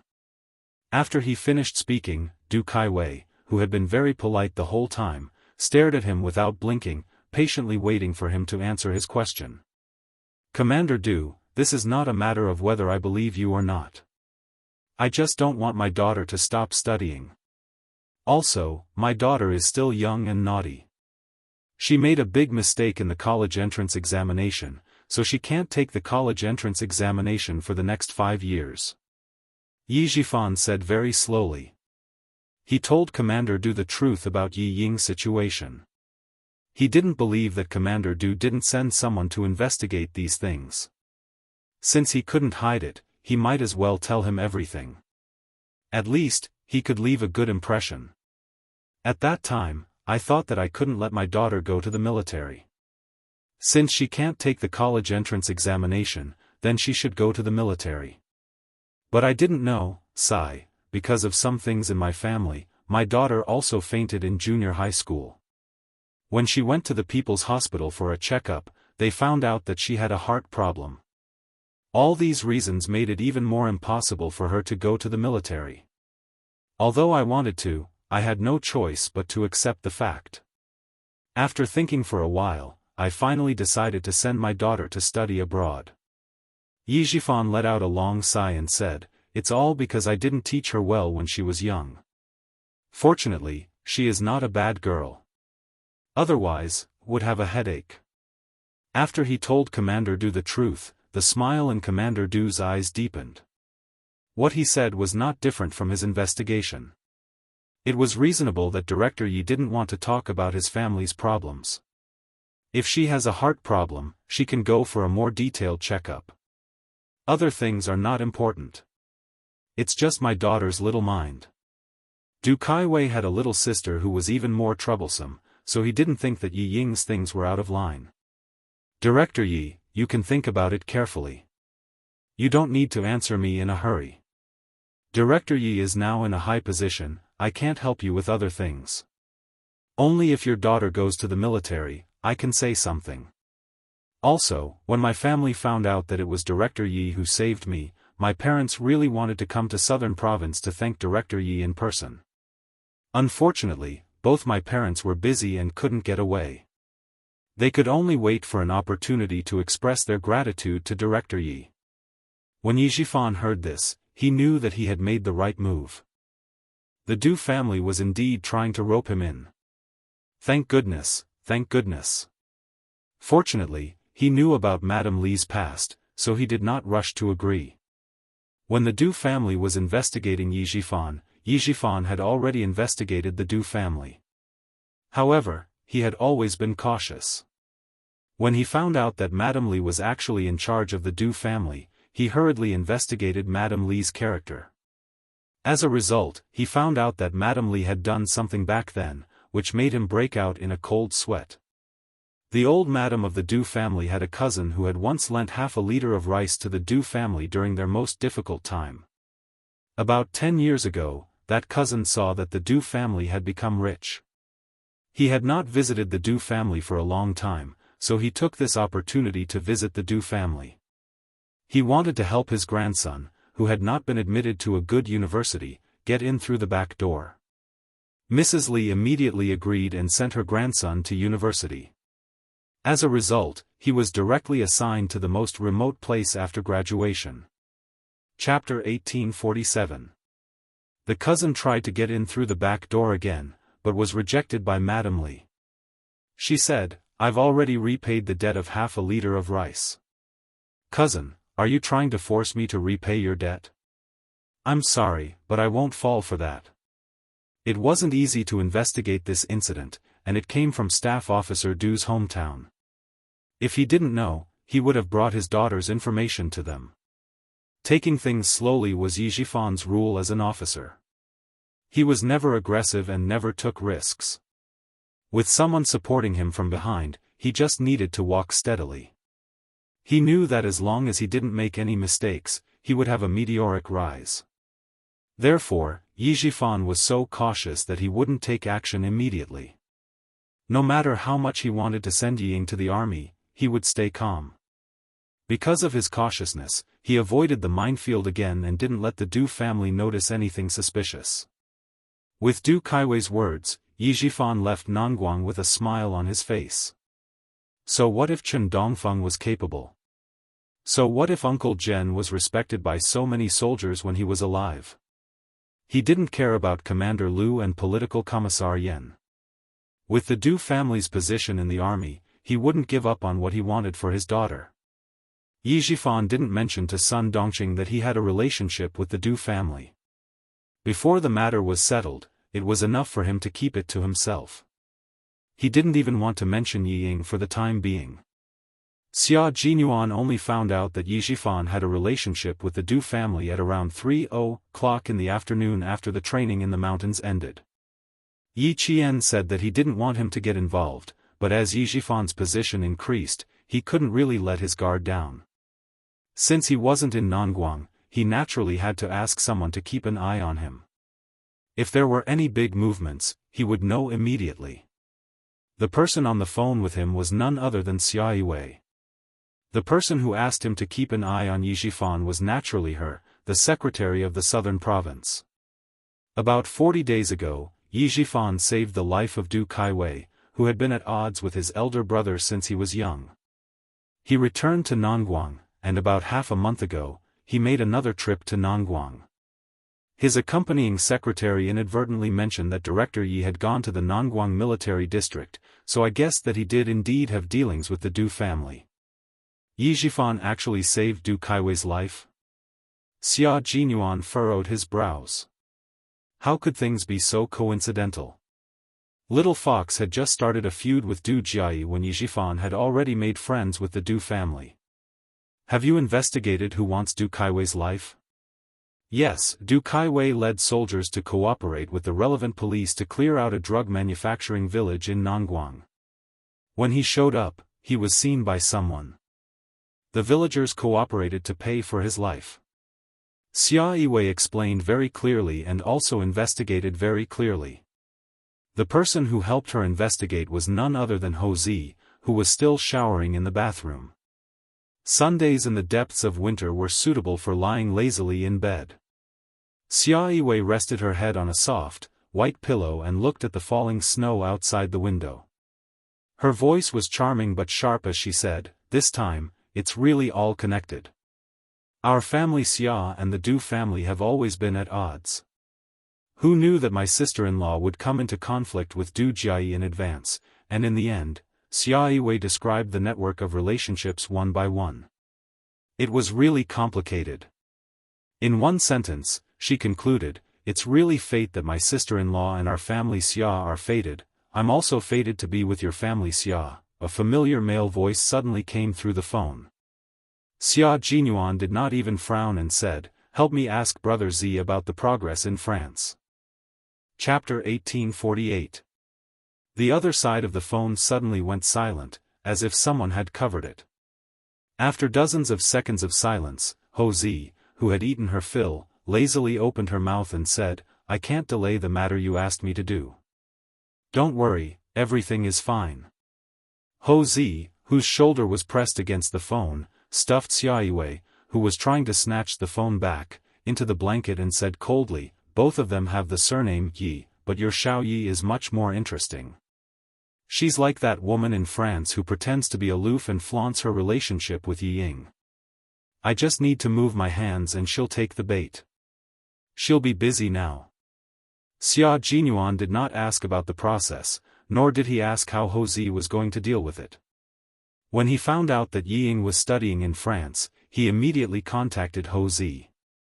Originally, he wanted to ask for his help to destroy Yi Ying in France, but when he remembered that Ho Zi had blown up the underground gun warehouse in his villa in Mount Dalong, Xia Jinyuan changed his mind and asked Ho Zi to help lead Yi Ying to the bad path.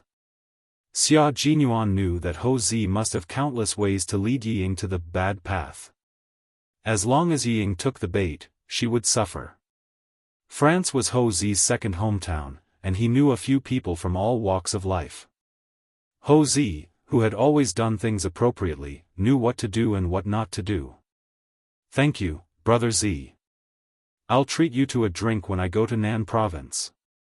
You're welcome. I've been quitting drinking and smoking recently. Your sister has cut off all forms of entertainment that are harmful to the liver and lungs. If you want to treat me to a drink, I don't mind, but your sister does. Ho Zi used the blanket to wrap Xia Yiwei, who was struggling to get out of the blanket. His flirtatious peach blossom eyes smiled as he looked at his beloved woman who was blushing. He held the phone in one hand and the blanket in the other to prevent her from jumping up and making a fuss. He had been an underground lover for most of his life. It was time for him to become an official lover. Xia Yiwei's face was sullen, and her eyes were filled with anger. Ho Zi, if you don't let go, I'll make you pack up and leave right now. Let go of me, do you hear me? Xia Jinyuan heard her words clearly. The two of them had been entangled with each other for so many years and had gone through so many times, but they had never really cut off all ties. It was impossible for the two of them to break up. Ho Zi had hardened his heart and cut off his underworld ways.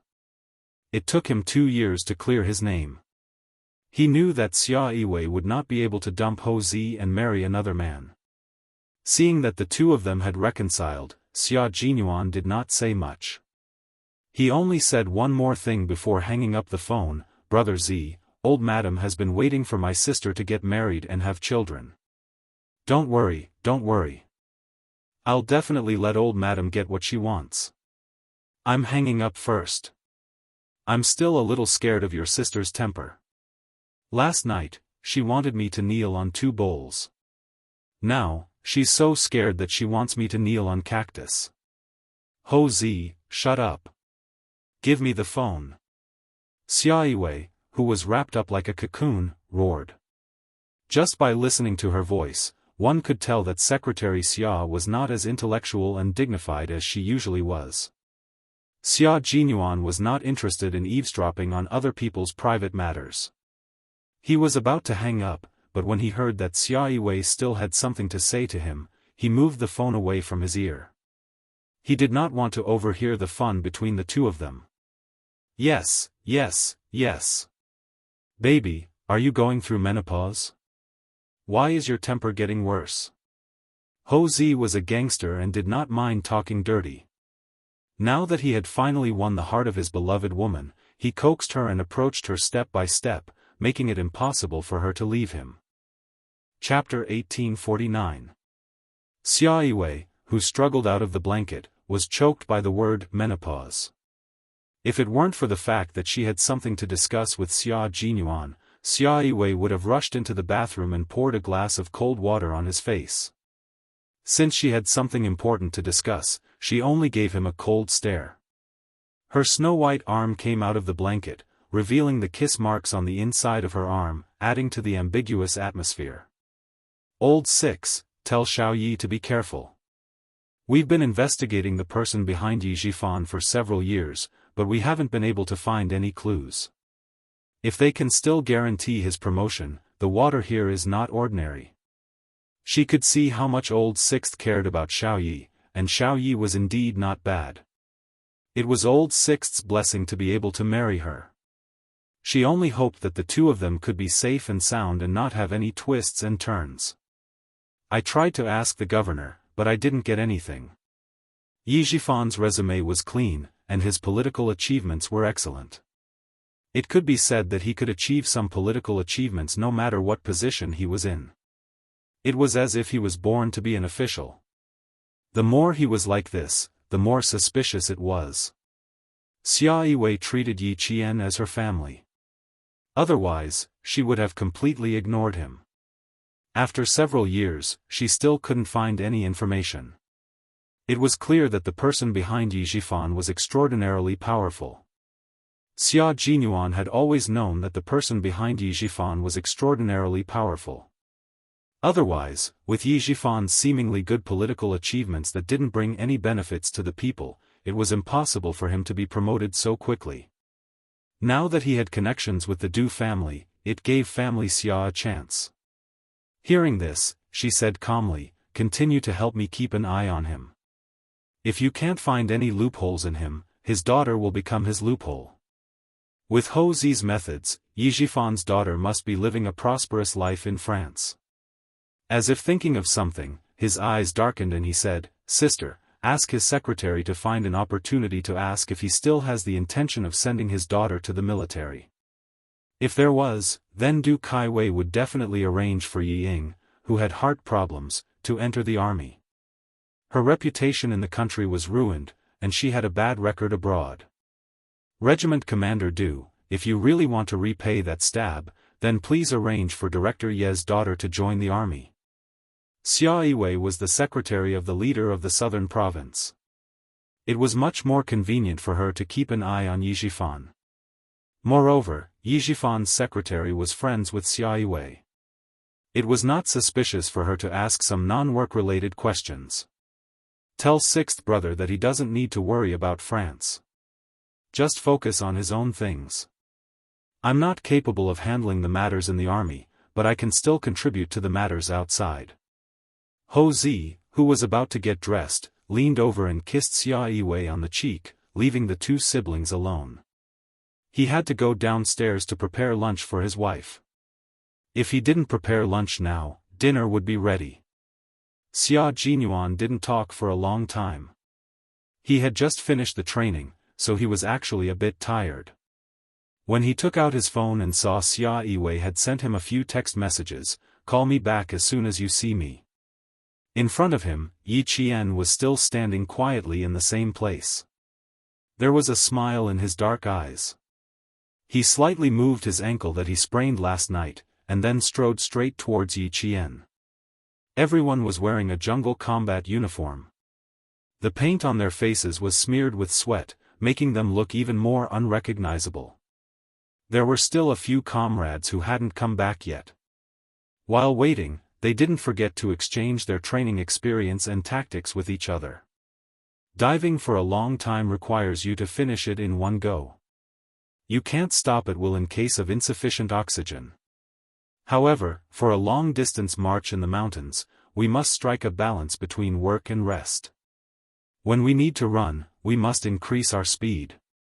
When we need to rest, we must stop. Only then can we maintain our stamina and keep our body excited. J5 was talking to a few members of the Storm Commandos. Yi Jian stood beside and listened carefully. Chapter 1850. Every member of the Snowfield Brigade was very outstanding. Their tactical experience and training were accumulated over a long period of time. After more than 40 days of joint training, Yi Qian was amazed by the abilities of each of them. The T6 soldiers had delicate baby faces, but once they held a sniper rifle, they could directly complete an accurate sniper shot with a golden hook hanging upside down from a tree. The Longhawks and Sparrowhawks were the scouts of the team. As long as the prey was targeted by them, it would be impossible for them to escape from their sight. Moreover, they could complete the reconnaissance in the shortest time possible. Yi Qian always felt that she was full of energy from head to toe when she trained and fought with them. Because they were all role models for her to learn from on her way to the military. Fighting with a group of role models, she would never relax or think about slacking off. She would always be spurred on. The Navy's main mission is anti-reconnaissance, anti-landing, beach raiding, and so on. The military skills and abilities you all have are incomparable to other branches of the military. Previously, you focused on naval combat, so you were limited. In the future, you will move toward a more large-scale tri-service systematic combat. With the ability of the Devil King, I'm guessing that within 3 years, you will be a very terrifying naval special forces.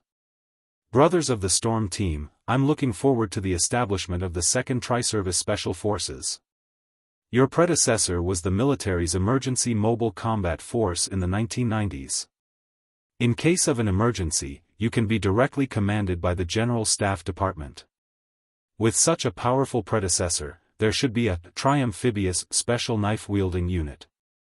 Now that everything is finally settled, I'm looking forward to our next joint training. When the time comes, we can learn from each other again. I'm sure it will be very enjoyable.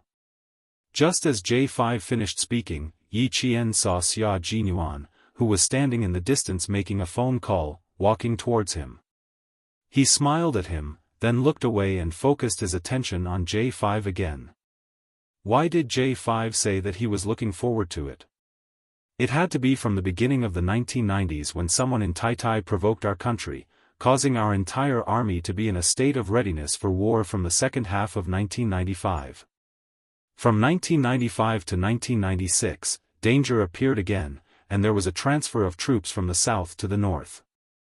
They only cared about one side and did not care about the other. It also made the military and the highest leaders in the Great Hall more aware of the lack of amphibious forces in our country. It wasn't until 1998 that the Nangguang Military District sent a division to be reorganized into another strong force of the Navy that the transfer of soldiers from the south to the north was resolved. After that, the military requested the Navy to launch amphibious operations. When the time was right, they immediately issued the order and ordered the establishment of a special amphibious frogmen force. They were now known as the Amphibious Frogmen Combat Unit. It had been less than 2 years since it was established the year before last, and now it was changed to amphibious. Such a big reform would make any soldier who knew about it happy. What did this mean? This shows that the growth of our country's national strength and military strength, as well as the conditions for war reserves, are maturing day by day. As a special forces soldier who guarded every inch of the country's land, how could he not be excited? Only when the country is strong can the people be strong. Only when the country is strong can the people be at peace. When they talked about the reform, Xia Jinyuan came over and made the atmosphere of the discussion more technical and academic. Wearing the jungle combat uniform, they were very clear that our country's current national defense technology and military equipment construction had entered a stage of rapid development. They needed to move forward with the times, and they could not be complacent and end up as useless chess pieces and retire with regret. When the devil came, the discussion reached an unprecedented level of excitement. Yi Qian, who was still a military school student, had his eyes shining, and his little face was faintly red with excitement. Chapter 1851. There will be big moves next. We are the Navy of South Island. Facing the complicated geographical environment of the sea in South Island, all navies must have amphibious capabilities. So the next move is to have the Navy engage in a full-scale amphibious operation to meet the current needs and future needs. This was Li Jinyan's speech.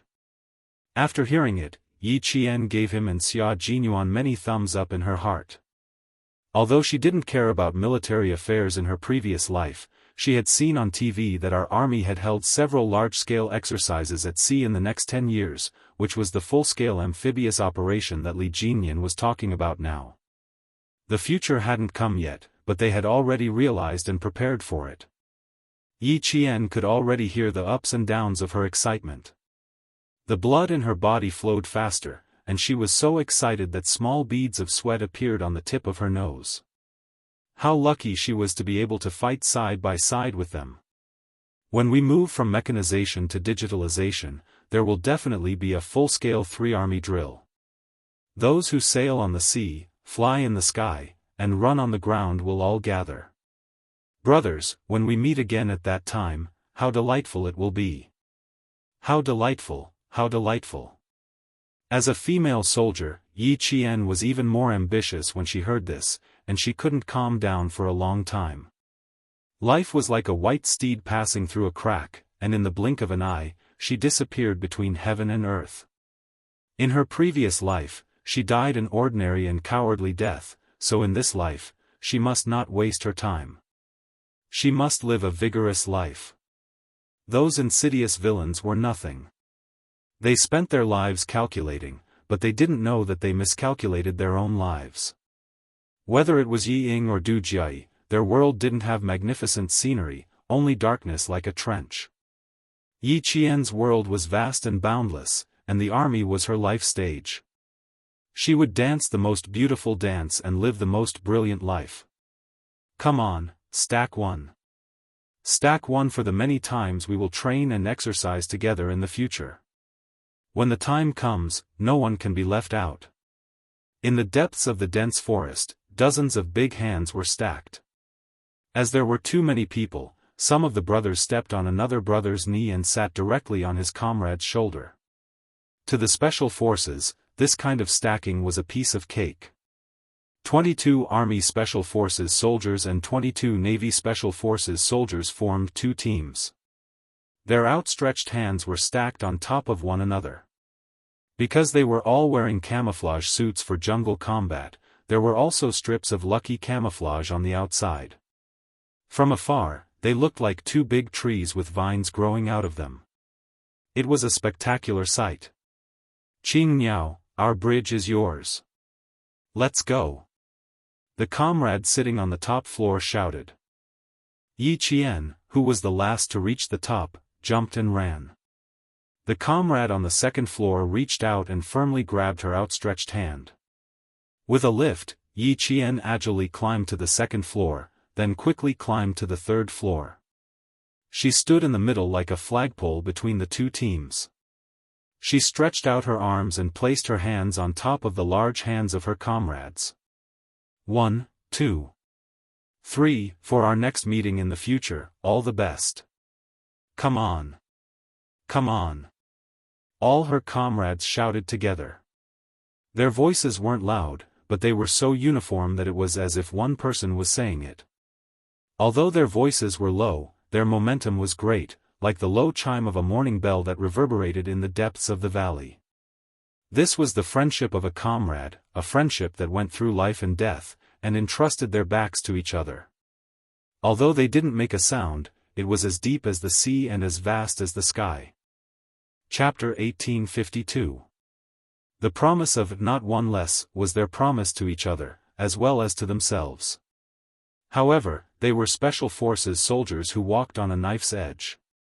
Perhaps one day, they would fall off the knife and the cold gleam of the knife would pierce through their hearts. That would be an eternity. K7 chewed on this promise and committed it to memory. Looking at his comrades hugging each other and saying goodbye, he felt a slight warmth in his cold heart. Some people said that he was too cold and inhumane, and that it would be best for him to be reformed in the army.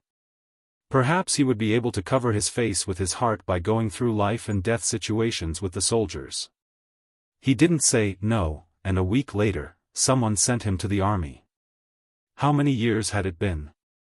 It had been 8 years since he graduated from medical school when he was 19 years old, and now he was 27 years old. It had been so many years, but he had never thought of leaving the army. He had never thought of going home. The figure in front of him was so lively, so loyal, so why should he leave? This was his comrade. His comrade who had gone through life and death with him. After folding his arms, K7 stood far away. Looking at his comrades hugging each other, there was a smile in his eyes. Then, there was a smile on his pale face. In the end, his lips, which were rarely curved, were raised high. He walked very quickly, as if he was chasing after something. When he walked in front of a member of the Storm Commandos, he suddenly reached out and hugged him tightly. "See you next time, brother." It was the most common farewell hug, but the Snowfield Brigade members who saw it looked as if they had discovered a new continent. They stared at K7, who had never hugged his comrades before. The one who was hugged was Whale. He didn't know about K7's personal situation and habits, so he hugged him back and said, of course, of course." When he let go, the big smile on his face really blinded the eyes of his teammates in the Snowfield Brigade. His bad habit was gone. He could even hug his comrade. Fuck. When did it get better? Why didn't they know?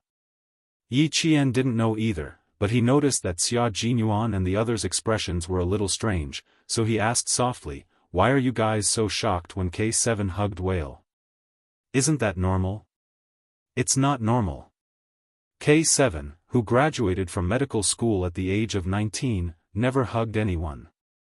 It was the same in the army before, and it was the same in the Snowfield Brigade. He has a psychological trauma, so everything is normal except for hugging, Xia Jinyuan explained in a low voice with a smile. He took this step, which means that he has overcome his psychological trauma. Hearing that, Yi Qian thought about it carefully and realized that K7 had never hugged his comrades before. Then, he saw him hug his comrades from Storm Commandos one by one. Yi Qian was very happy.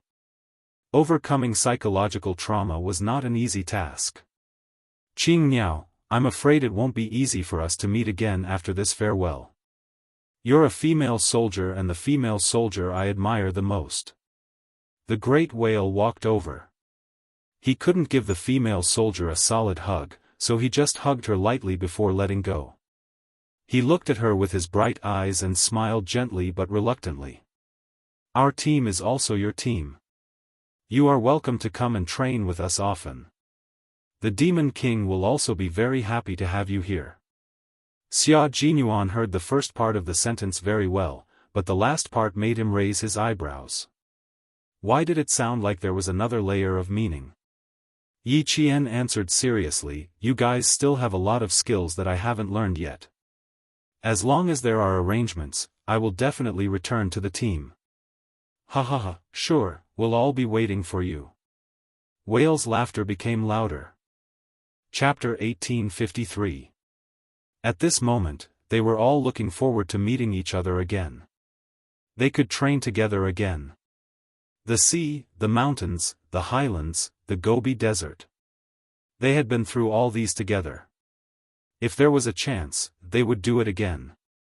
Big Whale did not know about the relationship between Yi Qian and Xia Jinyuan. Now that the training was over, there were no rules between them. Seeing that she agreed readily, he raised his voice and shouted at Li Jinyan, "Captain, do you really like Yi Qian to come over?" His voice was loud and penetrating. With Big Whale as the center point, it spread in all directions. Basically, the members of both teams could hear him clearly. Big Shark, who knew a little about the situation, raised his hand and rubbed his forehead. Big Whale, you're trying to steal Xianxia away in front of Q King. You're really bold. When the members of the Storm Commandos heard this, they immediately laughed and continued to tease him. Of course our captain likes her. Big Whale, do you still need to ask? Look at how well they complete their cooperative training every time. Look at how good their chemistry is. How much do you like her to be able to cooperate so well? Meanwhile, Major Xia finally understood that these water ghosts had the same thoughts.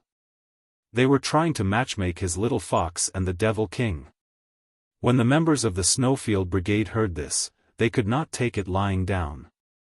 Brother, you're not being very nice. This is a female soldier in our team.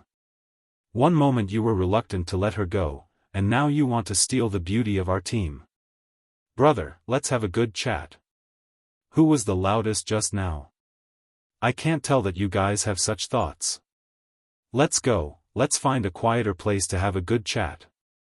The people who said this were the members of the Snowfield Brigade who were unaware of the situation. The few who knew, such as G3, J5, Z7, and the scout, young Sparrow Hawk, were already looking at their Q King sympathetically. How pitiful. His girlfriend was stolen from him, but Q King could not do anything about it. Z7 was different from the others. He loved to watch the drama unfold. At this moment, he was enjoying the change in Q King's expression. That's right, he was enjoying it because he was jealous that Q King could see his girlfriend every day. How could Xia Jinyuan not know what his bad friend was like? He glanced at him, raised his eyebrows, and looked at Yi Qian. After a few seconds, he looked at Han Zheng again. This time, his gaze was somewhat provocative. His thin lips curled up slightly. Even his smile was so provocative. That smile really made one's heart itch. It was as if she was directly telling Han Zheng, "Don't think that you can see a good show from me just because of this. Give up." He must have suffered a huge blow. It's a little abnormal. After being provoked, Z7 muttered to himself. Then, his gaze landed on Yi Qian. Q King was so calm and could even reply to them with a provocative look. Could it be that he was not angry because of Yi Qian? Because Yi Qian would do something to make him happy, so he did not mind? Not angry at all? Z7 knew Xia Jinyuan well. After sorting out his thoughts, he immediately put on a straight face and pretended that he had not seen anything. J5 immediately walked over and said in a low voice, "Calm down. They don't know about your relationship with Xianxia. It's okay if they don't know. Don't get angry. Maintain your composure. Don't make things unpleasant." As a man, watching his girlfriend being paired with another outstanding man, as a man, he felt very embarrassed and aggrieved. Chapter 1854. It was indeed embarrassing to encounter such a situation, but Major Xia Jinyuan was not an ordinary person. Nothing that could make him feel awkward had ever happened before. If his girlfriend was to be mixed up with another man, it would depend on whether that man was interested or not. Li Jinyan did not have feelings for Yi Qian. Since he knew that, why should he jump out? Of course, the most important point was that his girlfriend did not have feelings for another man. All in all, there was no need for him to jump out. He would only feel awkward if he jumped out. He would make everyone feel awkward and Little Fox would not be able to get out of this embarrassing situation. It did not matter if he was embarrassed. He was a thick-skinned man after all. However, this matter had to be resolved properly. He did not want to make things difficult for Little Fox. As for himself, he was not angry. Other than feeling a little stifled, he was also a little worried.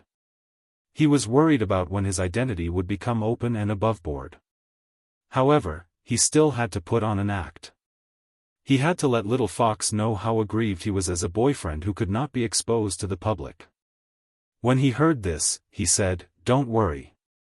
I still have some manners. The ignorant are innocent. When they find out one day, I will find a way to talk to them about the past. We'll talk about it in the future. Bear with it for now," J5 said and felt like laughing. You have to understand that the rarer something is, the more valuable it is. What's more, Xianxia is extraordinary. Her talent and appearance are top-notch. The hormones in a man's body will cause trouble, and he will more or less have some fantasies about her. Cough, do you want to take a breather now? Major Xia felt that his comrade was too good at backstabbing him. He had not thought of anything else, but his comrade had thought of everything. What did he mean by, more or less fantasize about being with her? You're not here to comfort me so you can stab me a few times, right? Major Xia stared expressionlessly at his comrade who was trying hard to hold back his laughter. Fantasize about being with her? If you said, fantasize about being with a girlfriend like Xianxia, I might be able to accept it. When J5 heard this, he laughed and patted Xia Jinyuan on the shoulder. He laughed so hard that his shoulders shook. I'm honest. I'm not lying. Please forgive me. An honest man can't go against his conscience and lie. It was good that she was not angry. He was really worried that a dispute would arise because of this. After laughing, J5 said seriously, but this also shows that as long as the two of you don't let the public know about your relationship, something like this will happen again. Q King, in my opinion, if you want to solve this problem, you should just ban the jokes between comrades. It doesn't matter to us guys. We're thick-skinned and flirty. She's a female soldier. If such jokes are made frequently, not only will it affect her mood, but it will also ruin her reputation. Yes, I'll make a statement after they leave. Xia Jinyuan, who had the same intention, nodded lightly. His gaze had already landed on Yi Qian. She still had to solve this problem herself. Due to his status, he had to wait for Demon King Li to make a statement first before he could stand up. Although the two teams trained together, they were two different teams after all. They had their own captains, so Li Jinyan had to be the one to stand up for the Storm Commandos. Xia Jinyuan, who was born in a military family, knew how to get along with his colleagues. He would not let himself make the mistake of overstepping his authority. Major Xia was also someone who would not let himself be taken advantage of. Since he wanted to let Yi Qian know that he was upset, his expression in the blink of an eye was so pretentious that even J5 silently distanced himself. As expected of a soldier king, he really knew how to act. Chapter 1855. Yi Qian, on the other hand, did not realize what Big Whale meant at first. It was only when she heard their banter that she realized what Big Whale was implying. She was not embarrassed. They were just joking, and no one took it seriously. She did not take it to heart, but what about her boyfriend? Yi Qian, who understood what was going on, immediately went to look at her boyfriend. When she turned her head, she saw her boyfriend, Major Xia, looking at her with an extremely resentful gaze. When he saw her looking at him, he even sighed heavily, looking like a resentful husband in his boudoir. Yi Qian felt her scalp go numb. Captain Xia, you are really not suitable to be a resentful husband. She still needed to comfort him. If she put herself in his shoes and someone else used him to make fun of other women, she would also feel uncomfortable. Although she did not have any experience in love, she knew that love was about mutual respect, putting each other in the heart, and always being considerate of each other. Moreover, although the members of the Storm Commandos were joking, this kind of joke should be prohibited. She did not like this. You guys are really bold. You even dare to make fun of your own captain. Your captain is not just anyone, he is the Demon King. I can already foresee that when you guys return, you won't be able to escape from dozens of nautical miles of armed swimming. As soon as Yi Qian finished speaking, all the members of the Storm Commandos immediately looked over. It can't be, right? It was just a joke. With one look, the bolder members were so scared that their hearts trembled. Their Demon King captain already had a cold face, but now he was so cold that his face was expressionless. Everyone knew that the expressionless Demon King was the scariest. Xia Jinyuan was already laughing. Dozens of nautical miles of armed swimming was not an easy task. They only knew about Little Fox's abilities and character, but they did not know that Little Fox did not like to make such jokes, especially when it came to relationships. Li Jinyan's expression had already become extremely cold. He was a little lawless. There should be a limit to making fun of others. He walked to Big Whale's side coldly. Big Whale knew that he was in trouble. He lowered his head and immediately admitted his mistake. "I'm sorry, Captain. I was wrong." He had to admit his mistake immediately. Moreover, his attitude must be sincere. None of the members of the Storm Commandos saw this and immediately grabbed the neck of the comrade who had made a joke. "We're in trouble because of your foul mouths. I still had a few days off when I went back, but now, it's all gone."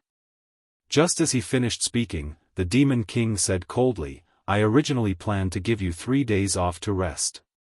Now it seems that there's no need for that. Go back and challenge the 30 nautical miles of armed swimming." He couldn't say too much, but the punishment was very clear. Whoever dared to make such a joke again would be severely punished. All the members of the Storm Commandos stood straight and accepted their punishment without any objections. Xia Jinyuan walked to his side and